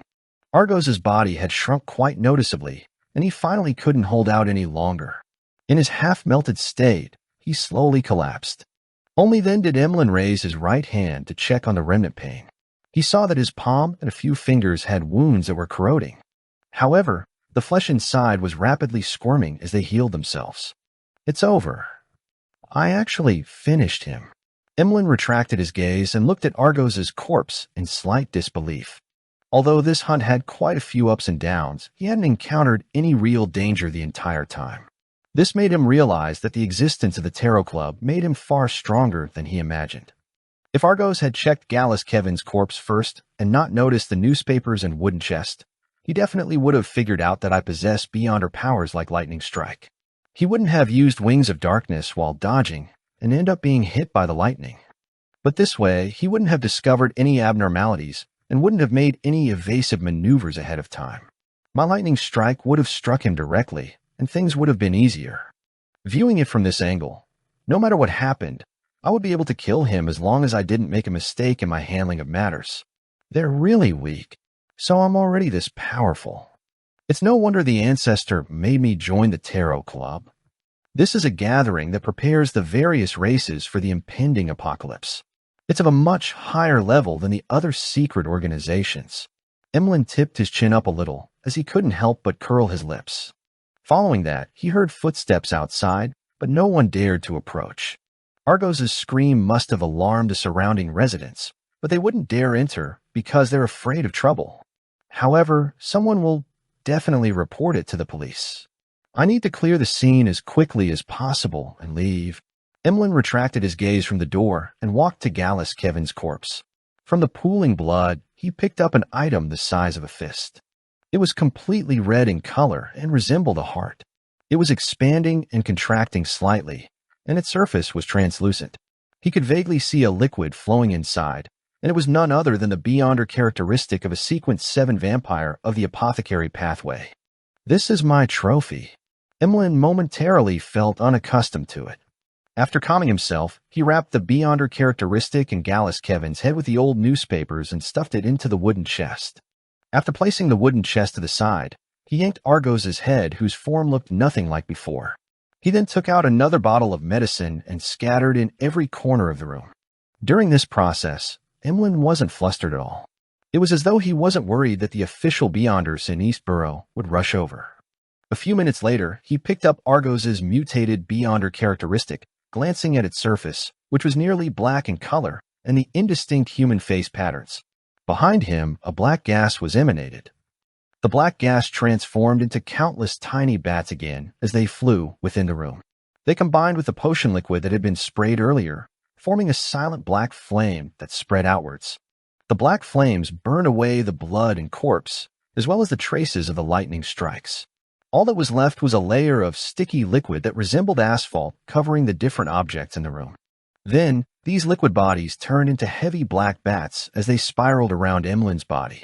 Emlyn didn't have extravagant hopes that his actions could completely interfere in subsequent investigations. He only had one goal: to make the situation look okay. This made the police or official beyonders who took in a case write off the matter as something of little value. After a simple investigation, they would file it away and not pay any further attention to it. After doing all of this, Emlyn, with his cap and blackened face, surveyed the room. Following that, he bowed slightly at the crimson moon. Meanwhile, he flipped the pages of Lamino's travels and had stop at teleportation. Emlyn's figure, along with the heavy bats, immediately turned transparent and formless as he vanished from the spot. After nearly 15 minutes, a few policemen from East Borough rushed in. They crashed through the door, but didn't discover any residents or corpses. They yawned languidly and forced the onlooking residents to admit that they had been hallucinating, thus ending the investigation. This was the efficiency and style of the East Borough Police. After leaving East Borough, Emlyn first headed home and hid Lamino's travels. Then, with his spoils, he headed straight for Odora's house in West Borough. He wanted to declare his victory and claim his reward. Lord of the Mysteries. Chapter 797, Reward. Inside Odora's villa, Emlyn saw Cosme, who was also a baron like he was. This sanguine who seemed like a man in his prime was Nibs Odora's spokesperson. "I'm also a baron, and one that recently achieved adulthood at that," Emlyn mumbled inwardly. He got up from the sofa in the activity room and bowed. "Good evening, my lord." Cosme was just about to say something when his nose twitched. He then cast his gaze towards the wooden chest beside Emlyn's feet. The smell of fresh blood? As he asked in puzzlement, he seemed to connect the dots and added after a second of thought, "You killed another target?" Emlyn curled his lips and shook his head. "No." Then, before Cosme could ask further, his smile turned profound. "Not one, but two." "Two?" The middle-aged gentleman was taken aback as he watched Emlyn bend down to open the lid. During this process, Emlyn's facial muscles winced a little as this series of actions had touched the wound on his right hand. Holding back the change in his expression, Emlyn allowed his arm to hang down slightly, allowing the chest to tilt and reveal its contents to the sanguine baron opposite him. Two charred, bloody heads were stuffed inside a pile of old newspapers. By the side were two transparent objects which resembled hearts, one red with vitality, and the other nearly black. This impactful scene was reflected in Cosme's eyes as he looked up in surprise, staring at Emlyn blankly as he blurted, "You did this." Although he had only managed to recognize one head being Gallus Kevin's, but the two vampire beyonder characteristics couldn't be faked. Emlyn put down the wooden chest and allowed his right hand to hang down naturally. Surreptitiously, he flicked his right hand very slightly along the corners of his trousers as he replied with a smile, "Of course. This is the thing. After receiving the 7,000 pound reward back then, I bought a particular baron's legacy at a particular beyonder gathering. With it, I advanced. I don't wish to use money to satisfy the murderers who hunt us sanguine, but I didn't wish for this legacy to land in the hands of others. Besides, the seller wasn't necessarily the hunter." Taking this opportunity, Emlyn revealed the fact that he had already become a baron. Furthermore, every word he said was the truth. This was a technique he had learned from the Tarot Club. "I long knew that you were a baron. Do you think your frequent purchases of all kind of items with spirituality and the borrowing of books that explain potions would go unnoticed? If it weren't because of certain factors, we would have questioned you long ago. What I'm surprised about is your combat ability. You don't even have a single mystical item, and with you only wishing to buy dolls, it's not easy to hunt two artificial vampires without causing a commotion, even for a baron. Even I would need to make plenty of preparations and acquire detailed intelligence before it's possible. Without anyone noticing it, Emlyn is already this strong?" Cosme Odora couldn't help but lampoon as he revealed a fake smile. "So that's the reason. Emlyn, why did you hide it from us? Don't you wish to be addressed as Lord by the other sanguine?" Emlyn glanced at the Sanguine's expression and tilted his chin. I was planning on telling everyone, but since there was the hunting competition, I decided to give everyone a surprise. Cosme, I've already hunted 3 of the primordial moon believers, and you gave 5 targets. Does this mean that I've won? He couldn't wait to change his form of address from Lord to Cosme. Cosme's eyelids twitched as he chuckled. Yes, that's right. You can ignore the 2 other targets. Leave it to Russ Bathory and the rest. This way, they might still be eligible for a consolation prize. Having said that, Cosme found his attitude a little too cold, so he hurriedly asked in concern, Were you injured? A little. Emlyn raised his right arm and stretched his fingers. To be frank, on his hunt that night, the worst injury he suffered was after he teleported out of Eastborough. He had ripped apart his skin to wipe his blood across the cover of Lamino's Travels. Cosme didn't develop the topic as he said after a few seconds of silence. Congratulations on being the victor of this hunting competition. You will receive 2 prizes. First, if there's a chance to become a Viscount in the future, you will enter the final list of candidates receiving free help for the ritual. Second, you will obtain a mystical item. It's a ring personally created by the ancestor. Although it doesn't contain any godhood, it possesses potent and very mystical powers. As the ancestor didn't name it, we all call it Lilith's ring. Also, according to convention, these 2 Beyonder characteristics will belong to the entire Sanguine race. This way, we might be able to have 2 more newborns, and you would receive 3,000 pounds in cash in return. A ring personally created, made by the ancestor. Although Emlyn was somewhat disappointed that the reward wasn't a Viscount's Beyonder characteristic, with it only being candidature and a free ritual, the ring made by Sanguine ancestor Lilith herself was enough to put things right. To a proud Sanguine with a sense of racial superiority, this was the highest form of honor. As his joy was quelled, Emlyn, who had participated in several tarot gatherings and had completed 2 hunts, felt that things weren't that simple. I was sent by the ancestor to Mr. Fool, and now I'm receiving a ring from the ancestor. Isn't that too much of a coincidence? Emlyn thought for a moment and couldn't figure out the answer. He finally decided to pray to Mr. Fool later, describe the entire situation, and see what advice he could give him. Noticing that Emlyn's joy had subsided and that he had remained silent for more than 10 seconds, Cosme cleared his throat. That ring and the cash will be given to you tomorrow. When the time comes, I'll summon Russ Bathory and company, officially announcing your victory in this hunting competition. Then, the ring will be given to you. No problem. Although Emlyn lacked the experience in such matters, he knew that rewards couldn't be given in private. It needed to be given in front of all the participants. Without staying any longer, he bade farewell and left Odora's villa in a rental carriage. As the carriage slowly drove off, Emlyn took a look at the crimson moon which was hanging silently in the sky. His mind gradually calmed as he couldn't help but recall everything that happened that very day. From that, he concluded lessons and gained experience. Finally, he began counting how many Beyonder powers he needed to record onto Lamino's Travels. I used all the 5 lightning strikes. 1 teleportation, 1 door opening, 1 astromancy. A total of 8 times. In addition to that, I need to pay 2 additional powers, making it 10. This will be a little difficult. There are some Beyonder powers that probably can't be recorded. For example, my self-recovery powers. I can only repeat them. After I obtain the Ancestor's Ring, I can try recording the Beyonder powers it possesses. Lilith's Ring. Above the gray fog in the palace that looked like a giant's residence, Klein sat in the high-back chair belonging to the Fool as he quietly pondered over Emlyn White's prayer. He had originally imagined that he would be woken up in the middle of the night, having to provide a particular inexperienced vampire help, but to his surprise, Emlyn had finished everything by 11 and had even submitted the mission in. Back then, Emlyn prayed to the Fool because of a revelation from the ancient god, Lilith. Now he has received her ring. Regardless of who Lilith is, I need to be wary and observe. Klein seriously contemplated for a few seconds before replying to Emlyn's prayer in a staid manner. When praying to me or participating in the gathering in the future, take off that ring. After giving his instructions, Klein returned to the real world. Without worrying about being woken up in the middle of the night, he slept till daybreak. After breakfast and taking a rest, it was time for his etiquette lessons with Wyanna.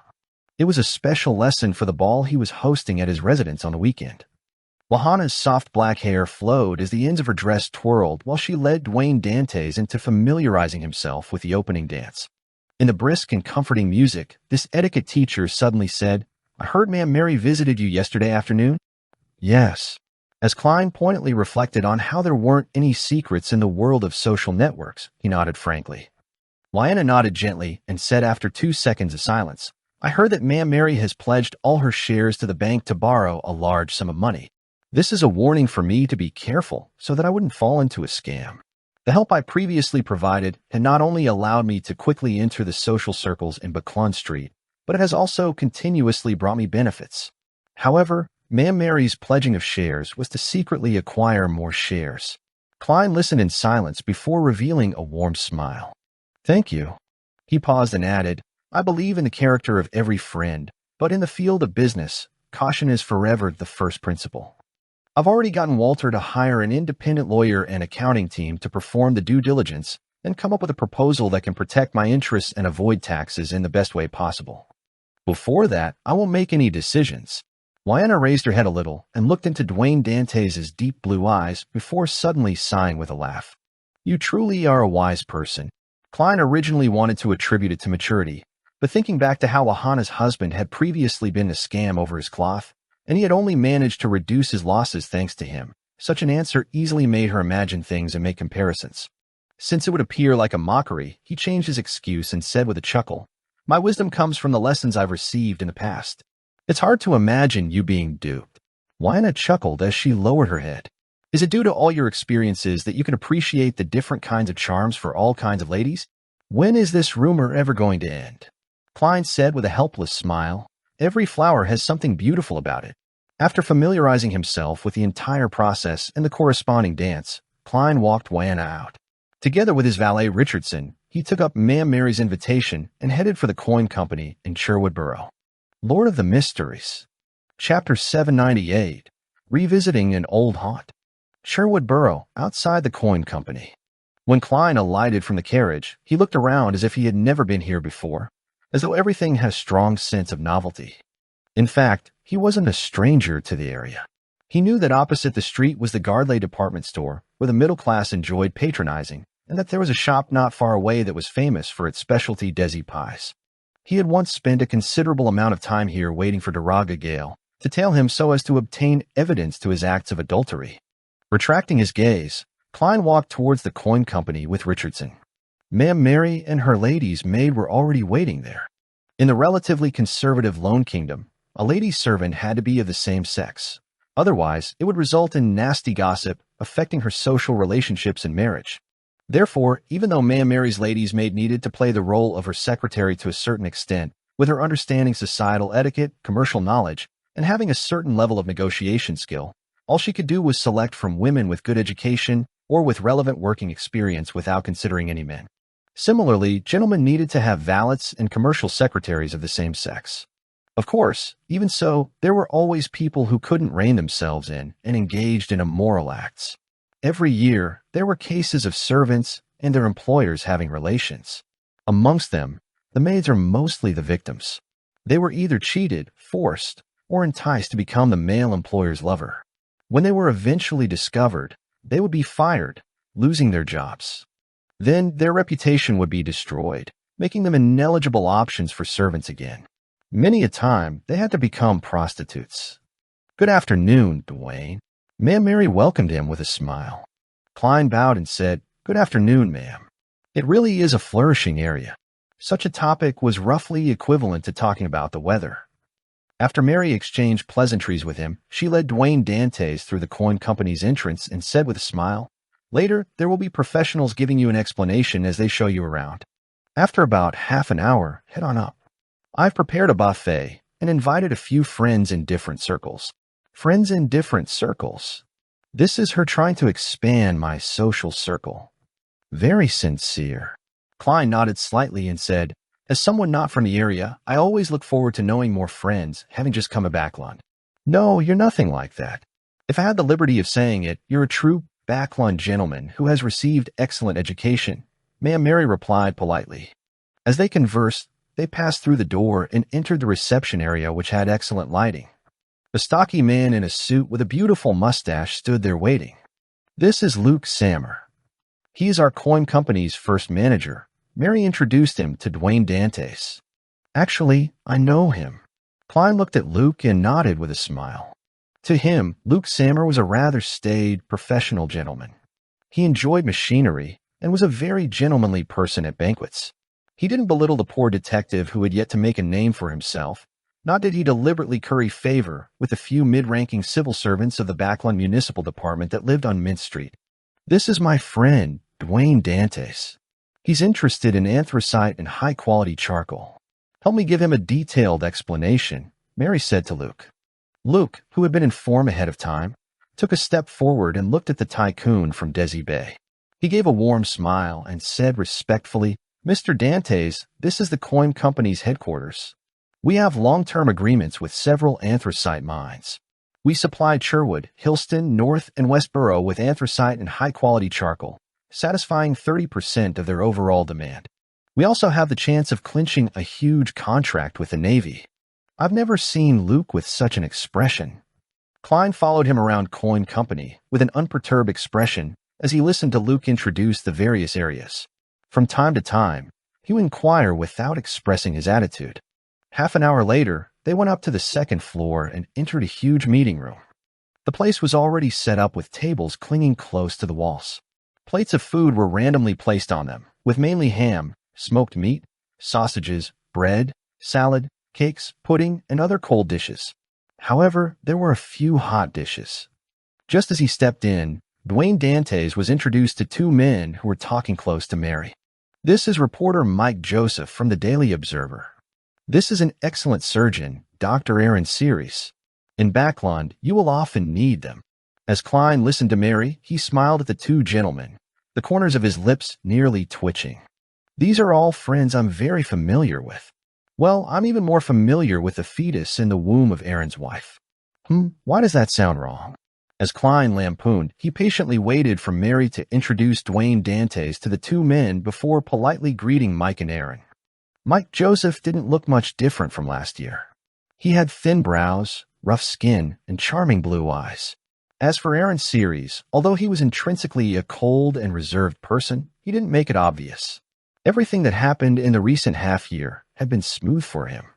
In terms of mood and confidence, he was riding a high. Upon hearing that Dantes was a tycoon from Desi, Mike took out his name card and handed it over with a smile. "You don't mind me advertising, right? If you wish to publish an advertisement, find me. Be it the Daily Observer or the Tussock Times, I can provide you with a discounted price." As he spoke, Mike winked, indicating that he was joking. "You are nothing but a reporter with all these fake identification documents. Why didn't you mention the discount price advertisements to Sherlock Moriarty in the past? You were looking down on the detective, were you?" Klein lampooned and exchanged name cards with him. "I've always had such needs." Following that, he turned to Aaron and handed another name card to him. "I was recently ill and recovered only recently. I'm very aware of how important a doctor is. I'm a surgeon, so I believe you wouldn't wish to meet me that much." Despite saying so, Aaron still received the name card. "No, I'd love to meet you. I even wish to join the party of your child's birth." Klein mumbled, deliberately leading the conversation to the field of medicine and having a good conversation with Mike and Aaron. He had previously been stressing over how to close ties with Aaron to re-establish connections with a particular unborn fetus. After all, the paper crane was about to tear at any moment, making it unusable for even one more attempt. As for Sherlock Moriarty, it was difficult for him to openly appear in Backlund to pay Aaron a visit, much less participate in the birth party. There aren't any problems now. With Ma'am Mary's introduction, I can very naturally get close to Aaron. When the time comes, I'll definitely be invited. Hee, I might even be made the godfather of a particular snake of Mercury. After all, we are all believers of the goddess. Will this make a particular fetus angry? I better be careful. I definitely wouldn't mention this unless Aaron mentions it. Klein thought in delight. He skillfully held himself back without appearing overly passionate on their first meeting. After a simple chat, he was introduced to the other guests by Mary. During this process, Klein didn't forget to get some food and water, making him appear to easily adapt himself to the environment. After completing a round, Mary stopped and said after some deliberation, "Everyone here is my friend. This means that you didn't invite anyone from the other camp, and you're also including me as your friend?" Klein nodded gently. "I probably shouldn't ask as a gentleman, but as a businessman, I need to know who is the person, or who are the people, vying for the coin company's controlling share rights." Mary fell silent for 2 seconds. Baron Sindras and his friends. They wished to publicly list the coin company and earn the sky-high evaluation that will eventually happen. They're completely unconcerned with the company's future development. Baron Sindras, one of the richest men in Lone. By donating to the Conservative Party, he became an aristocrat and is a banker, factory owner, and a powerful businessman. It's hard to tell where he stands, so even though he relied on the Conservative Party to obtain his aristocratic title, he's more aligned with the new party while being biased towards merchants. Klein thought and asked with a smile, "Why didn't you get that Mr. Hall to help?" "His father is a powerful noble and banker. He should be able to provide you with the necessary help." Mary said with a wry smile, "Mr. Hall doesn't wish to involve himself in this matter.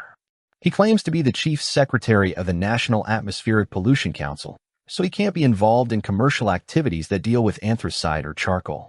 A man whose true ambitions lie in politics. However, he probably doesn't wish to be at odds with Baron Sindras. If I were to choose another butler back then, I'd likely have established ties with Baron Sindras.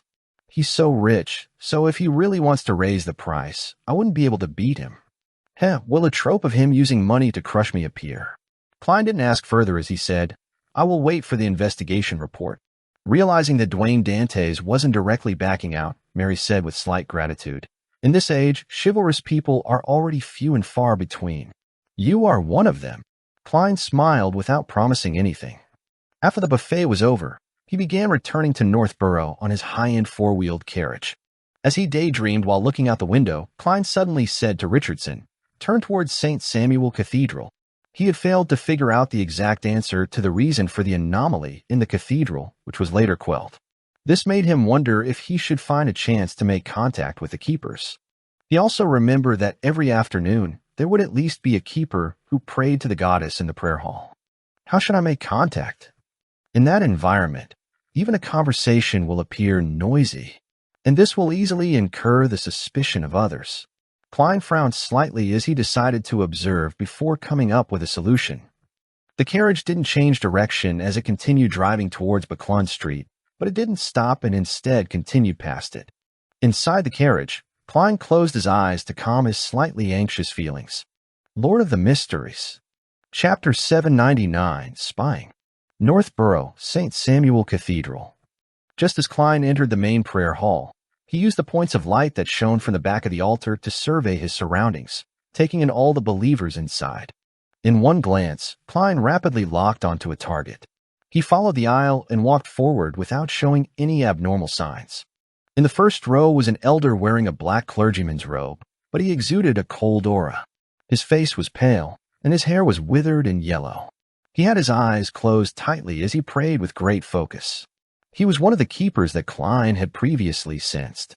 His shift is usually on Friday. Klein didn't approach him and instead sat 2 pews away from him. After finding a spot to sit down, he handed over his hat and cane to Richardson. Then, while sitting down, he tapped his left thumb on the first segment of his index finger twice, silently activating his spirit-body threads vision. Suddenly, black illusory threads appeared in front of Klein as they densely extended out of different spirit bodies endlessly. Having just taken his seat, Klein shifted his gaze, casting it onto the keeper. He nearly exclaimed from what he saw, but thanks to his self-control as a clown and his ability to expect abnormal situations, he managed to relax and maintain his staid attitude. In his vision, although the yellow-haired elder had spirit body threads extending out, his body was entirely black in color on the inside as the darkness swallowed the origins of the illusory threads in a way that was completely different from ordinary beyonders. Indeed, they have already been eroded by the core seal, causing a mutation at the level of the soul. From the looks of it, the problem is closer to my second guess. They are, in a sense, part of the core seal. Once they show signs of losing control, they will immediately trigger the item's instinctive reaction that forcefully quells them. It's no wonder the keepers need to be a voluntary role and be advanced in their years. They probably understand the outcome. Klein sighed as he prepared to deactivate his spirit-body thread senses and retract his gaze. At this moment, he saw a pair of eyes. They were black without any emotions within. Beside the eyes, there were pronounced wrinkles that extended bit by bit, as though they were distorted, strange, mysterious symbols. They were the Keeper's eyes. At some point in time, he had straightened his body, turned around, and looked blankly at Dwayne Dantes. Klein's scalp instantly went numb as he forced a smile and nodded at him as though it was a normal meeting of eyes. The Keeper slowly moved his head as a response. Then Klein felt as though he was extracted from his surroundings as things turned blurry before turning clear. At that instant, he knew that he had been pulled into a dream. Hence, as he maintained his image as Dwayne Dantes, he sized up his surroundings, only to realize that he was still inside St. Samuel Cathedral. However, all the pews were either damaged or overturned and strewn everywhere. It looked as though it had met with a raid. The altar up ahead was filled with cracks and weeds. The thick layer of dust made it seem like it had been in such desolate condition since a long time ago. The Keeper with yellow, withered hair was in front of the collapsed donation box, coldly staring at Dwayne Dantes, who was suited in black. Upon seeing Klein look over, he widened his mouth to reveal white, sharp, irregular teeth. And these teeth were embedded with blurry, indistinct, and tiny figures. They had complete facial features and limbs, and their expressions were different but were colored with the same pain as though they were imprisoned there and unable to escape. Grunt. The Keeper's throat let out a growl that sounded like a beast as his back hunched over. By his spine and waist, his clothes swelled as 4 blood vessel-covered arms without any skin grew out. Right on the heels of that, they grew fine black hair as the tips of his fingers grew sharp nails with a smacking sound. In just 3 short seconds, the Keeper who looked normal had turned into an 8-legged monster that sprawled on the ground. It looked like a spider that had silently woven its web in the night while awaiting its prey, and also like a deformed black wolf that struck intense fear into one's heart. Meanwhile, 2 gigantic palms filled with black hair extended out of the desolate altar without any warning. They pressed onto the sides as black gas condensed into slippery tentacles that extended in every direction. Soon, they filled the entire prayer hall. The aura that left him trembling, the extreme sense of fear, and the huge, illusory figure were penetrating an invisible barrier as they manifested more clearly. He lost control. That Keeper lost control. Klein stood there, subconsciously wishing to react and use his uniqueness to forcibly escape the dream, but suddenly, he figured out the series of events that had happened. His expression changed as he wore a terrified expression as he ran to the door, trembling. It looked like he was struggling in a dream. In the time it took to take a breath, a dark chill spread out from the outside world like a tidal wave, inundating the entire dream and quelling everything. Klein snapped his eyes open and realized that he had fallen asleep at some point in time. As for the yellow-haired Keeper, he had long turned his head to continue praying. Dwayne Dantes' eyes darted around as he looked around in horror, as though he was still immersed in the dream and unable to escape the horror that had gripped him. After nearly a minute, he took 2 deep breaths and looked at the sacred emblem again, drawing a sign of the crimson moon on his chest. Only then did Klein have the time to recall the experience he had and began speculating as to what had happened. As I had spied on his spirit-body threads, it caused him to show signs of losing control, thus causing an excessive reaction by pulling me into a dream and attempting to deal with me. Later, the core seal behind Cheney's gate sensed the anomaly and quelled the problem. Now, the crux of the matter is if the Keeper still remembers the source of his near mutation. If he's already used to it, he should find the cause of the problem very vague considering his present state.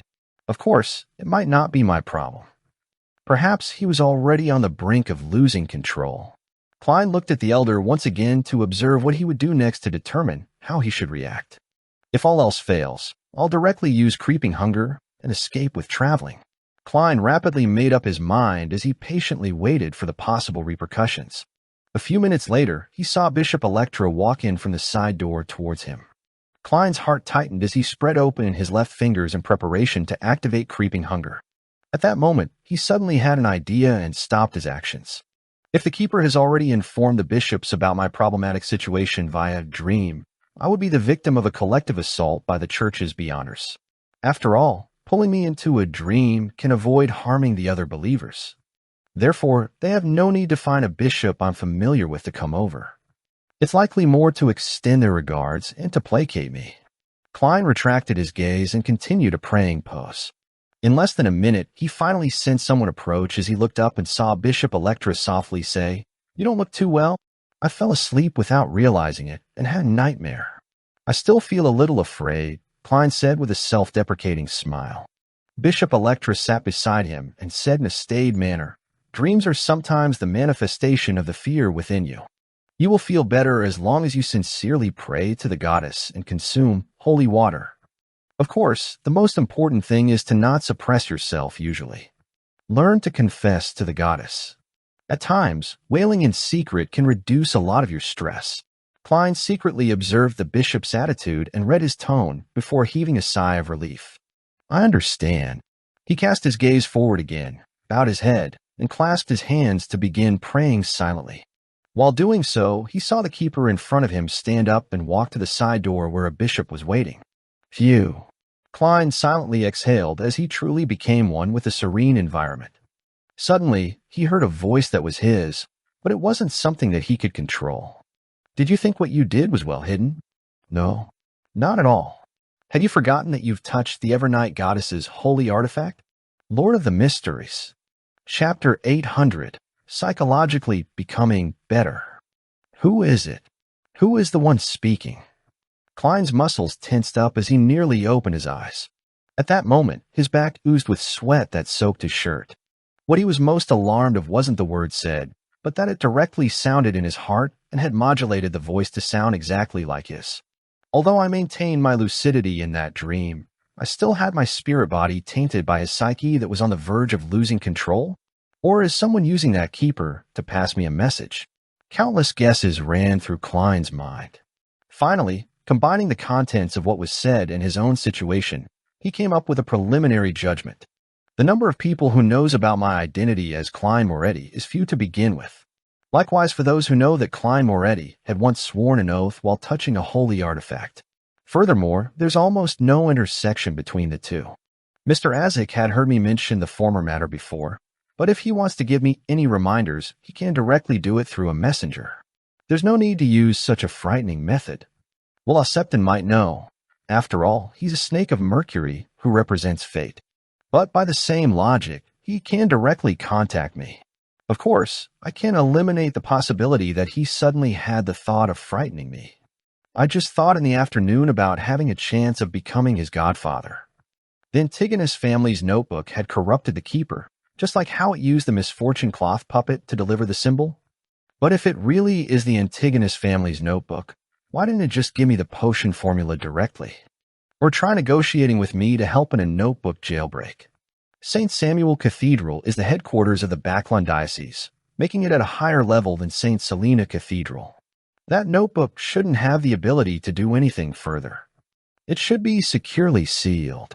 Apart from them, there is only one entity who is aware of both matters, the Evernight Goddess. However, with a deity's pride, she has no need to pretend to act as a passerby to call me out with a polite and estranged tone. I'm in St. Samuel Cathedral, so all she needs to do is produce a revelation, and dozens of beyonders will appear to mow me down.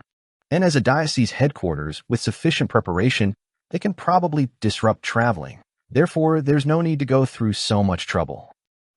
There's still one more person who's aware of both matters. That's myself. Before planning my operation, I've actually considered the corresponding problem. Back then, my conclusion was that I didn't need to worry too much about it because only after advancing to Faceless will some of the Grey Fog's powers enter the real world, allowing certain demigods to sense my uniqueness. Before this, only Beyonders from the Monster Pathway could discover a tiny bit of my uniqueness, and back when I touched the Holy Sword and made that oath, I had yet to become a clown. Just because of the secret connection established from the oath, it made the goddess slowly sense something about me. It's been so long, and I haven't seen her take any action. That female angel, she should be an angel. She had even smiled at me when she wiped away Mr. A. Therefore, the goddess might be happy to see me take away the Antigonus family's notebook. Although I'm not sure of her motives, I can only accept it and subsequently think of ways to deal with it at my current level. This is ultimately safer than climbing the main peak of the Hornacis mountain range. Of course, that's built on the premise that the lady which wiped away Mr. A is an angel of the church. Although I had undergone all kinds of acting during the faceless stage and got to know myself well, I consumed additional potions without completely digesting them. And marionettist requires every marionette to adhere to a specific persona. This also easily causes a personality dissociation. Also, to steal the Antigonus family's notebook and to act as Dwayne Dantes, I'm under immense stress. I am subconsciously wavering and am suspicious. In this state, the Keeper's corrupted psyche of nearly losing control had agitated my spirit body, causing me to have a split personality. Just as Klein thought of this, the familiar yet unfamiliar voice resounded in his mind again. Hey, your considerations are too idealized. All of your actions are fundamentally all thanks to luck. If that high-ranking deacon, Christette Sesamir, with a holy sword was here in Backlund to handle beyonder cases, can you guarantee that the holy sword wouldn't sense you when you are in the same cathedral? Both of you are linked by an oath. If Deacon Sesamir were to come, I'll abandon this plan. Besides, it's also not possible to avoid it ahead of time. I'll find an excuse or reason to be out of town for some time. Klein mumbled inwardly. Then he heard the voice belonging to himself sound in his mind. This makes it a situation prone to too many accidents and unpredictable developments. Before coming to the cathedral, didn't you also not consider that the mere observation of spirit body threads would result in a mutation? My nervousness back then was the anxiety that something happened beyond my expectations. However, as it's a mere observation without me making any direct contact, I didn't believe that there would be too great a problem. I should be more cautious in the future. Also, accidents and developments exist for everything. Who exactly are you? Klein closed his eyes as he pretended to focus on praying. The voice hesitated and said, I'm Klein. You are Zhou Mingrui. No, I'm Zhou Mingrui. You are Klein. Indeed. Klein felt his hair stand on end once again. He decided to leave St. Samuel Cathedral immediately, return home, and resolve the problem of his character dissociation. When the symptoms first appear, the situation is easier to resolve. Once the other personality stabilizes and becomes stronger, it will begin to snatch control of the body. I might even need external help when that happens. He opened his eyes and looked at Electra with a tranquil expression. I feel like I've calmed down. Ever since I got a mental illness, my mind is a lot better. As he spoke, Klein inwardly gave a self-deprecating comment. He enjoyed lampooning, partially because it was in his character to do so, and partially to enforce his personality. It was ultimately to remind himself who he was, so as not to lose himself to his acting. Bishop Electra smiled. May the goddess bless you. As he spoke, he took a cup of water from a priest's hand and passed it to Dwayne Dantes. Without any explanation needed, Klein knew that it was holy water. He often drank it in the past, hence, hiding his anxiety, he received it in a composed manner and downed it. A refreshing feeling slushed down his throat, jolting his mind as he became a lot more awake. Even the voice in his mind weakened. This has the effect of placating the spirit body. The Church does view Dwayne Dantes with great importance. Of course, this is created by their beyonders. As Klein nodded at Bishop Electra, he drew the sign of the Crimson Moon and staidly walked to the altar and donated 50 pounds into the donation box. After doing everything, he led Richardson and left the cathedral, riding the carriage back to Backlund Street. On his trip back, he didn't feed the pigeons, because an ordinary person who had just encountered something would hardly have the peace of mind to do so. After returning home, the silent Klein used the excuse of an afternoon nap to dismiss his servants. In his master bedroom's bathroom, he took 4 steps counterclockwise and headed above the gray fog. Passing through the roars and ravings, he didn't feel his body be purified. He was increasingly certain that the voice in his mind originated from himself. It was a result of being corrupted and agitated, causing a character dissociation. Sitting in a high-back chair of the Fool, Klein immediately studied his spirit body situation. He discovered that there were some signs of chaos without it being pure. The corresponding aura colors were somewhat spotted. After seriously contemplating for 2 minutes and ignoring the echoing noise in his head, Klein conjured the world Gehrman Sparrow and made him devoutly pray. Honorable Mr. Fool, please inform the moon that I wish to rent the mental terror candle for half a day. I know he has the means of obtaining it. Very early on, his identity as the world had been prepared for Sherlock Moriarty, so Klein wasn't worried about it. South of the bridge, Harvest Church. Emlyn White, who was anticipating his obtaining of Lilith's ring in the evening, suddenly saw the endless gray fog and heard the world. Alarmed, he muttered in silence, "How does he know that I can get the mental terror candle?"